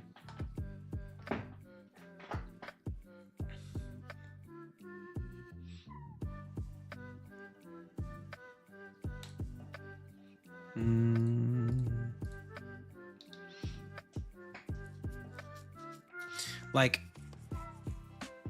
if you take a look at this here, let's go like this. I think about this all that, I don't know if this is like just a heuristic or if it's a real thing. But like, if you were to count how many pixels are this color and how many pixels are this color and how many pixels are this color, they're not equal. It's not the same amount. It's like there's one color that's like kind of predominant. Then there's one color that's kind of secondary, and there's one color that's kind of tertiary. And you're getting kind of like, they're not competing with each other. They're complementing each other.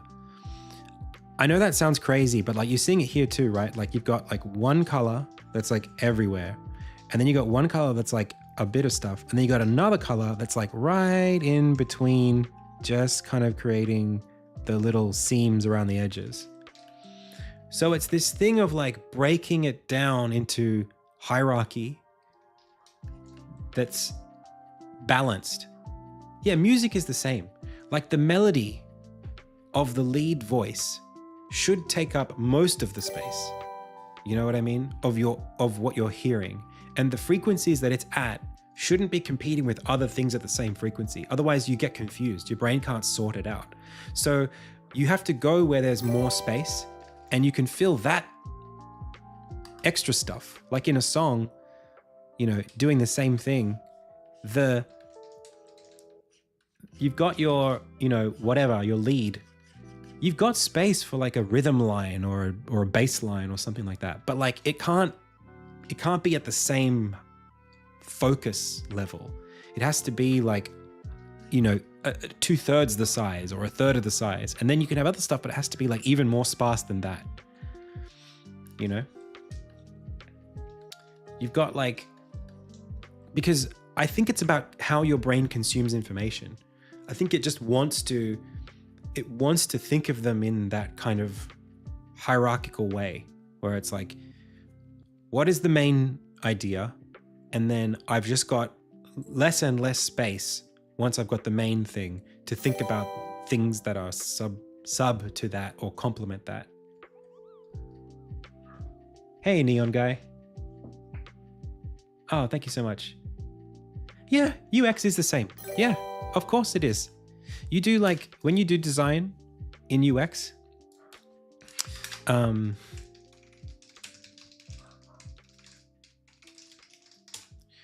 literally, we would do, when we were doing like UX testing, you can do actual analysis on websites with eye tracking. And you can literally see how people scan information.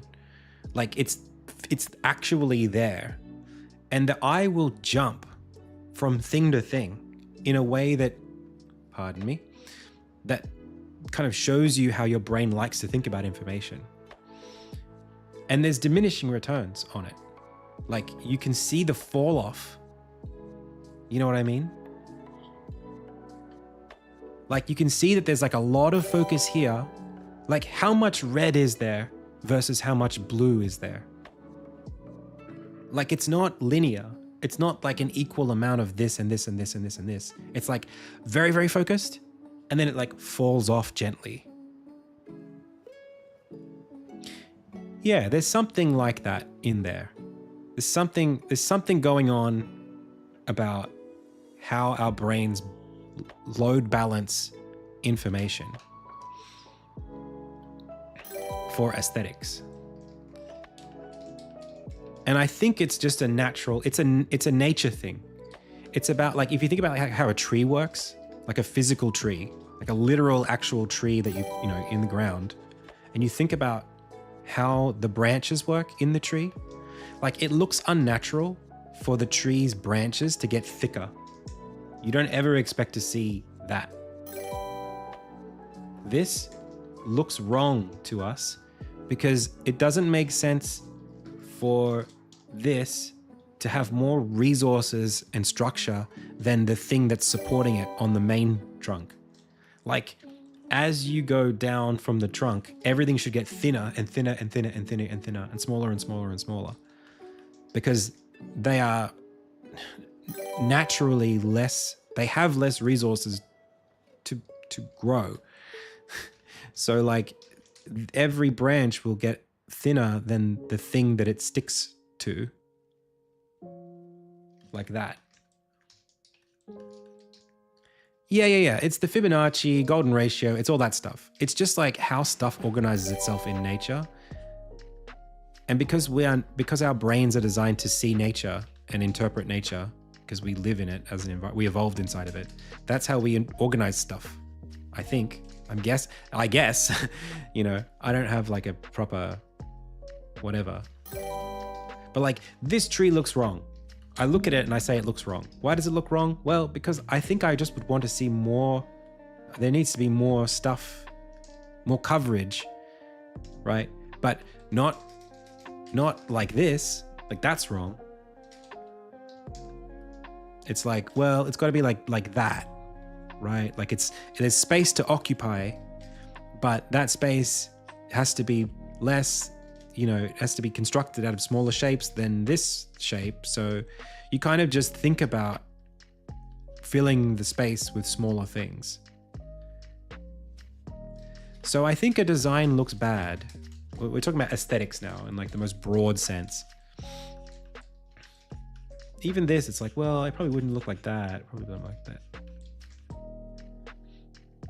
So I think that this conversation about like what is aesthetic, it's about communication.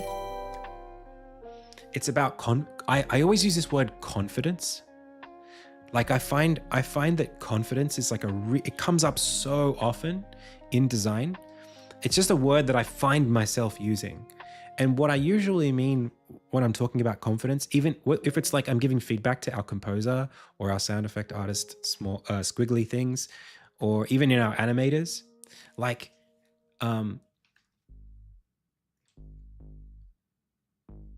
when you have two things or three things competing,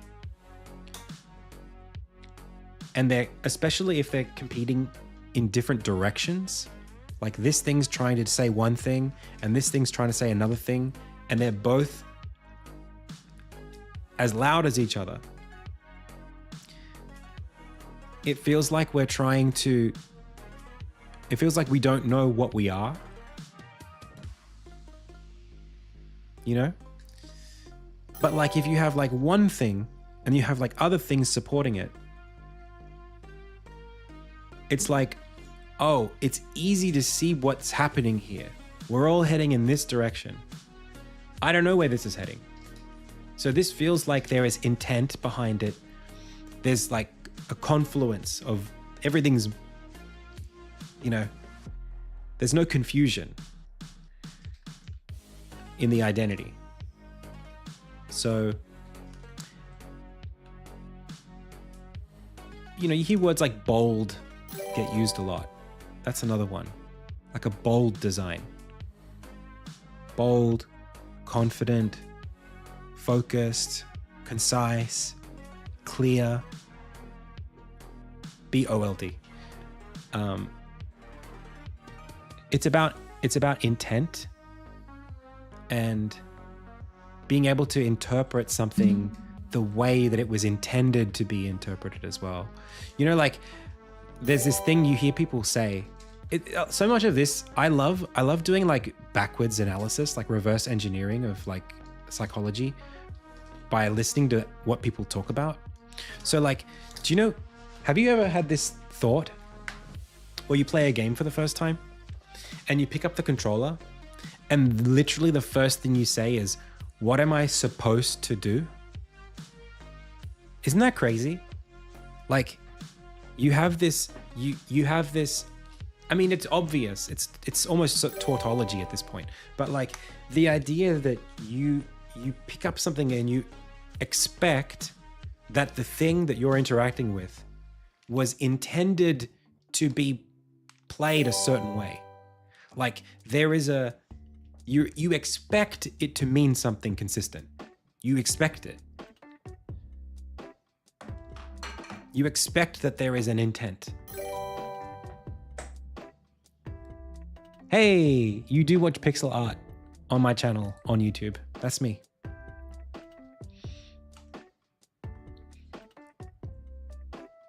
Like you just expect it to be internally consistent by default in the process of consuming a thing.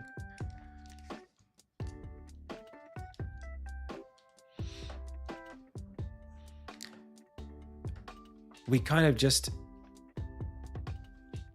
I like esoteric and unexpected games like Undertale. Right, but even Undertale, like, and we're talking deep into the Adam C. Yunus game theory here. I think that,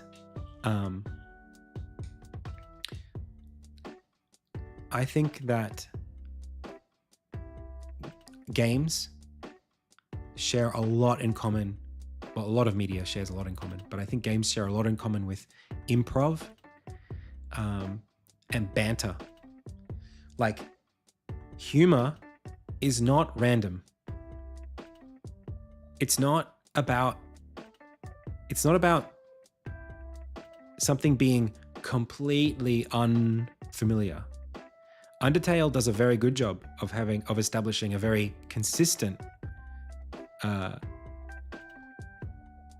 guess, what's the word? Language. Like, its style and its humor is actually very consistent. You expect to be surprised. It doesn't suddenly become very structured halfway through the game, right? So the chemistry that you get with the game, the vibe that the game has, is actually very strong and not structured, but it's internally consistent. It's very confident, the way that it presents itself to the player, and the framework in which it tells its story. Like, even if it's not what you expect from other games, it doesn't follow the exact same beats as, Earthbound and Mother and that stuff. It's similar to those games, but like,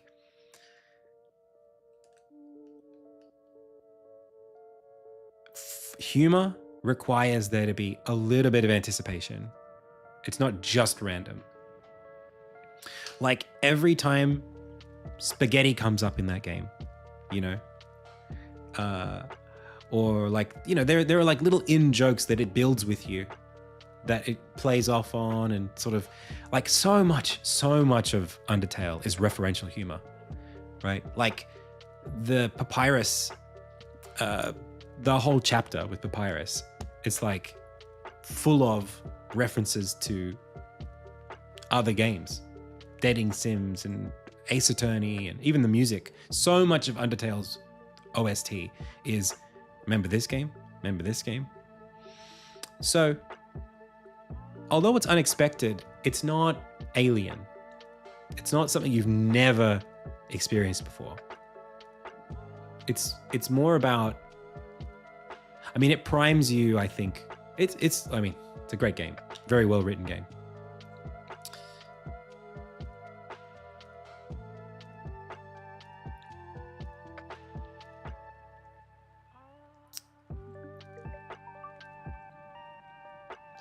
It does do a lot of unexpected stuff, but it doesn't. I think the unexpected is that it plays on your expectations, right? It's not. What's the word? The only way it works is because it knows what you expect from it, and if you didn't understand storytelling a certain way, it wouldn't work. Like, that moment in the beginning of Undertale, pretty early on, where there's a trap that Papyrus sets for you, and it's like a grid of light, like tiles, and they're changing color, and it's like, you'll never solve this, and there's like, they're changing so fast, and then it breaks, and it shows you the path you're supposed to walk, and you just walk on it. It's like, that requires the player. It's like, what's the word? It's empathy with the player, right? It's like, they know that you're getting ready to solve a puzzle, and when it starts becoming really complicated, you're like, oh, hang on, I didn't expect this to get complicated. I've just been playing this like pretty laid back RPG. Like, oh, I'm starting to get a bit anxious here. And then it breaks and becomes simple again. And then it's funny because you're sort of like learning to trust that actually this game's it's not about that. It's not about you flexing your game skills. And the game plays a lot of jokes like that, but it does that very consistently. Like the duck, the bird that flies you across the gap, you know, it's like, it's so trivial. It's so silly, you know, the game. And then of course, like the game sets itself up to be very silly and not taking itself too seriously. And then it uses that to be very serious at the end and very heartfelt. And that's kind of like,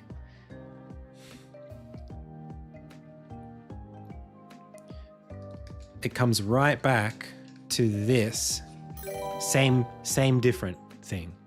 It's like, it's about taking something that's really familiar and then doing something unfamiliar with it. So I think this is what we're talking about here is the difference between branding and writing. So branding is about saying something that's clear and singular, right? Writing is different. Writing is about, not fully different, but we're talking about identity over time, right? So a brand captures your attention for one instant of time. You see it, you go, whoa, cool screen, cool key art, cool logo. What's that? It's just, it's grabbing your attention once. Storytelling is about grabbing your attention over time. And to do that, you need to constantly play with novelty and familiarity. You need to modulate it in a way that feels like we're going somewhere. So you establish something and then you do something with the thing you established, right?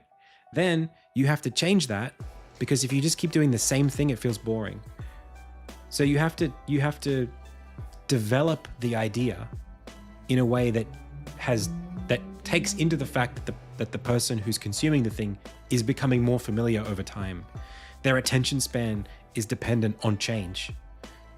That's why that's what, when we talk about what Undertale does that feels unfamiliar or different, it's not that it doesn't have a brand that's consistent. Like the art style is consistent.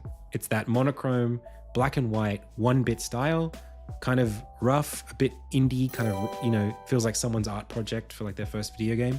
That's consistent throughout the whole game, pretty much. But the storytelling is a different thing. It's a linear thing, in that it's experienced over time. Because it's experienced over time, as anything that has story does, it has to change. It has to set up expectations and then subvert expectations. Create tension, release tension. That's like, not different, but when you add time to something, you have the material that you had as a framework for the material that you're working towards.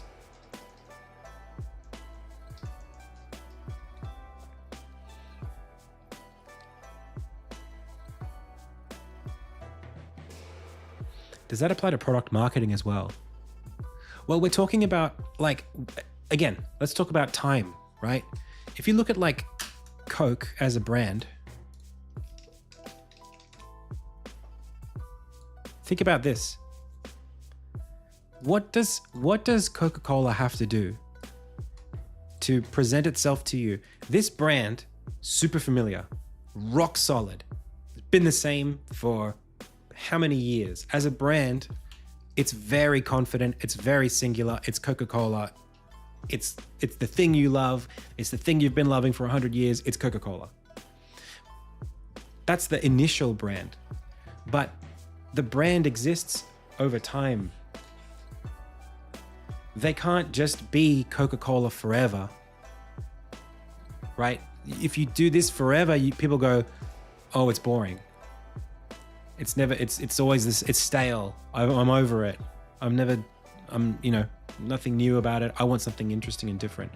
So instead, the company has to be a story. They have to constantly reinvent. But there are some things, again, that you can't change because they're fundamental to the identity of the thing. So you have to change something that's not gonna break the overall message, because it can't be not this, but it has to add stuff to this or fill it out in a way that's different. So the shape of the bottle changes, they have different flavors, they might play with different colors, different seasonal things. You know, Coke Zero, Coke Diet Coke. They try to play with different marketing campaigns. You know, the Santa thing. Like there's so much variety that they try to play with to keep the story of Coke as a brand in your conscience and in a way that feels like you're not just doing the same thing over and over again. My game's ESRB doesn't have one yet, but I'm going for probably not. Well, E for Everyone might be a little bit ambitious. It might be the next one up from that.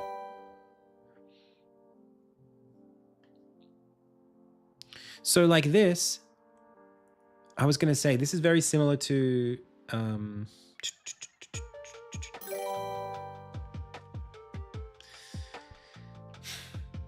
was I going to say? Hello.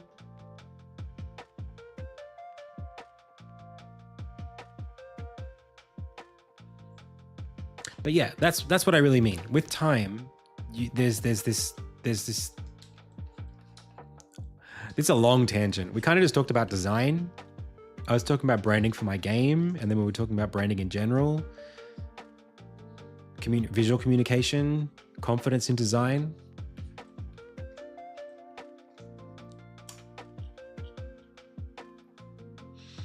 We're going on a tangent for sure. Art styles for games is where we started.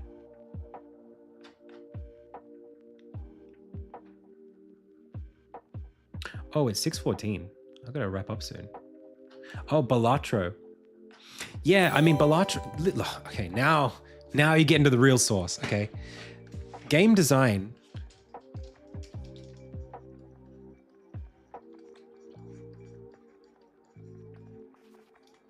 Is literally, it's just doing this. It's just crafting this stuff. Okay. I really feel this way. I'm just going to break it down for you. Okay. This is my theory on what game design is.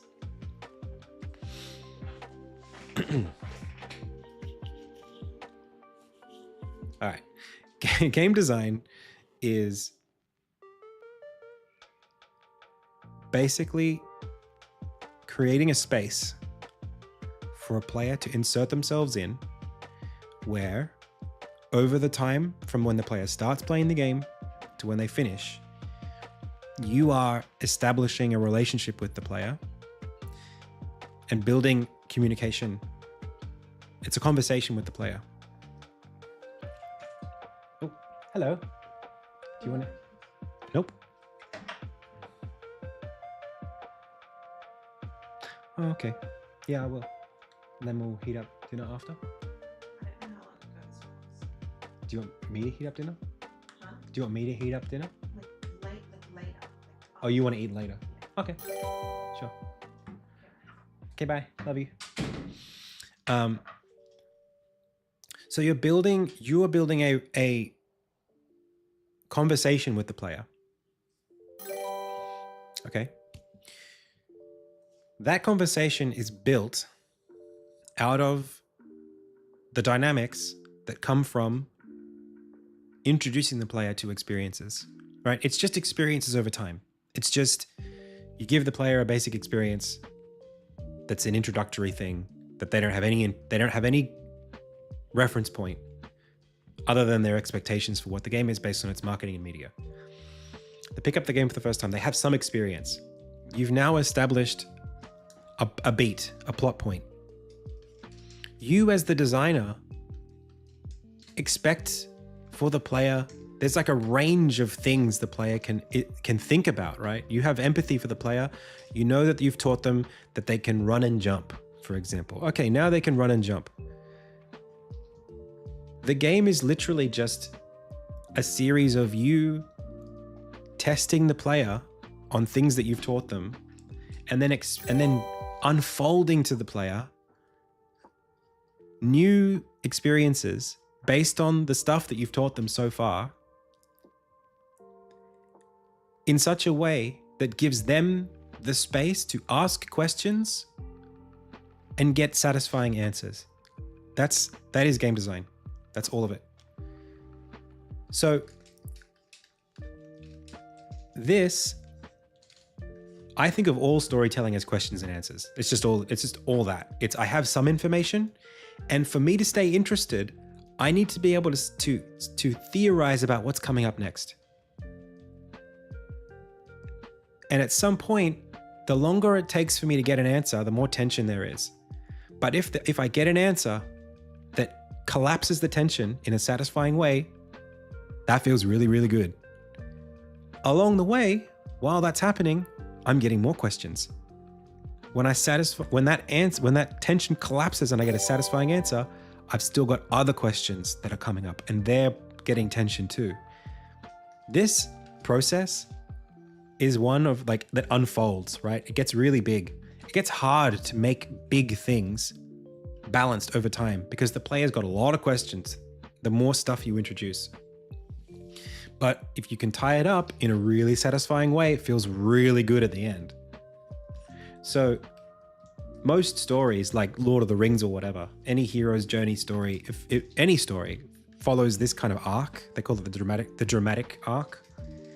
So, you think about it, like the Lord of the Rings, even just like the settings are, you can think of it in this way. So like you start in the Shire. It's a very small space. We're being introduced to one character. It's Frodo Baggins. This is the world that Frodo Baggins lives in. This is the space that he occupies and the framework of the universe as it works for him. Okay. Then we have this Gandalf guy comes in. Okay. He's a little different. I wonder what he comes from. We don't know much about Gandalf other than he's nice and he's an old man, but he does magic. Then we get the ring introduced and it's like, oh, what the heck? This ring is way dark for this place that we're in. Like, what is this? This scary thing. We have a lot of questions about the ring, where it comes from, what it's capable of, why this Gandalf guy is so scared of it. And we're thrust into a space that makes us uncomfortable. Like Frodo has to leave the Shire. He has his friends with him, but they're going into territory that they aren't familiar with. So there's change happening, right? We're talking about the change over time that keeps us interested and invested because we're creating new questions that push the framework of what we're familiar with out. But we're still with the familiar characters. We're still building an understanding of who these characters are and guessing how they're going to react. Like Pippin, he's a bit of a wild card. He makes things complicated. Is he going to screw it up when we're hiding from the ring wraith or when we're in, Moria? It's like there's tension there because we've established what these characters can do, how they work, the mechanics of the world. And then when things play out, our understanding of the world changes and grows, and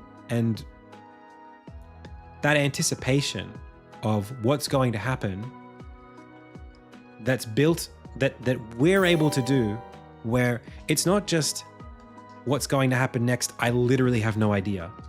Because it's established very, very, very early in the Fellowship that like, we need to put the ring in the mountain. That's what needs to happen. The rest of the game, of the plot of the story has this one question. Let's come back here. One question, one ring that we are anticipating an answer to. It's not constantly redefining itself. It doesn't become sci-fi halfway through, right? The framework is clear, but it's becoming deeper. And there are lots of little arcs, lots of fractal questions every minute of the story that are little versions of this thing, little stories. Every book is a story. Every chapter is a story. Every page is a story made of questions and answers. And game design is the same exact thing. Like in Insignia,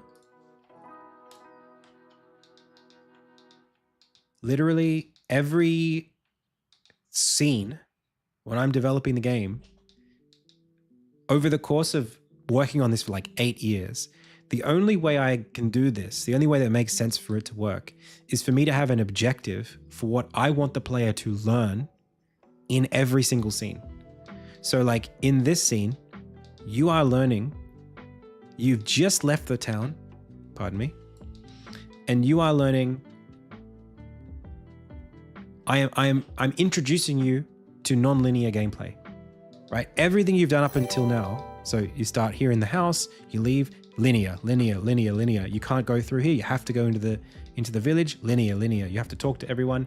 As soon as you get here, it becomes non-linear. And I introduced non-linearity to you with this pulley system. This is like the first thing in the game that you can attack that interacts with you. You attack downwards, it can shoot you upwards, or you can run past it. You have two paths here. It's the first time. There's a tutorial here that teaches you how to do combat stuff, so you have to do that first. And then you're given your first sort of choice, right? The next scene. This is all about basically introducing you to all of the different things you can do in the game. It's about like directional combat, enemies, the forges that are in the world. I'm sort of like, I give you an objective first. So this scene used to not have there's like an intro cutscene when you enter this scene, right? Let me show you. Hang on, I'll start from here. At first it was like, I had this challenge where, because it's a pixel art side scroller, from here, like if I just drop you into the game anywhere, right? It's hard for you to anticipate what's coming up. Like if I asked you what's in front of you, it's like only 10 meters in front of you. What's in front of that? You can't tell me. You don't know because you can't see. In like a 3D game, you put the camera behind the player and they could see objectives from miles away. And in fact, I am showing you the objective. This is the final chapter of the game. You have to go here at the end of the game. So I'm literally trying to do it, but in the Z-axis with background art. But in terms of the moment-to-moment gameplay, there's tension here because you have a question that you can't answer, right? You can't get here unless you run. But that feels really bad eventually, to constantly not know what's coming up. Because it's like being led around like this. It's like being a horse with blinders on. Like you can't get excited about something later that's coming up in the level because you're literally just, it's impossible to get a sense of the level from where you are at any point in time because the camera's just got a limited size. However, what can I do? Start you off with a cutscene. This is a little bit busted at the moment. But you load into the level for the first time, you get this cutscene where Armin looks up and he sees the watchtower. He says, oh, that must be the way in. Shouldn't be too long, I hope. We just got a little flyover of the level where I showed you the destination. I put the question mark in your mind. There's a tower up there. There's a door up there. Hope it's not too hard getting there. Now, all of the rest of this level, you have some kind of context. Even this part here. When I zoom out here, I'm showing you, you can go up here, you can go this way, you can go that way, you can go that way. It's not a question that's based, it's not a void, right? We're establishing enough structure in the question that you can anticipate something about the answers. Anticipation is the key to all game design. If you can't anticipate, everything feels random and you disengage. Do you know what the number one thing? I have like an amazing test for you. This is my every game designer, if you're an amateur game designer or an expert game designer, there is literally one test that will tell you if your game is landing. If it's hitting, players will do one thing. If it's not hitting, players will do the other thing. The thing players do if your game is not hitting is this.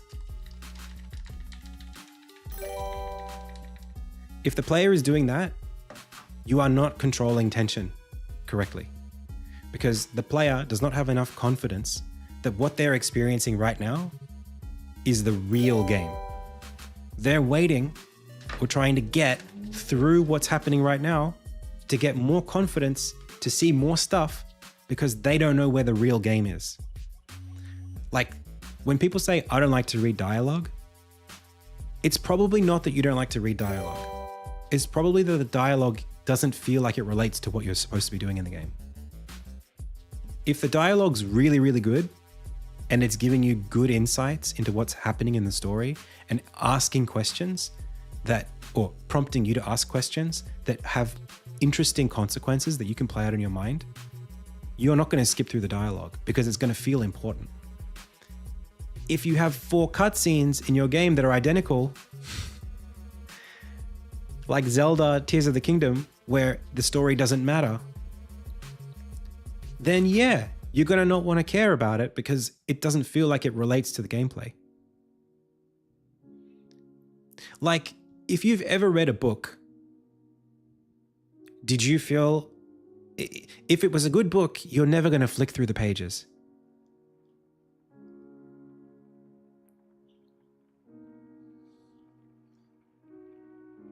Like, you have to read the pages of the book because that's what the book is. So what I'm really trying to say is, like, player confidence that they understand what the hell's going on dictates their patience.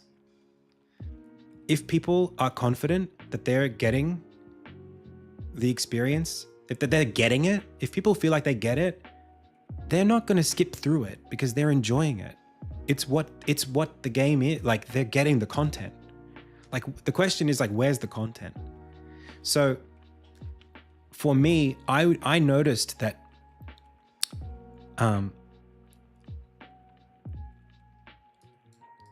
if I want the player to do something and they're spamming through the thing I want them to do, I haven't done a good enough job of flagging to them that this is where the content is. I haven't managed their anticipation, their attention. I haven't managed it in a way that gives them the confidence that this is where they should be paying attention.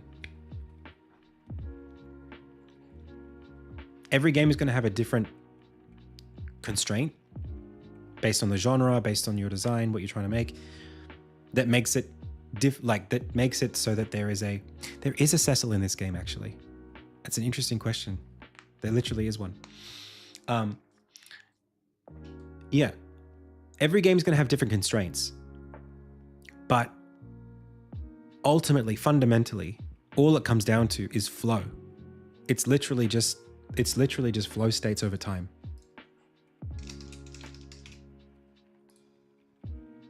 All game design is this. This. You ever seen this before?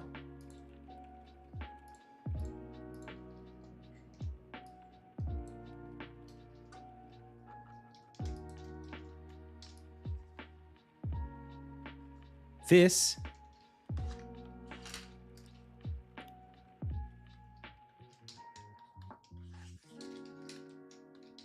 is literally the player's relationship with this.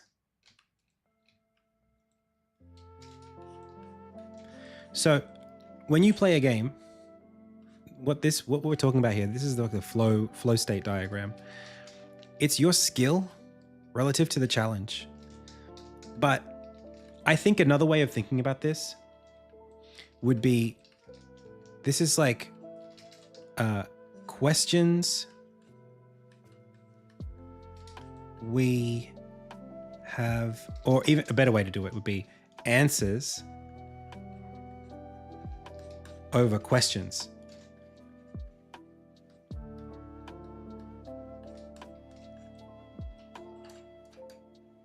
Hey, ass milk.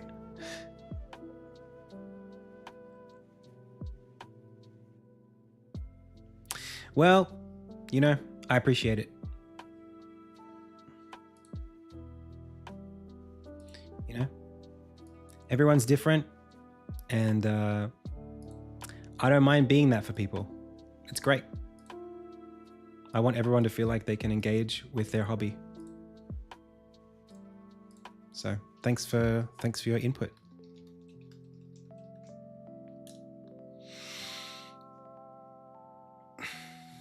Some of the best game designers have autism. Anyway,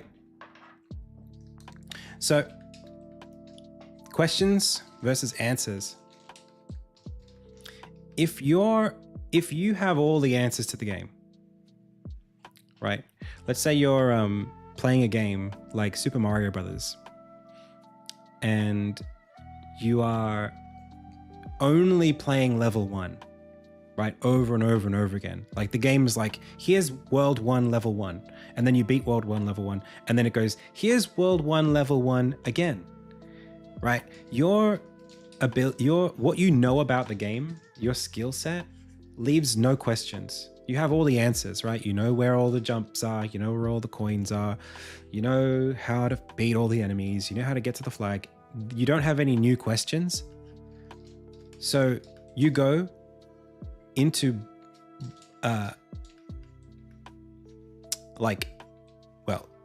you go into boredom, basically.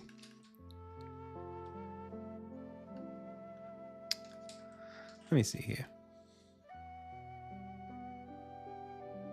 Yeah, you have all of the answers and you have no new questions. So you go from knowing what you're doing into this territory. Maybe I should have flipped this. Hang on.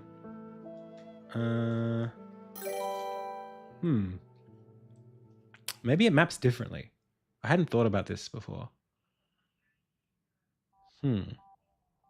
High skill and low challenge is relaxation? I don't know if I agree with that. I feel like if you have a lot of skill and there's literally no challenge, I think you go into boredom. Don't you think? I don't like this graph. If I'm really, really, really good at a game and it's offering me absolutely no challenge. Yeah, here, see, this is better. That's how I see it. I feel like if my skill is so high, but there's literally no challenge, I'm going to be bored no matter what. It doesn't matter if the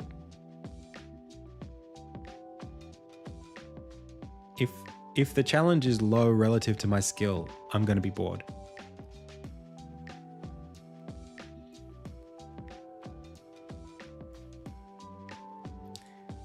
Yeah, I like this one better. Let's keep going.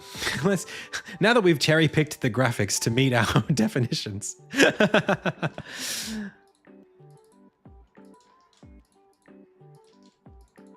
Let's continue the tutorial. So anyway, if you have all the answers, it's boring.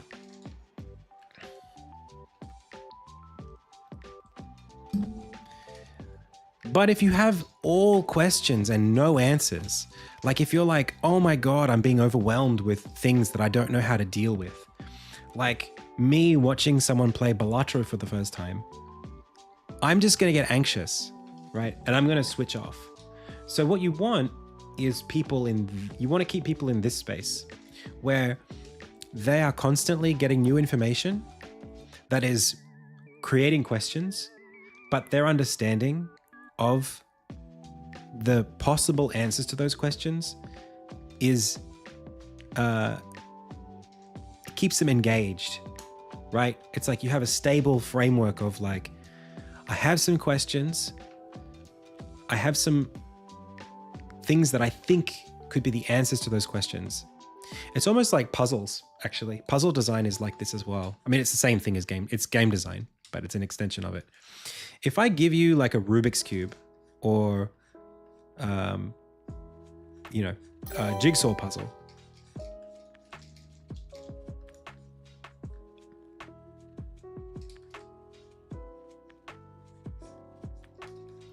when you look at this, there is a question of how these fit together, but there's an obvious answer as well. However, what's important about what makes puzzles fun for people to do is that the rules are clear. This is what we call an affordance in UI design, right?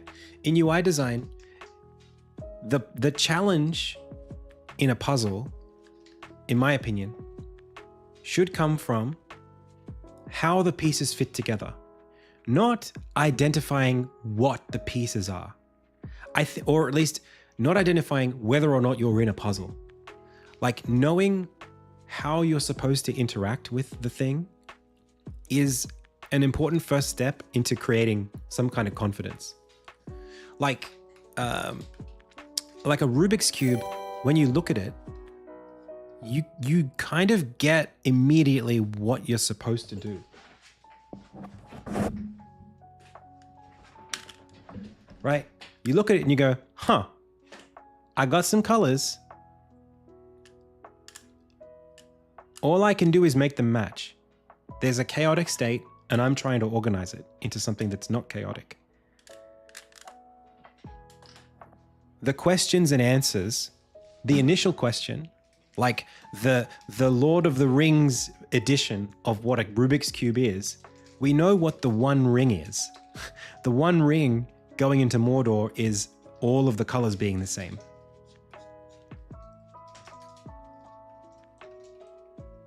Right? Yeah, Donald Norman, right? Is it Dan Norman? I'm pretty sure it's Don. I think I have that somewhere in my house. So identifying what the core concept is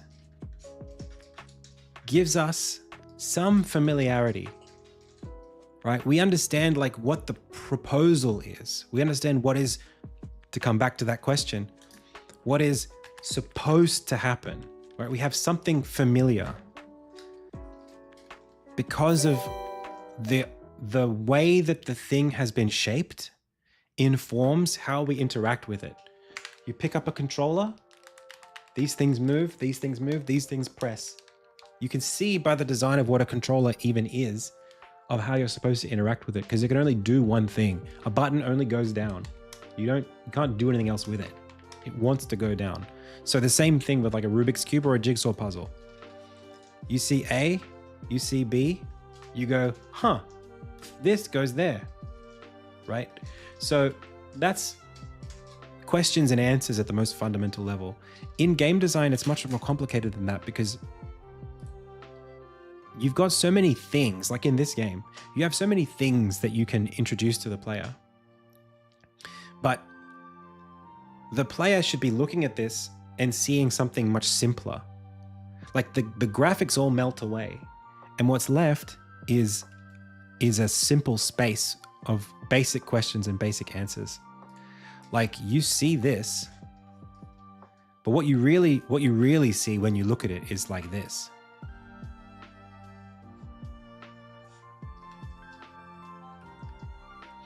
And a lot of this is based on like basic design theory. Like the fact that this space has nothing interesting in it makes you scan this space better.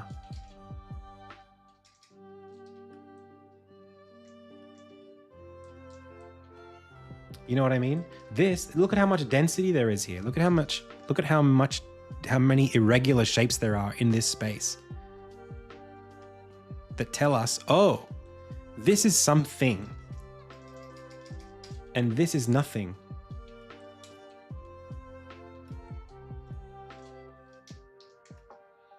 So contrast, just like in the website design stuff, contrast gives us insight. It's the puzzle piece that give us some kind of affordance of how to traverse level design. And in this case, zooming out gives us more space to consider. If I give you this much of the puzzle piece, you can't see a puzzle. There's no puzzle here. You have to see both pieces to understand that it's a puzzle. The question is how the two pieces fit together. But if you can only see one piece, even if I only show you this corner, that's not a puzzle. That's just an angle. Questions and answers. You have to be able to ask the right question. If you can plant the right question in the player's mind, then you can get them excited about how you're going to answer that question, or how they can answer that question by playing the game. And yeah, game design is just doing that multiple times at different scales. That's it. That's all of it.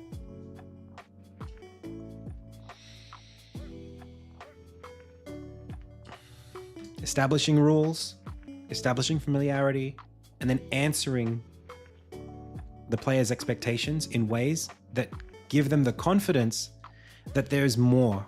That's the real thing. I mean, like, games are fundamentally about retention, right? Like you fail as a designer when the player goes, I don't get it. I'm over it. I'm done. Puts the controller down. If they do that before getting to the credits, that's your fail state as a designer.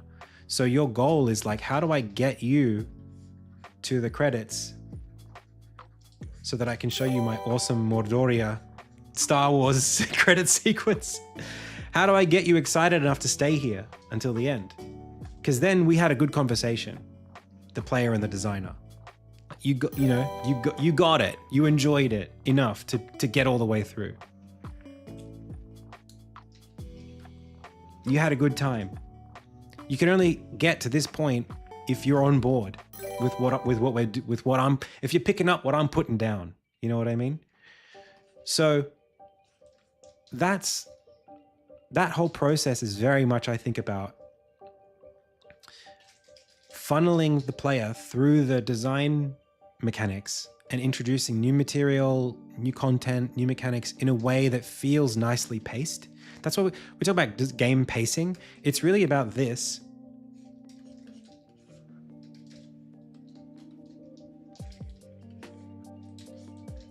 Over time. Like, you have big questions, and you have medium questions, and you have little questions, and the little questions get answered on a more regular basis.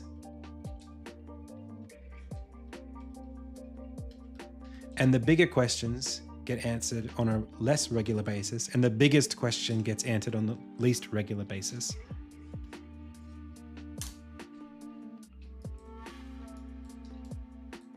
Like a TV show, Severance.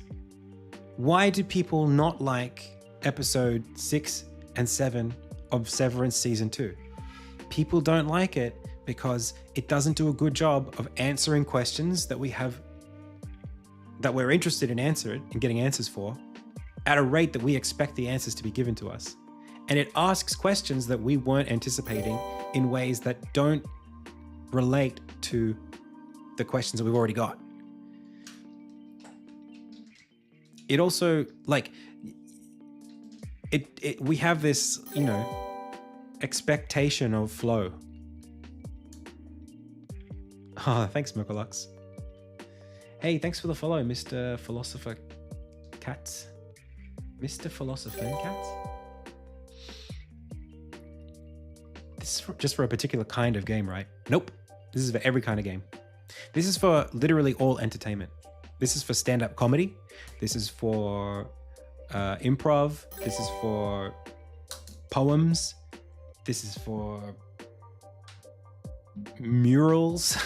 It's for literally everything, I think. This is how we tell stories as people. It's how we communicate ideas.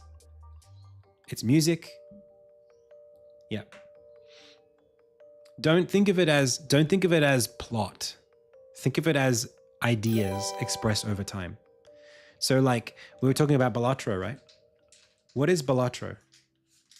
Balatro is a game with very, very simple rules that start with poker. You play poker hands, you get points. Very simple. That's the puzzle pieces, right? The basic puzzle pieces are I play poker hands, I get points. But there are questions about what the hell are these joker things? What are these multipliers and pluses do? What are the rules of this game? What are the things that make me get more points that I'm not understanding about antes? You know? How am I supposed to deal with the challenges that this game is putting in front of me?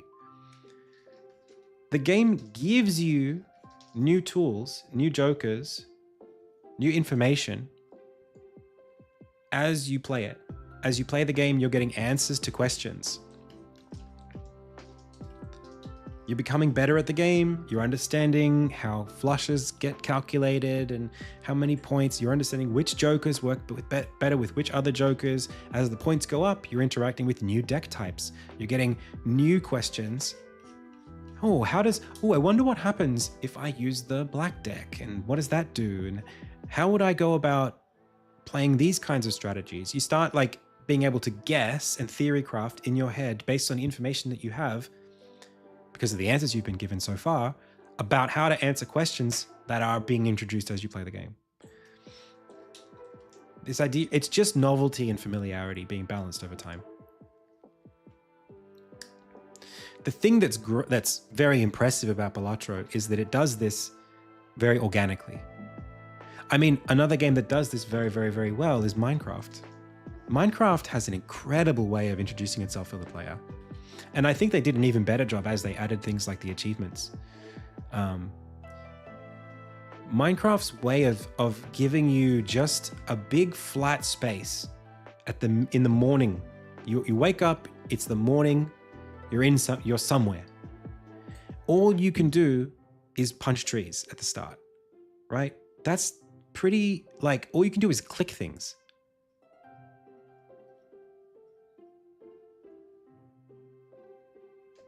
You figure out like, oh, I can walk up to this tree and I can click it and something happens.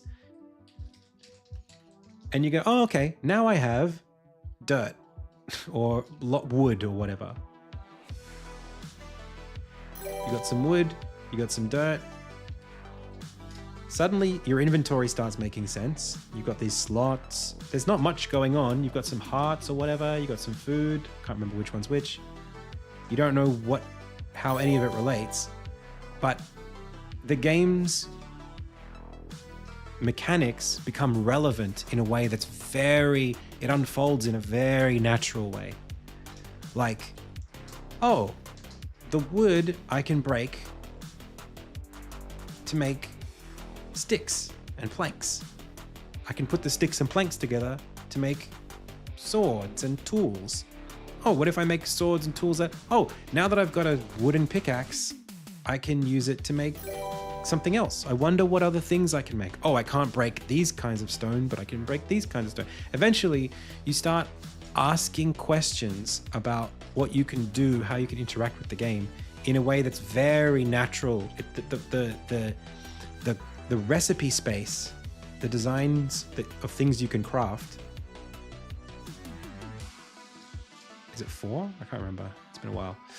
This unfolds in a very, very natural way that gives you... Thank you so much, Michael Lux. It gives you more things to ask questions about the better you get at it. So you start thinking like, how do I...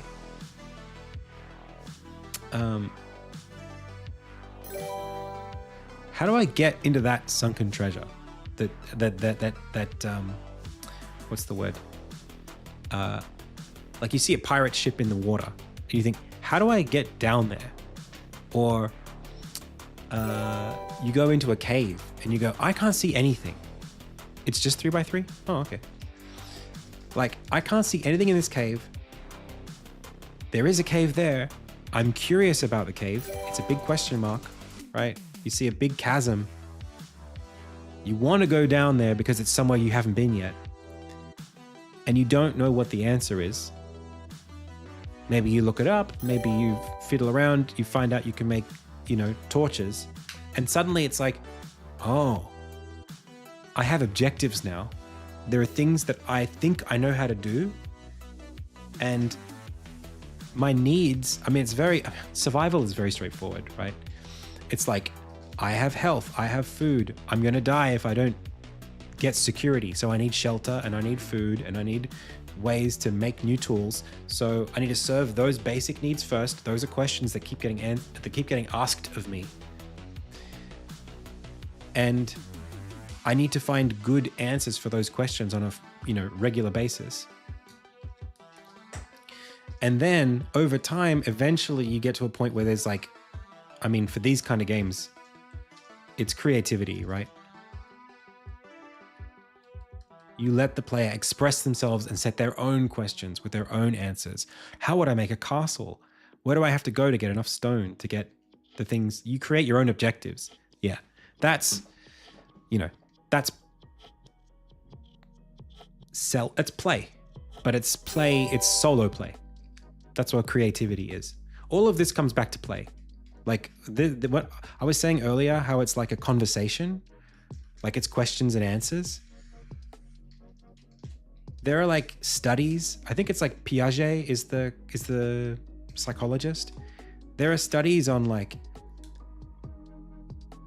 the rules of how the implicit rules of children playing games with each other. When kids play tip, we call it tip, tag in the US, running around, trying to catch each other, or hide and seek. These are games with rules, but even like playing doctor or like playing like, whatever. There's like an implicit need for the players to understand their space that they can engage in and how it works, and for that space to be transforming over time in a way that's interesting. And if you can't play because you're not given agency in the space, you start getting anxious, you start getting bored. So even like animals engage in this, like dogs. You can play a game with a dog, and as long as you keep it interesting and you're mixing it up a little bit, you're trying to create some variety, the rules develop implicitly to facilitate these questions and answers, this like exchange of wit over time.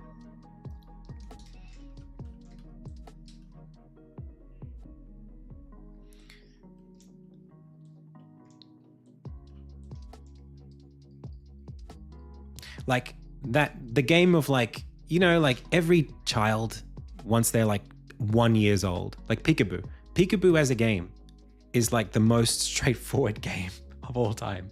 Dogs, like any animal, will play peekaboo with you. Children will play peekaboo with you. It's literally just, you see me, you don't see me. You see me, you don't see me. If you are too regular with how often you peekaboo, it's boring. If you stay visible forever, it's boring. If you hide forever, it's anxiety inducing. It's literally just, can you modulate this in a way that stays interesting? It's got to be a little bit random. It's got to be a little bit consistent. It's got to change over time in a way that develops. And it's funny, kids will crack up if you modulate this in a way that is right in step with their expectations and then twist it just a little bit. It's like we laugh when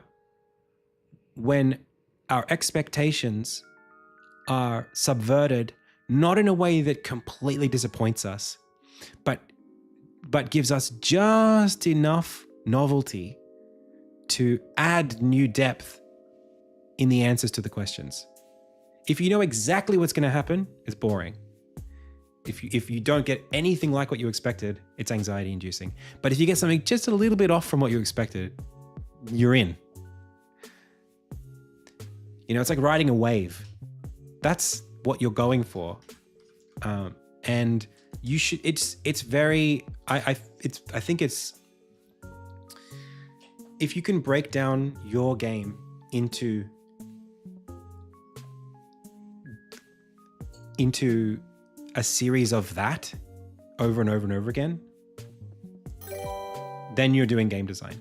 I actually think if you want to talk about, for those of you who are here from the Primeagen stream,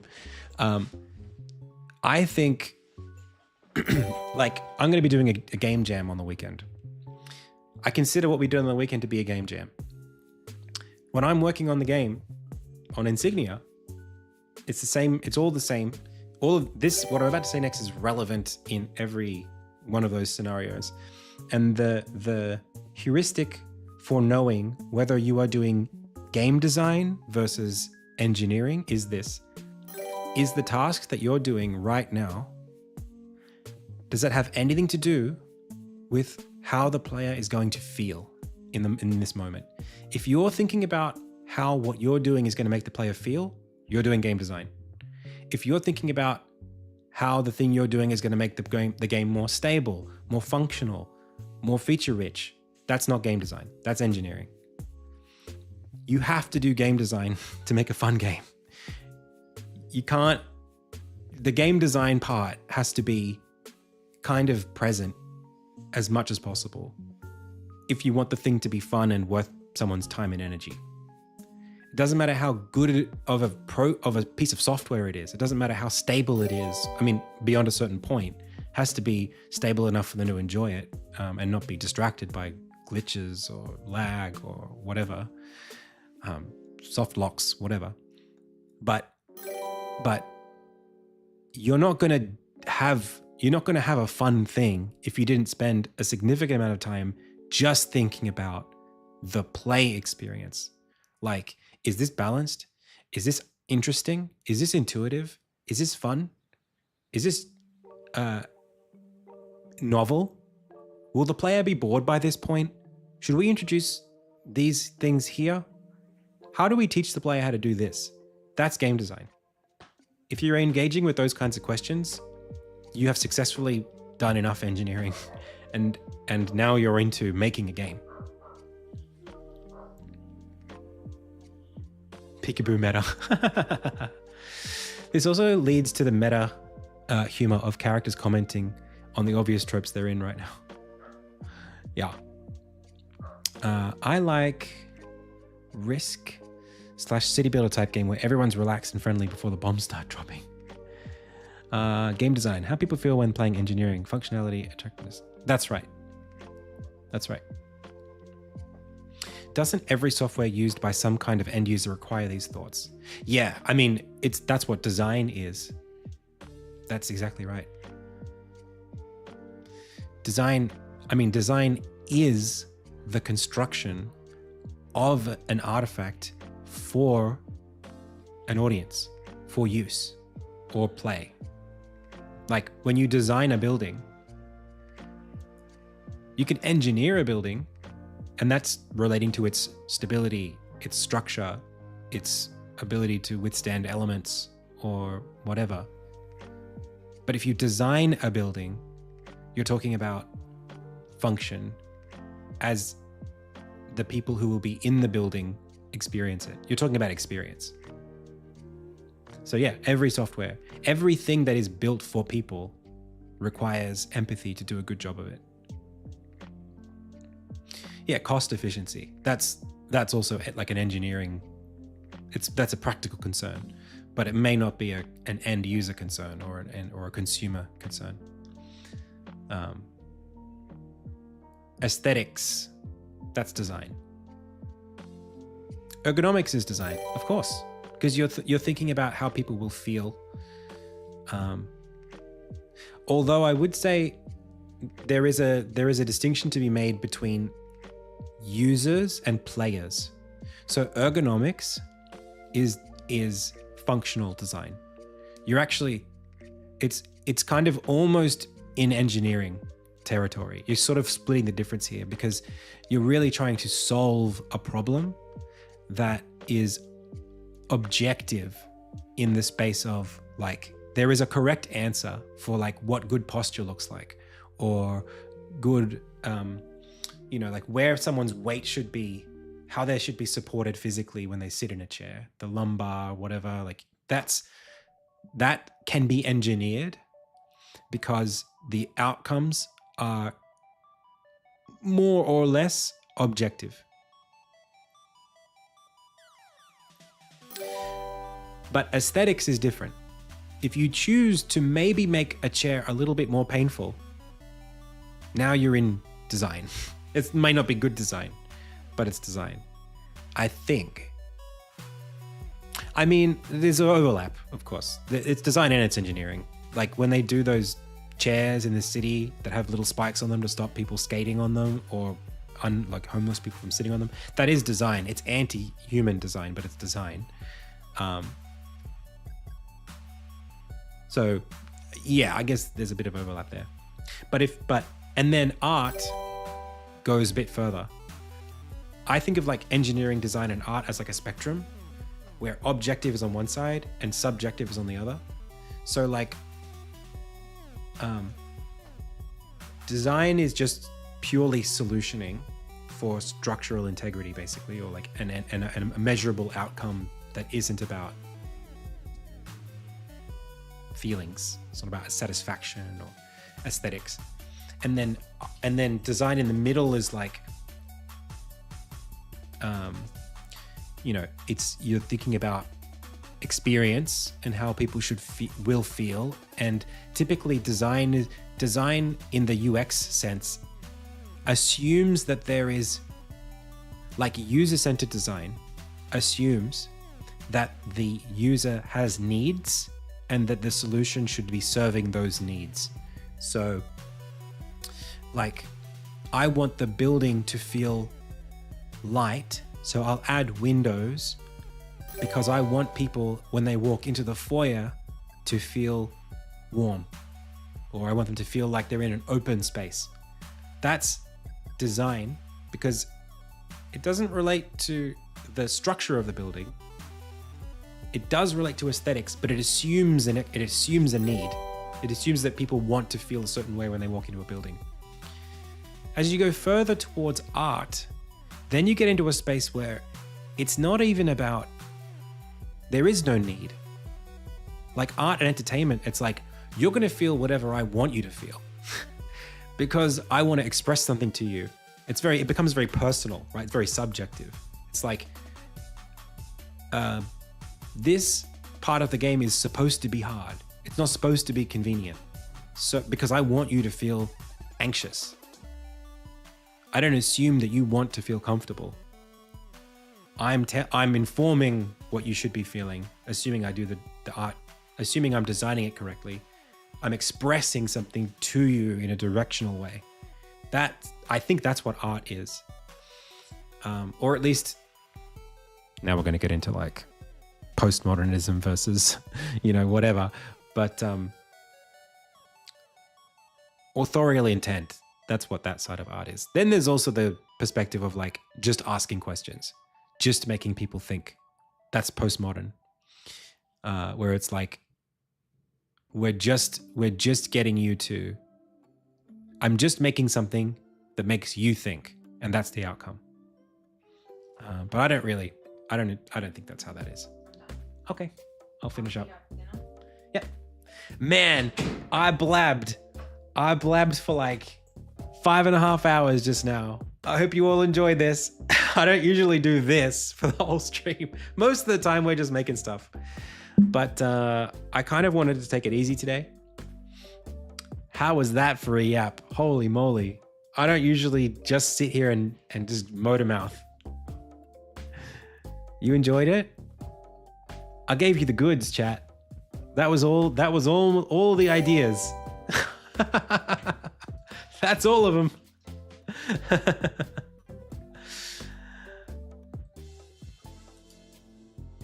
I was just at GDC.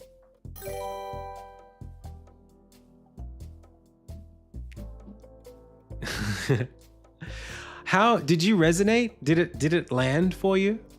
Or was it like, okay, buddy, whatever you say so. Whatever you say so. Whatever you say.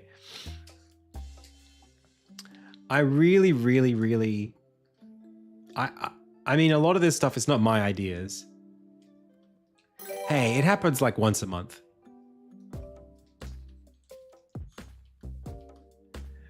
I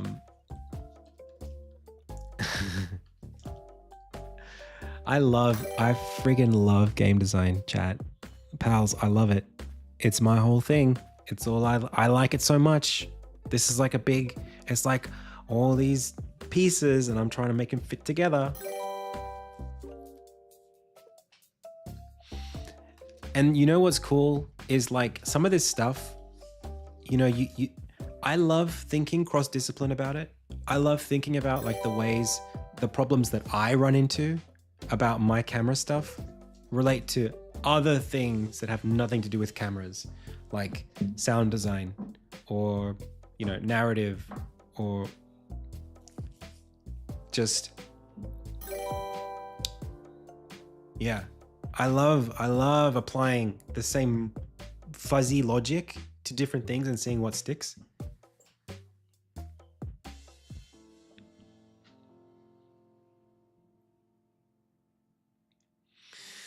Jerome says, I love game design, but man, grinding to make it happen, it's also really hard. It is really hard. Is there such a thing as over-designing?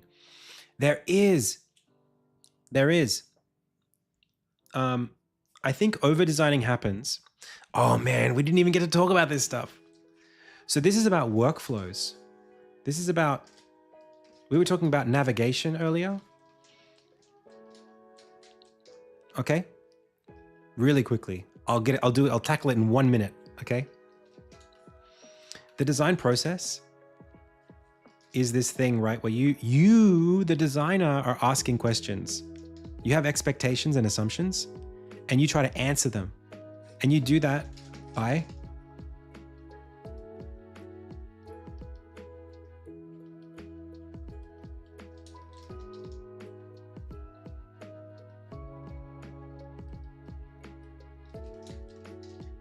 you have some concept.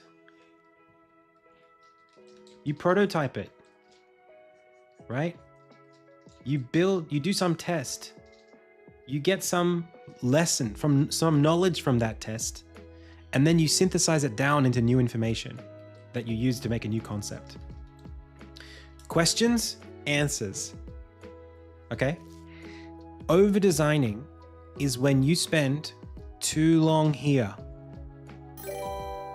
You're trying to take information that you have and you're trying to make lots of assumptions without actually putting the thing in front of players. That's over-designing. That usually, I mean, it depends on the game you're making, but if you're making a lot of guesses about what the player will be feeling and you have no data, no information, it's time to start testing. Over-designing is specifically when you redo something, when you revisit something for the sake of insecurity. This isn't good enough, or not even this. I don't think players will like this. You haven't tested it. They haven't said they don't like it. But like, I feel like we need to and this happens a lot of the time because you have lots of different features that are at different states, and you don't know which ones should inform which ones.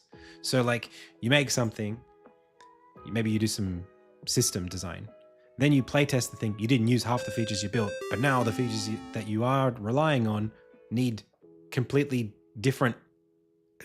They need to do different things because you built all this structure without knowing. You pre-optimized, right? You are putting too much energy in the wrong space. But that basically happens anytime you're doing something solo, because you can only do one thing at a time, but all the different things should inform each other. It's kind of necessary. Design efficiency is it's not Boolean. It's not yes or no. It's a process. You get better and better at it, at finding out ways of putting things in the right order so that you get the right information to inform the work that you're doing. My advice is to be going through this process more quickly. Always try to do it more quickly. And actually, I think that people should tackle bigger projects over time, start with easy things. It's hard to build big things the first time you build anything, because you won't have the experience to let you understand how to go through the very complicated, how to tackle all of the concerns. Like, if this thing supports that thing, and that thing supports this thing, and this supports that, and that supports that, and that's, you have all these dependencies. If you haven't ever built this, or this, or this, or this, or this, or this, or this, or this, or this, you don't know how to do it. You don't know how to solve that in advance. But if you have one thing and you build that, and then you have that thing and you add one more thing to it, then you've only got to solve this because you already know how this works. So it's pretty easy to see how they balance. So basically, if you're over designing, simplify or increase your prototyping. Do it more regularly so that you understand what players care about without guessing. Okay, there you go. Thanks, pals. It was fun. Let's do some game design soon, yeah? I got to set up Godot tomorrow because I want to build some stuff. We're doing Ludum Dare later in the week. A whole game jam this weekend. Saturday, Sunday, Monday, making games. Our game. All right? If you liked what I'm doing, please subscribe. If you have a Prime sub, you can do it for free. It's easy. Don't let Bezos take all the money. If you like my content, I get to do this. You can check out my YouTube channel if you're on Twitch, which many of you wouldn't have seen my YouTube channel. You can also become a patron at patreon.com/AdamCEunice.